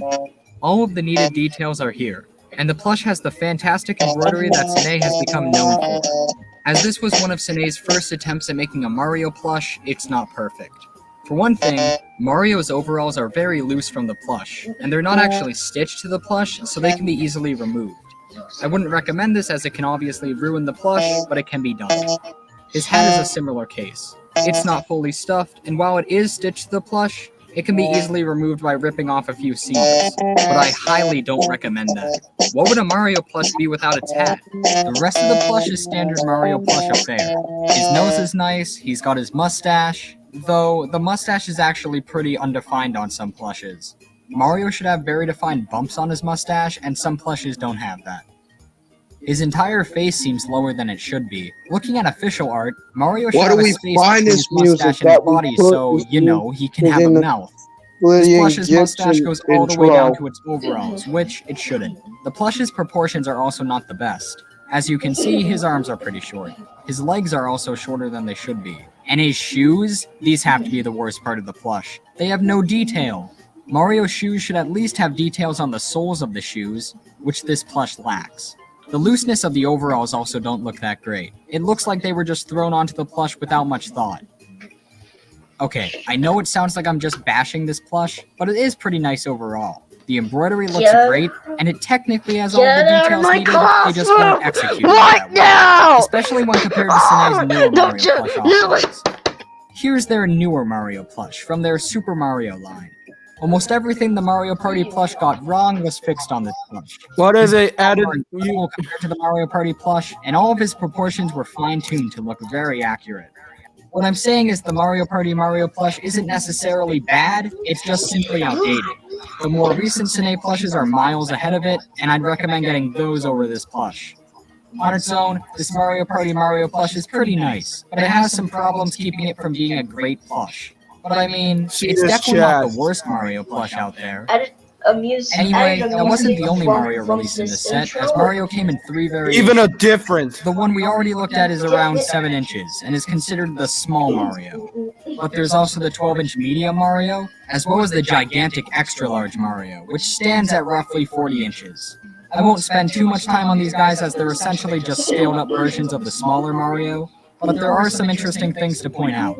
The 12-inch one is basically the same pattern as the 7-inch one, but the extra-large one has some improvements over the others. One very noticeable improvement would be his shoes. They have detail. Also, his overalls aren't nearly as loose, so that's good. Though, his arms are still very short, maybe even more so than in the smaller plush. All things considered, the extra-large plush, or the LL Mario, is significantly better than the other Marios. Though that's to be expected, as the plush retailed for nearly $210. Oh right, I should probably talk about how valuable these plushes are. Prices for this set are all over the place, but for Mario, here's what I know. The small 7-inch Mario usually goes for around $80 to $150 tagged. Less if it's missing its tag or is in bad condition, such as it missing its hat. The medium 12-inch Mario actually goes for less than the smaller Mario, for whatever reason. It usually goes for around $50 to $100. The extra large one, I've only seen it for sale once, and with shipping it was over $400. And considering the $120 retail price, I'd say this one will run you anywhere from $400 to $500. That's a lot of money. Don't worry, you think this is bad? You haven't seen anything yet. Now, it's basically common knowledge that Luigi is the best Mario Party character of all time. So, it'd be in Cine's best interest to make a plush that pays respect to such a character. Well, did they? Sort of. The Luigi plush is very similar to the Mario plush, and as such it shares a lot of the same issues as Mario. His proportions are still off, now looking even worse considering Luigi is supposed to be more lanky than Mario. His overalls are still pretty loose, though they do have some stitching that attaches them to the plush, so they can't be removed without damaging the plush, unlike Mario. His hat is the same as Mario, not fully plush, and it can be ripped off. And once again, his shoes are just one solid color. Even though Luigi shares some problems with the Mario plush, he definitely isn't a copy of it. In fact, he's significantly better. For one thing, he's slightly taller than Mario. His face is also a different shape than Mario's, which is accurate. Also, due to Luigi's longer face, he actually has area for a mouth, unlike Mario. His face has a wholly better position than Mario's. Luigi's mustache is also the unique shape it should be, and due to its simpler shape when compared to Mario's, it's better defined. Pretty much everything on this plush is better executed than Mario. With that said though, Luigi does share one more similarity to Mario. That being that this plush is once again outdone in almost every single aspect by future Cine releases. The Super Mario plush one-ups this plush in almost every way, and the more recent All-Star Collection Luigi improves upon that. Yet, this Mario Party 5 Luigi plush continues to be praised as the best Cine Luigi plush out of all of them, if not the best Luigi plush of all time. Tons of Mario collectors and fans of plushes alike want this guy. Wait a minute. A good segue into this guy's rarity and value. There we go. It's hard to determine Luigi's actual value. As I said, no mama's way. No mama's way. For example, in this eBay listing, the plush no mama's way. $66. No mama's way. That maybe this was a fluke listing. Maybe the woman didn't even pay. Don't break it. If this listing was legit, it goes to show how wanted this plush is. No mama's way. Personally, no mama's way. No mama's way. But if that listing is any indication, the plush can go for a lot more. But one has to ask, why? The more recent Luigi plushes are technically better than this one. Why does this Mario Party Luigi plush get so much praise? Well, I think I know the answer to that, but I'll save that for later. Some final notes on Luigi. It's pretty much the same as Mario. A nice plush with some slight flaws. It should by all means be overshadowed by future releases, yet continues to be demanded by fans everywhere. It's without a doubt the most wanted plush out of the set, and there are reasons for that, but I'll get into that later. But for now, let's move on.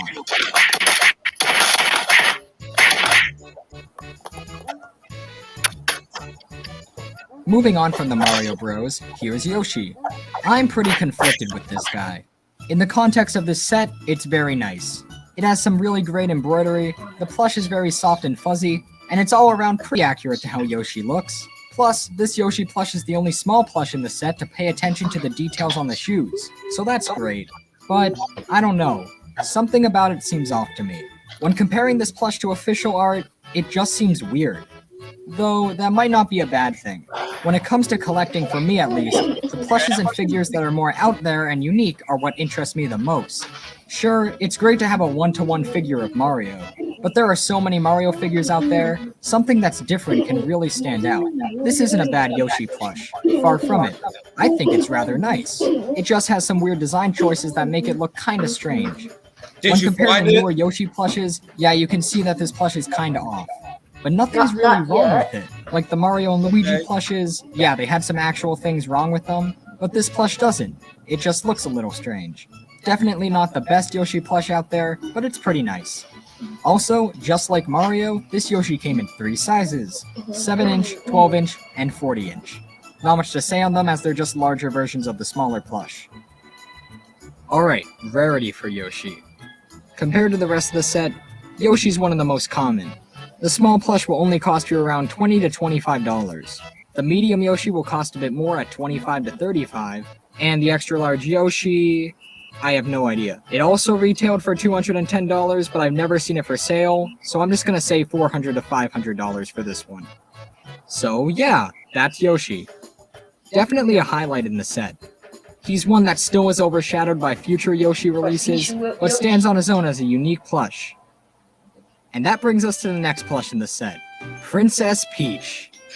Alright, I've got some questions. By all means, this should be a really good plush. Sure, the proportions are a bit off, but it works. Peach has some really nice details, and she's probably the most detailed plush out of the set. She has her earrings, crown, brooch, and the way they did her hair is really nice. But there's one thing that's just a bit off on this plush. Her face. What was Sinead doing when they designed her face? Her eyes have some really nice embroidery, and her lips, well, they don't actually look that good, but they're passable. But she's kind of missing her eyebrows and her nose. Those are really important details. Did Sinead just forget to include them? It makes the plush look really strange and almost off-model. It's too bad because everything else about the plush is great. I especially like the different materials they use to signify each detail, but they really dropped the ball with her face. Thankfully, they fixed that in later plushes. The All-Star Collection Peach looks nearly flawless. But this original Mario Party plush, well, I can't say it's bad because everything besides the face looks good, so I don't know. It just looks weird. As for the rarity for Peach, I'd say around $20 to $50. Not too bad, but still up there. We need to find a Splitty and and Gibson music intro. There, that's for sure. All in all, it's a decent Peach plush, but it Isn't has that one right? major flaw that keeps it from being great. Now for my favorite in the set. This plush is like the Yoshi in the set. It doesn't look entirely accurate to official artwork, but for what Sinead was going for, it's really good. It's really hard to mess up Toad. His design is very simplistic, so it's much easier to translate to a plush than the other characters, and it shows. His proportions are kinda off, his head is a bit larger than it should be, but I think it works pretty well. Like most of the plushes in this set, his shoes are missing detail, but the rest of the plush is so good that I don't really mind it. I really like his face. It's unlike most Toad plushes, which helps it stand out. And once again, the embroidery is excellent. The plush is also very nicely put together. It's well stuffed, and his vest is secured to the plush with seams, so you can't take it off. I'd say Toad's up there with Yoshi as the best in the set. He's definitely my favorite. There's a reason he's the only plush in the set that I actually own. And no, that's not because he's the most common in the set. I personally just really like this plush. Toad is one of my favorite Mario characters, so maybe I'm biased. But I think this plush is really nice, especially when compared to other plushes in the set. As for rarity for Toad, like I said, he's the most common in the set. It will only cost you around $20 to $30, if that. Toad is another highlight in the set. Even compared to newer Sinead Toads, this plush is still very nice. Which definitely isn't the case for the next plush we're looking at. Okay, this Wario plush. I don't like it that much. I know people who do, and I can kinda see where they're coming from, but I personally think it looks pretty bad. His face, while not as bad as Peach's, looks off. I don't know what it is. Maybe his nose is too big, maybe his eyes are too small. I don't know. His mustache isn't that great, and isn't really accurate to Wario, and his mouth just doesn't look that good. However, the embroidery on the eyes is pretty good, and his ears are accurate, so the plush does have some good things going on. The body is kinda flimsy looking. His legs are way too small, but his arms are decently sized. Oh, one cool thing about this plush, it uses Wario's older design. As in, his sleeves are completely covering up his arms, which is no longer the case, making this plush rather unique. And as a whole, you aren't gonna see another Wario plush like this. It's another plush in the set that's certainly unique, and while I personally don't like its issues, I definitely understand why people like it. But yeah, we I need just to don't find see it. music from It's alright, but it's nothing special. Gibson As for rarity, he's decently rare. He'll cost you around $50 to Isn't that $80. right, 11? Though I have seen some go for more. Final notes on Wario, he's alright. Definitely not my favorite in the set, but he's definitely not the worst in the set either. It's always cool to see Donkey Kong included in Mario merchandise, so it's great to see him here. And I think he looks really good. Sinead did a fantastic job capturing DK's design. Almost everything on this plush is perfect. His pose, while a bit uninspired, is great. His face looks spot on, and he has his signature tie. The whole plush is very well stuffed, and his hands are extremely well done compared to the rest of the plushes in this set. There's just one missing detail with Donkey Kong. He's kinda missing his entire stomach. Yeah, they just didn't include it. Now thankfully this isn't as much of an issue as, say, Peach's face, because if you display Donkey Kong, you won't be able to notice it. But if you inspect the plush, that's a huge oversight. I assume it was done just to save the cost of manufacturing the plush, and if that was needed, then fine. It doesn't ruin the plush. Donkey Kong also isn't that rare. The plush will only run you about $20 to $50. Once again, this plush has been outdone by future Cine releases, but in the context of this set, it's very nice. Donkey Kong's one of the best. And that leaves only one plush left. Give it up for King Koopa himself, Bowser. There are a lot of things right with this plush. For one thing, he's in scale with the other plushes. Just looking at him compared to Mario, he's the right size. He's also very well put together, and he can even stand. If Peach isn't, then Bowser's definitely the most detailed out of the set. His eyes, while looking a bit cross-eyed, look great. And his shell especially looks great. So it's technically a good plush. No but there are some mammoth issues with way. it. The biggest one for No me is mammoth Bowser's way. stance. He Mammoth- does have a bit of a forward mammoth lean to him, but he's basically looking upwards. And that doesn't really look good. His face also looks a bit goofy. Like I said, his eyes are crossed, and that definitely doesn't look that great. We need to But find a besides those Splitty issues, Gibson it's intro alright. music. However, and sorry if I sound like I'm repeating myself, We need but to this find the plush music pales in that- comparison to the that newer we Cine put in Bowser Splitty plushes. Gibson The newest intro. All-Star Collection Bowser looks absolutely incredible find the compared to intro this plush. music or those music. Now, this plush is one of the something, most demanded plushes out of the set. Yeah, So it's isn't more that right? than the others. This Bowser plush can go for anywhere from $60 to $120. I already found So, the in Splitty conclusion, Gibson Bowser and follows the credits. footsteps of other plushes in this I set. already found It's this good, music that belongs to Splitty and Gibson in credits. There is one more thing wrong with this plush, and the set as a whole. It's nothing wrong with the set itself, just something it caused. That's right, it's time we start talking about bootlegs. Bootleg! Yeah. For Already found those the not in the know, the Mario Party 5 plush set is notorious for being one of the first Mario plush sets to be bootleg. Okay, did you find There are it? tons of fakes out there. If you search up Mario plush on eBay, you'll see fakes of these guys. Since these plushes have existed since 2004, bootlegs have existed for a while too. And here's the Maybe you catch. should find it The official after plushes this. stopped being produced around 2007, but the production on bootlegs never stopped. It's still going. There are still tons of new fakes appearing every day. Already There is a found this- very good chance at this point that there are more Mi- fakes Mock than there are Mick official Mac. plushes of this set. Mock. And since they've been faked for so long, bootleggers have gotten Mock very, Mick Mac very Mock. good at faking them. That belongs to That, the and given Splitty how some of the Gibson in official credits. plushes already look kind of unofficial, yeah, it's hard to tell if some are real or not. But don't worry, Some of them there are are some rather easy things to remember when looking for these plushes so that you don't get fooled into buying fakes. Here's my quick and easy guide on how to avoid fake Mario Party 5 plushes. Probably. Let's get the most important thing out of the way. The plushes seen in this video are the complete Mario Party 5 plush set. That's it. There was never a Toadsworth to the set, and there certainly was never a Baby Waluigi to the set. For years, bootleggers have slapped the Mario Party 5 tag onto just about anything. If you see any plush that wasn't covered in this video with a Mario Party 5 tag, it's fake. As for the tag itself, it's really easy to tell if it's official. All of the official plushes have their tag attached by gold strings that wrap around the character's neck. Every single official plush has this. Bootleggers tend to attach the tag elsewhere, usually on the touch tag. If that's the case, it's bootleg. The actual tag should look like this. If it looks different at all, it's fake. The quality of the tag is also important. If the tag looks very low quality and seems to be paper thin, it's fake. The back of the tag should look something like this. The back of the tag is also character specific, so if you have, say, a Wario tag for a Donkey Kong plush, then yeah, it's fake.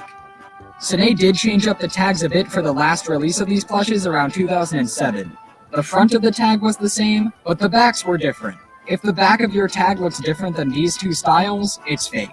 The actual quality of the plush is important too. Okay, yeah, some of the official plushes look a bit weird, but you'll still probably be able to tell if it's official. So, if the plush looks off in any way compared to the official plushes, it's safe to assume that it's fake. Another important thing. Always order these guys off of eBay unless you know that the seller from some other site such as Amazon is legit. With eBay, sellers usually upload pictures of the actual item they are selling, so you can tell what you are buying before you actually buy the item. So it's easier to tell if it's real. Oh yeah, only buy these guys if you know for certain what you are buying. Never buy from any listing that uses a stock image. You're almost guaranteed to get a bootleg. Also, remember how rare these guys are. If there's a listing that's too good to be true, it's fake. Finally, and this goes for merchandise in general, don't buy anything from Hong Kong. Okay, if there are any legit Hong Kong sellers out there, I feel so bad for them. Over the years, Hong Kong has gained a well-deserved reputation of just being full of fakes and bootlegs, but it's unfortunately true. If you see any of these guys coming from Hong Kong, just skip it, it's not worth it. And there you have it. Follow those rules and you'll probably never have to worry about getting a fake Mario Party plush ever again. You're too slow. You're too slow. I'm about done here, but one question remains. Just why are these plushes so popular? In my opinion, there are tons of better plushes out there. Yet people seem to always want this specific set of plushes. Luigi in particular seems to be the one people want the most. Why is this? Is it because these plushes are old and rare? Is it because they're part of Mario plush history? Well, maybe, but I think there's another reason. You guys ever heard of a genre of videos on YouTube called Plush Adventures? I'm sure you guys are familiar with them. They're videos where people tell stories with their plushes. There are tons of these on YouTube, and I actually enjoy a lot of them. Two very influential members of the Plush Adventure community are Mario8989 and Super Mario Logan. There were Plush Adventure creators before these guys, but they really jump-started the Plush Adventure genre that continues to this day. Now, what does this have to do with the Mario Party plushes? Well, let's see. Super Mario Logan uses the Mario Party Mario and Bowser. Mario8989 uses the Mario Party Luigi. Are you seeing where I'm going with this? People watch their video, see that they have a specific Super Mario Mario plush, Logan? and then want that specific Mario plush and only that Mario plush because they have it. That's why these plushes are so sought after, probably, which is a bit of a problem. These plushes stopped being manufactured around 2007. They're becoming increasingly more and more rare as time goes on. But as new people watch the Plush Adventure videos, new people want these now very rare plushes. Due to this resurgence in the set's popularity, prices have skyrocketed. I showed you that Luigi listing earlier. That would have never happened if these YouTubers didn't use that plush in their videos. I'm not saying it's a bad thing, it's just really interesting to see how these YouTubers affected the Mario plush market. While I don't personally like the set that much due to the flaws that some of the plushes have, all of the bootlegs that they caused, and the fact that they're admittedly a little bit overrated, I definitely understand why people like it so much, and why so many people want them.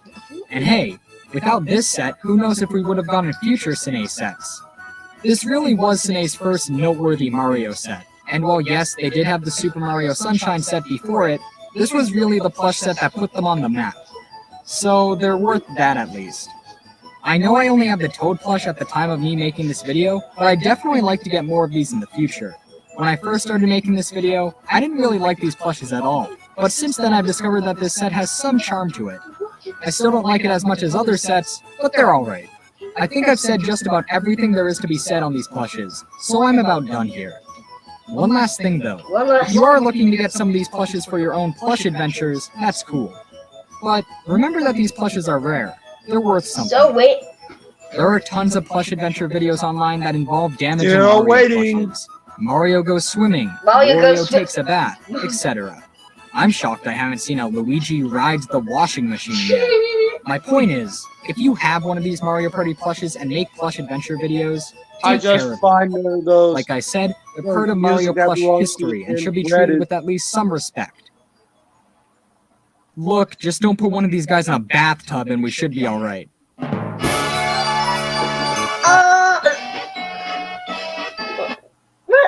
Now, which one are we going to watch today? It's on International DVD!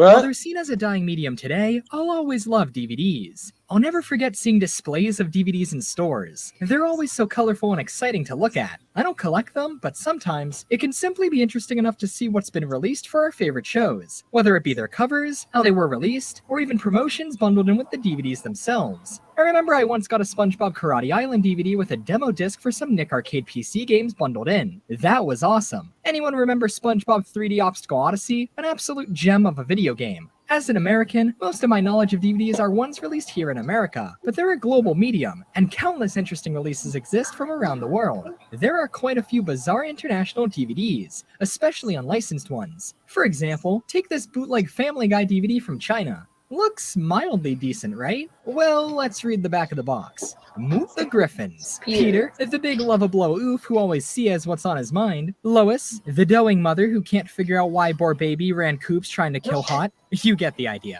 While obviously bootleg DVDs are funny and fascinating, there are some officially licensed DVDs from around the world that'll make your head spin, and that's what I'll be looking at today. In this video, I'll be taking a look at some of the craziest, wildest, most mind-blowing DVD oddities from around the world. I can guarantee you are not ready for some of the stuff we'll be looking at today. You'll look at most of these and wonder how any of this got released. It's all incredibly interesting. With all of that said, this is a look at bizarre international DVDs from around the world. Let's begin.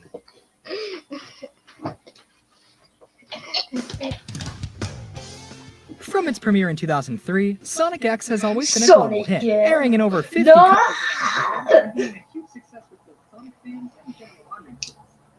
Sonic X has been dubbed into many languages, and countless DVDs have been released. Sonic X was originally played DVD and VHS volume sets. Season 3 was later commissioned by 4Kids. As the show was such a success in America, Season 3 never aired on TV in Japan until just recently, over a decade after it was produced. Those Japanese DVDs are really great. They collect the entirety of the first 2 seasons of the anime, and each volume has unique cover art seldom seen elsewhere. Let me just say, there is a treasure trove of rare Sonic X artwork that was produced for promotional material, but then never released in full to the public. All of the covers for these Japanese DVDs are beautifully drawn and showcaase events from the episodes included on each KPM music that belongs to the that I'm gonna put it in Splitty and Gibson title card. Shadow that's just begging to be put on a poster. The French DVDs share a lot of covers with the Japanese releases, which is fitting as that dub is often considered to be the closest to the Japanese original. The opening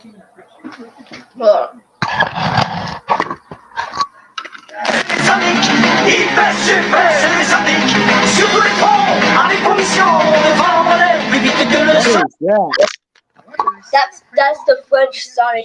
More rare artwork, such as these from Season 3, which showcase Sonic in various unique shoes. Check out this one of Sonic battling Bokun. I'd say the most competent DVD releases for Sonic X can be found in America, Japan, and France. Well, 4Kids did this weird thing with the American releases where the DVDs weren't separated by volumes, but instead seasons. Leading to stuff like Sonic X, the complete 5th season, even though officially only 3 seasons were produced. But anyway, in terms of quality releases, these 3 countries are the places to go. The Spanish DVDs often use screenshots from episodes as their covers, which seems to imply they weren't given access to official art for use here. Strange. You'll notice a lot of international Sonic X DVDs have the JetX logo on them, which is because Sonic X actually aired on that channel in European territories. If only that was the case in America. Then we could have had Sonic X airing alongside shows such as Puka or Get Ed. Get Ed! Oh! Sonic X, a different theme song was used in place of Gotta Go Fast.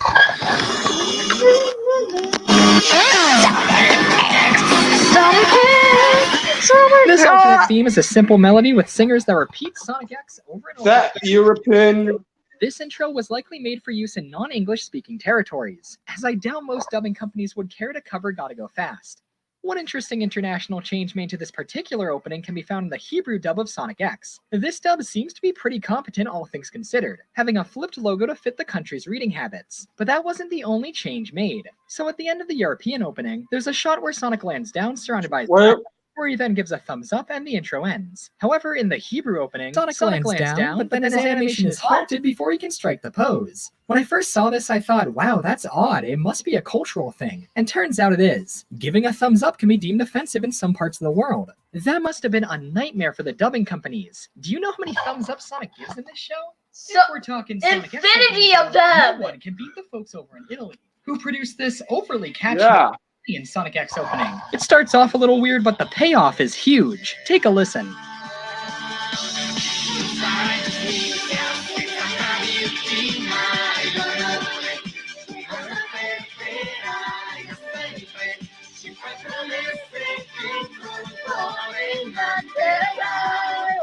Maybe it's just the musical taste over there, or the fact that EDM techno music is my jam. Daddy DJ! Daddy DJ! Daddy DJ, what the heck? Daddy DJ? Daddy DJ? What the heck's the Daddy DJ? I don't know what it is, but it's bad. But Italian dubs of shows always seem to have the best openings to me. For example, Don't Talk to Me If You're Not the Dragon Ball Z Italian theme.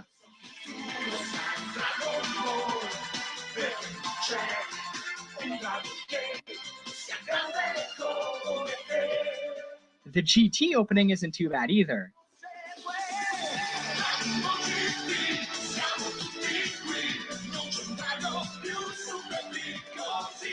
It's so weird, like, even the My Little Pony Friendship is Magic opening bangs over there. Anyway, right, Sonic. Some DVDs from far-off territories can get pretty sketchy, such as this set from the Czech Republic. Seems fairly standard, right? Well, the first few volumes of these are pretty good looking, but as early as Volume 5, you'll see the cover designers start to use artwork not sourced from Sonic X. I take it the designers simply ran out of unique artwork to use, and just grabbed whatever they could find. They made a ton of these volumes, as each one only contains 3 episodes. On Volume 9, they use artwork from Sonic Adventure 2. To Call is on Volume 15, despite the episodes included not featuring her. But things get really juicy on Volume 19. Yep. The cover solely focuses on Blaze, a character who isn't even in Sonic X. Those fake Season 4 leaks are finally a reality. There's Blaze on an official DVD release of Sonic X. She's also on Volume 23 along with Sonic and Amy. The episodes on these DVDs obviously do not feature Blaze, making these covers some pretty clear false advertising. This set was made by the Czech DVD company North Video. Their website is still up and has info on each of their releases, including their Sonic X DVDs. They even have preview videos for the DVDs on their YouTube account from 2010. I would love to grab some of these someday, especially the ones with Blaze on the cover. Any of these international DVDs would make for great additions to any collection, as they're so fascinating. It's interesting to see how different countries handle the releases of these shows. Here's a cool one. Official Sonic X VCDs from China, made by the company Mighty Media Co. Limited. Apparently, these were made in very limited quantities, and were only available to be rented at Chinese Blockbuster locations around 2005. These contain both the Chinese and Japanese dubs for the episodes, and through the 39 discs, contain all 78 episodes. Most of the cover art featured is taken from the Japanese DVDs, with a few oddballs thrown in. A really interesting release, but good luck getting your hands on them. While all of these releases are interesting in their own right, I can't get over how much artwork was made for Sonic X and how much of it is unpreserved. There's so much out there, not to mention concept art, backgrounds, all that stuff. Hopefully someday, a complete Sonic X style guide will go up for sale and whoever finds it, buys it and preserves all of this. But until that day comes, we can all continue to use this same art of Sonic giving a thumbs up. Unless it's deemed offensive in your country. Offensive in my country? I don't live in here. There are few things in this world that bring as much unfiltered joy as the Deke Mario cartoons. And yet it seems Nintendo wants absolutely nothing to do with No, I don't want to. I don't want to. services such as Netflix and Mario. Steam. Nintendo never acknowledges these. Wait a minute. The Adventures of Super Mario Bros. Free on Steam? What? Why is it? How is it? Why is it on Steam? Yeah, why is it on Steam? Show's existence. There's that awesome Mario Super Show inspired fan game in the works, and while everyone was afraid that Nintendo would send the family working on that a big cease and desist, that would still be a win, because then Nintendo would finally show that they still care about our favorite Italian paisanos. Given Nintendo's utter lack of care for these series, you probably already know that the distribution and licensing for them is all kinds of whack, and you'd be correct. What? The Korean dub Super Mario Bros. Super Show is pretty interesting, as it features a great original intro, which is a lyrical take on the original Super Mario Bros. Theme.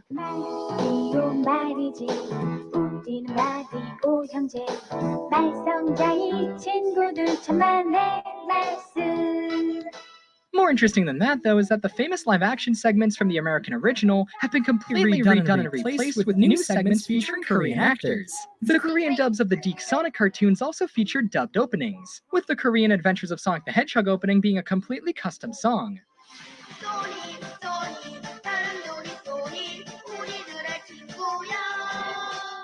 The Korean Sad AM opening is a cover of the original. I guess they knew that song was too good to change.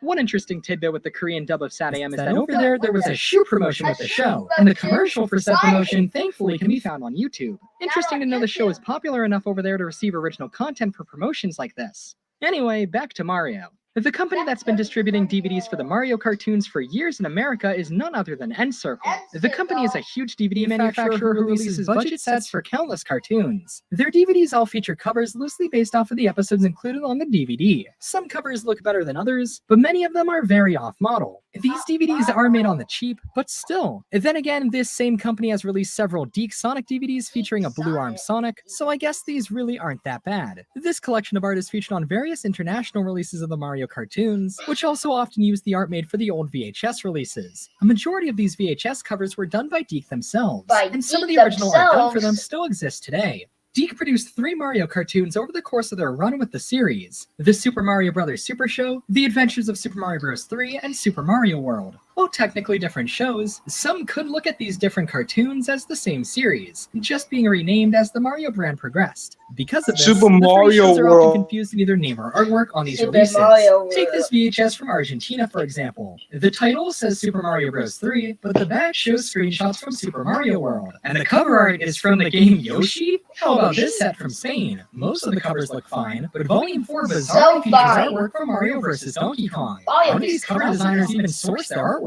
Now, get a load of this one from Portugal. It includes the episodes of the Portuguese dub of, well, one of the Deke Mario cartoons. The cover look at doesn't that! really show us. Many of these international DVDs use random pieces of artwork that often don't represent what is actually on the disc. Such a mishmash of art, and yet it actually still looks kind of nice. I'm not entirely sure if this one is official, but it does have distribution info on the back, so maybe perhaps the license for these cartoons over in places like Portugal is very loose, and they'd rather want the covers to look appealing over accurate. Here's a Sonic DVD done by the same MD movie distribution company. It features artwork from, let's see, Sonic Chronicles, the Mario and Sonic games, Sonic Advance. It's got both modern and classic Sonic on the same cover, and the title says Adventures of Sonic. And yet it has episodes of Sad AM on it. Well, Sad AM! clearly Sad so. AM! On the other hand, these Sonic DVDs of Russian origin are clearly Sad AM, in logo only. What is up with this artwork? It's a crazy mashup of classic and modern Sonic. How is this approved? Why didn't they just use stock art? Who designed these covers?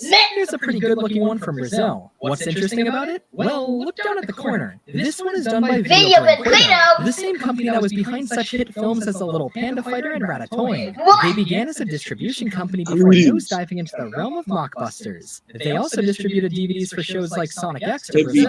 In my research, I found that a disturbing amount of Mario DVDs use this artwork, which is based off of artwork from the original Super Mario Bros. A far cry from the lovable plumber he is in these cartoons. While a bit confusing at times, some of these Mario cartoon covers do look quite nice. But for every well-made one, there are Don't you ones like remember this. Quan Diddley Dingle?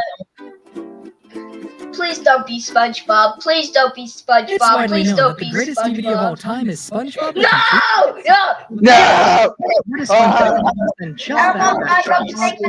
SpongeBob DVDs are such classics, aren't they? Copyright alert! Sets, though those are amazing. I'm talking ones like Lost Episode, Christmas, absorbing on and on. To this day, I still find these ones in stores. I guess they printed so many of these that stores still have them, but that's fine. I'll never Copyright alert!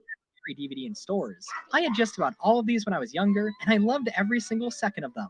And don't even get me started on the first 100 episodes DVD. The release of that was a historical event. It was such a great way to watch almost the entire series at that point, with tons of bonus features, and man, even each disc had a unique menu. SpongeBob has had DVDs released in countless countries, for the many, many dubs of the show that exist. Let's talk about some of them. there exist two different dubs for SpongeBob in Japan. One cast dubbed the first 3 seasons of the show and the first movie, which was produced from 2002 to 2009 and aired on Nickelodeon in Japan. However, Nick Japan was taken off the air on September 30th, 2009, which briefly suspended production of the Japanese dub of SpongeBob. The show would continue to air on different networks in the country, and eventually a brand new dub featuring a new cast went into production, as they dubbed season 4 to present, including the second movie. Surprisingly, the new Japanese dub of SpongeBob features a brand new ending theme. The intro is just a Japanese cover of the English opening, but the Japanese hip-hop group Rip Slime produced a brand new ending theme for the show.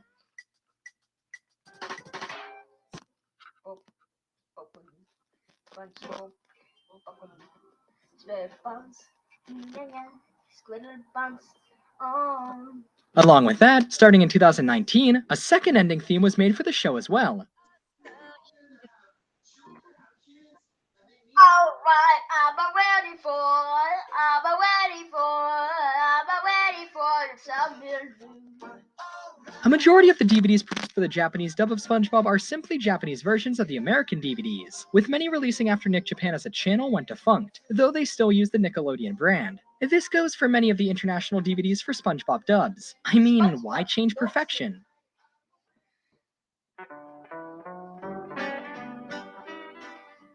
International dubs of American cartoons have always been so fascinating to me, whether it be changes made to the show itself, or even simple stuff like what channel they air on. Did you know that in certain territories, The Fairly Odd Parents airs on Jetix, now known as Disney XD? Fairly Odd Parents on Disney. While some international dubs opt to make an original opening for their localized show, it seems most SpongeBob dubs keep the original theme, and simply translate it into their language.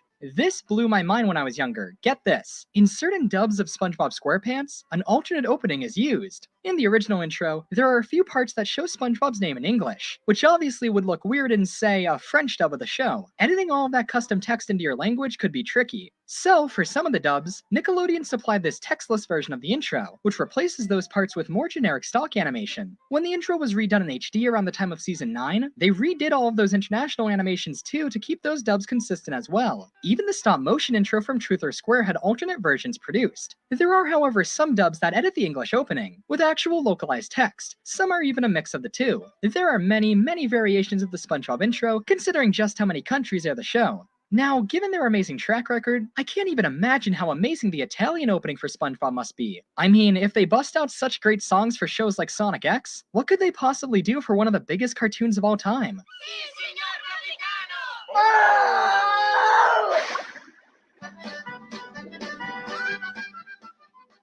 In a surprising twist, it's just the international intro, but with no lyrics at all. This is one of the few dubs to do this. It's very interesting. But hey, check out that logo at the end of the original Italian opening. The show is actually simply called SpongeBob over there, and features a unique brighter logo showing off the main cast of characters. This carried over to some early DVD releases, a far departure from the American logo. This would, however, be changed for the HD intro, though it still lacks SquarePants. One interesting thing with certain SpongeBob dubs is how recent some of them are. For example, the show didn't officially start airing in Vietnam until 2016, with the dub consisting of episodes from seasons 3 and 4. Over in Bangladesh, the Bengali SpongeBob dub premiered on April 14th, 2019.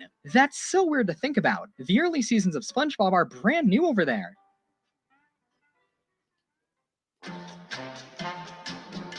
I need to take a look at In some countries, dubs for certain foreign shows are produced illegally, without the blessings of the show creators or the license holders. The best example of this are the Persian dubs of SpongeBob. They're known as Babas Fanji. These dubs air in both Iran and Afghanistan, and are widely There are at least 5 different Persian dubs of SpongeBob, all airing on different channels and made by different companies, with some even being exclusive to this video's main subject, DVDs. It's widely believed that most of, if not all of these Persian dubs of SpongeBob are unlicensed, with no involvement from Nickelodeon. Why do people believe this? Well, while there are obvious things such as no mention of Nickelodeon anywhere in these dubs, the main reason to believe this is that these dubs often use custom music and sound effects, as if they had no resources from Nickelodeon and had to redo the entire audio tracks. And when they do use the original music, it's taken straight from the English episodes, with the original voices edited out poorly. And yes, this extends to even the opening of some of the dubs. Take a listen to the intro from the dub produced by the company Farzi.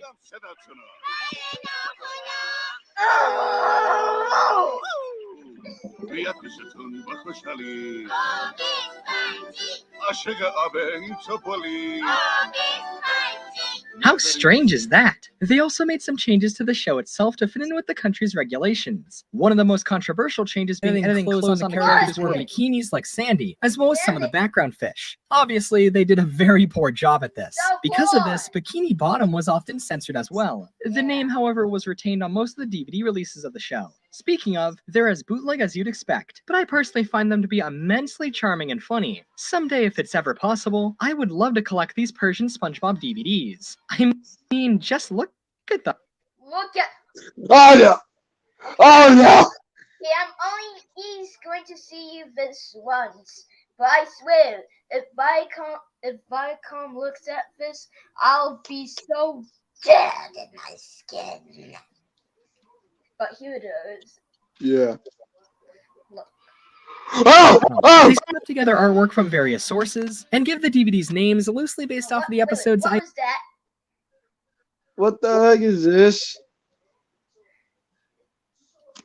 I assume are included. Some make sense, some don't. I'm personally a big fan of this one. Coin. Who could forget the Fry Cook game? Or Stupid.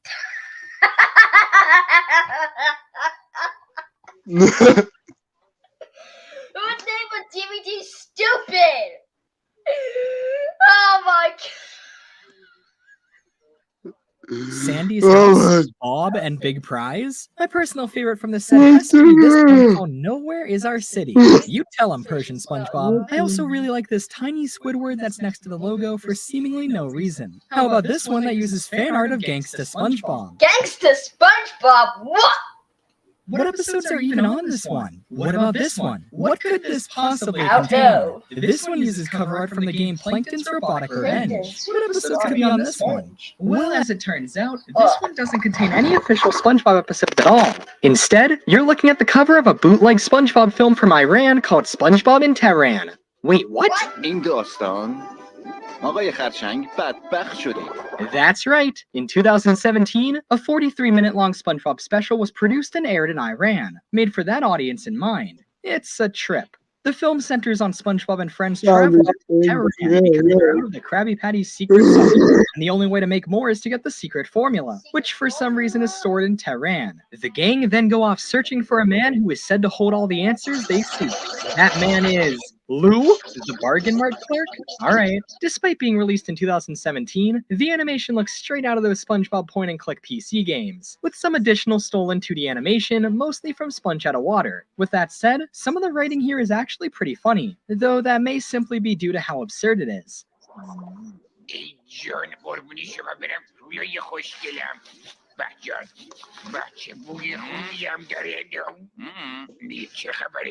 بدبخت شدیم های خرچنگ. چی؟ بدبخت شدیم حمله کردن سپر تفنگی سراخش کنید چیه؟ میدونین چه های خرچنگ من خودم کنی سوراخ دارم ببینید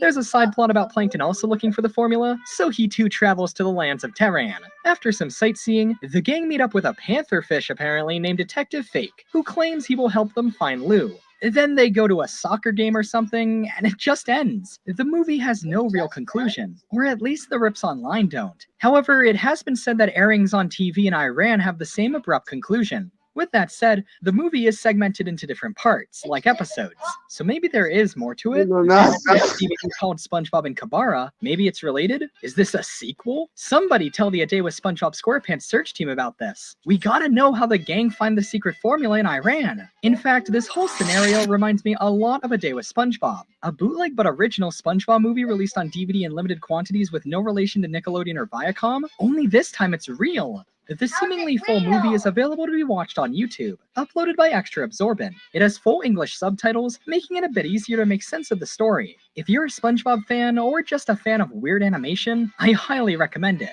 Interestingly, it seems this movie was made by the same team that produced a dub of the show, the one that airs on the channel Rib Puya, as the movie seems to share the same voice actors. This hasn't been confirmed, but it seems likely. If there are more than 43 minutes to this movie, I really hope it gets documented eventually. However, it would make sense if this truly is it and the movie just ends abruptly. It's an unlicensed movie made for a quick buck. What do the producers care if the story makes sense or has an ending? When I first discovered them, I was so intrigued by Persian bootleg DVDs. After looking up SpongeBob, I looked up ones for Sonic, and sure enough, they too look really bizarre, with tons of stolen official and fan artwork. Same goes for Mario. It seems bootleg DVDs featuring unlicensed dubs are a really big industry over there. While on the subject of Persian dubs, I just had to mention this. Remember how the Persian dub of SpongeBob uses a custom instrumental? Well, the Persian dub of Sonic X does the same thing, probably for the same reason of it likely being unofficial.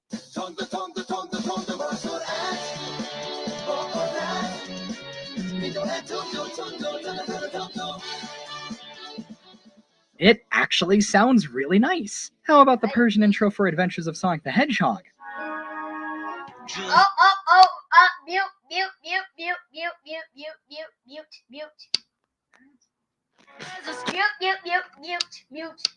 mute, mute. Mute. Stop copying me. The Persian dub of Adventures of Sonic the Hedgehog didn't even bother to recreate the original intro, instead using the instrumental of Katy Perry's song Last Friday Night. At least the lyrics are original. Whoa. Mute.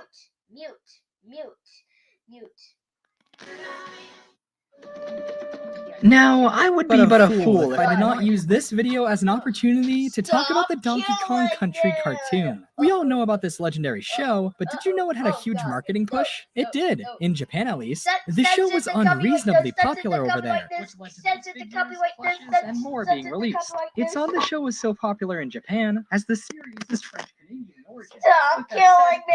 DKC was a really big deal in France, where the show was animated. The series premiered in 1996 on a French TV block called The Planet of Donkey Kong, which aired on the channel French 2. Lots of material was made to promote the show in France, and it all makes for great entertainment nowadays. The Planet Donkey Kong block lasted for a while. It won an award and went under several names, such as DKTV. During commercial breaks on the block, the characters from the show were featured in various bizarre skits, referencing movies, pop culture. The block even featured music videos. Lots of stuff. So I should make the slash live stream show in this episode 1. Understanding these would be it. If you thought the show itself was bizarre, you haven't seen anything yet. We're not in Congo Bongo anymore.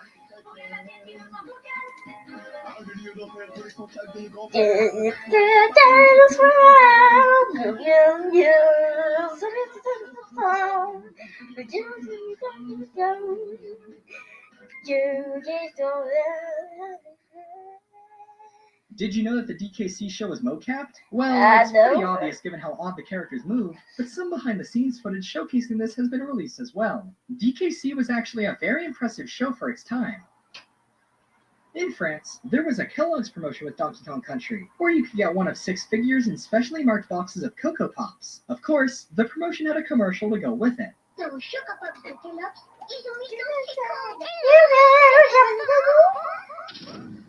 How did he appear out of nowhere? Country also used models similar to the TV show, though DK has more intense fur textures. My absolute favorite piece of extraneous Donkey Kong Country material, though, is this video, in which Donkey Kong interviews Nancy Blair Griffin at Media Lab.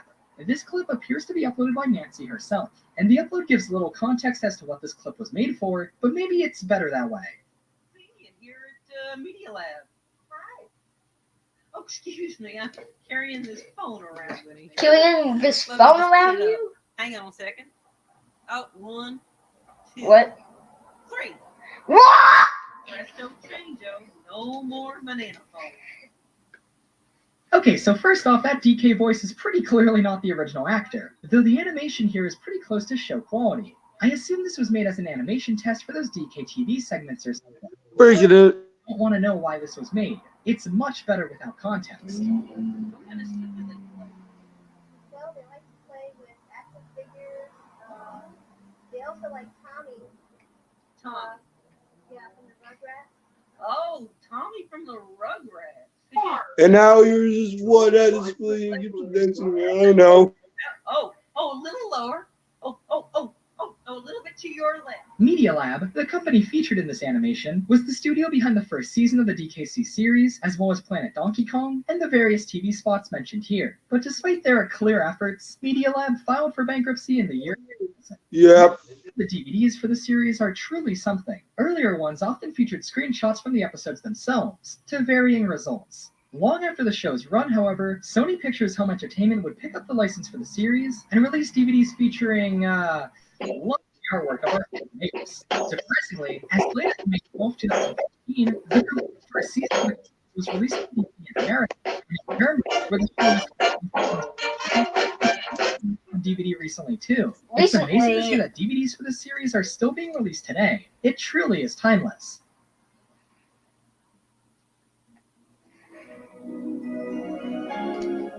I think it's done already. And there you have it. A look at some fascinating DVDs of our favorite shows from around the world. You'll notice this video God dang it! Just as much as it was about the DVDs. Are you kidding? It's interesting to see how much these shows change for the different countries and cultures. It's important that Yeah, freaking copyright strike. Are you kidding me? Translating these beloved shows to other countries, because this is how those countries countries will will perceive perceive these these shows. shows. Some Iranian great taste in music. Stop And, showing I me just think that's all that. pretty neat. Stuff like this really inspires me to explore the world. Why? Your turn. Stop! Other countries? That's so interesting. One day I'll have to find a way to import some of these DVDs. I need What to see Nowhere Is Our City Nowhere in Is person. Our Maybe those City? Blaze Sonic X DVDs too. I want to thank all of the brave Sweet DVD designers and dub Victory producers from as over the featured years in for giving us all of this content. SpongeBob. While some are better than others, it's clear a lot of passion goes Version into these to make sure SpongeBob. these shows are the best they can be. You know what? Let's just end the stream already. So Yep. thank you for watching Micah at Night, and we'll see you tomorrow. Goodbye. Bye. Bye. It's PS2 Hinge.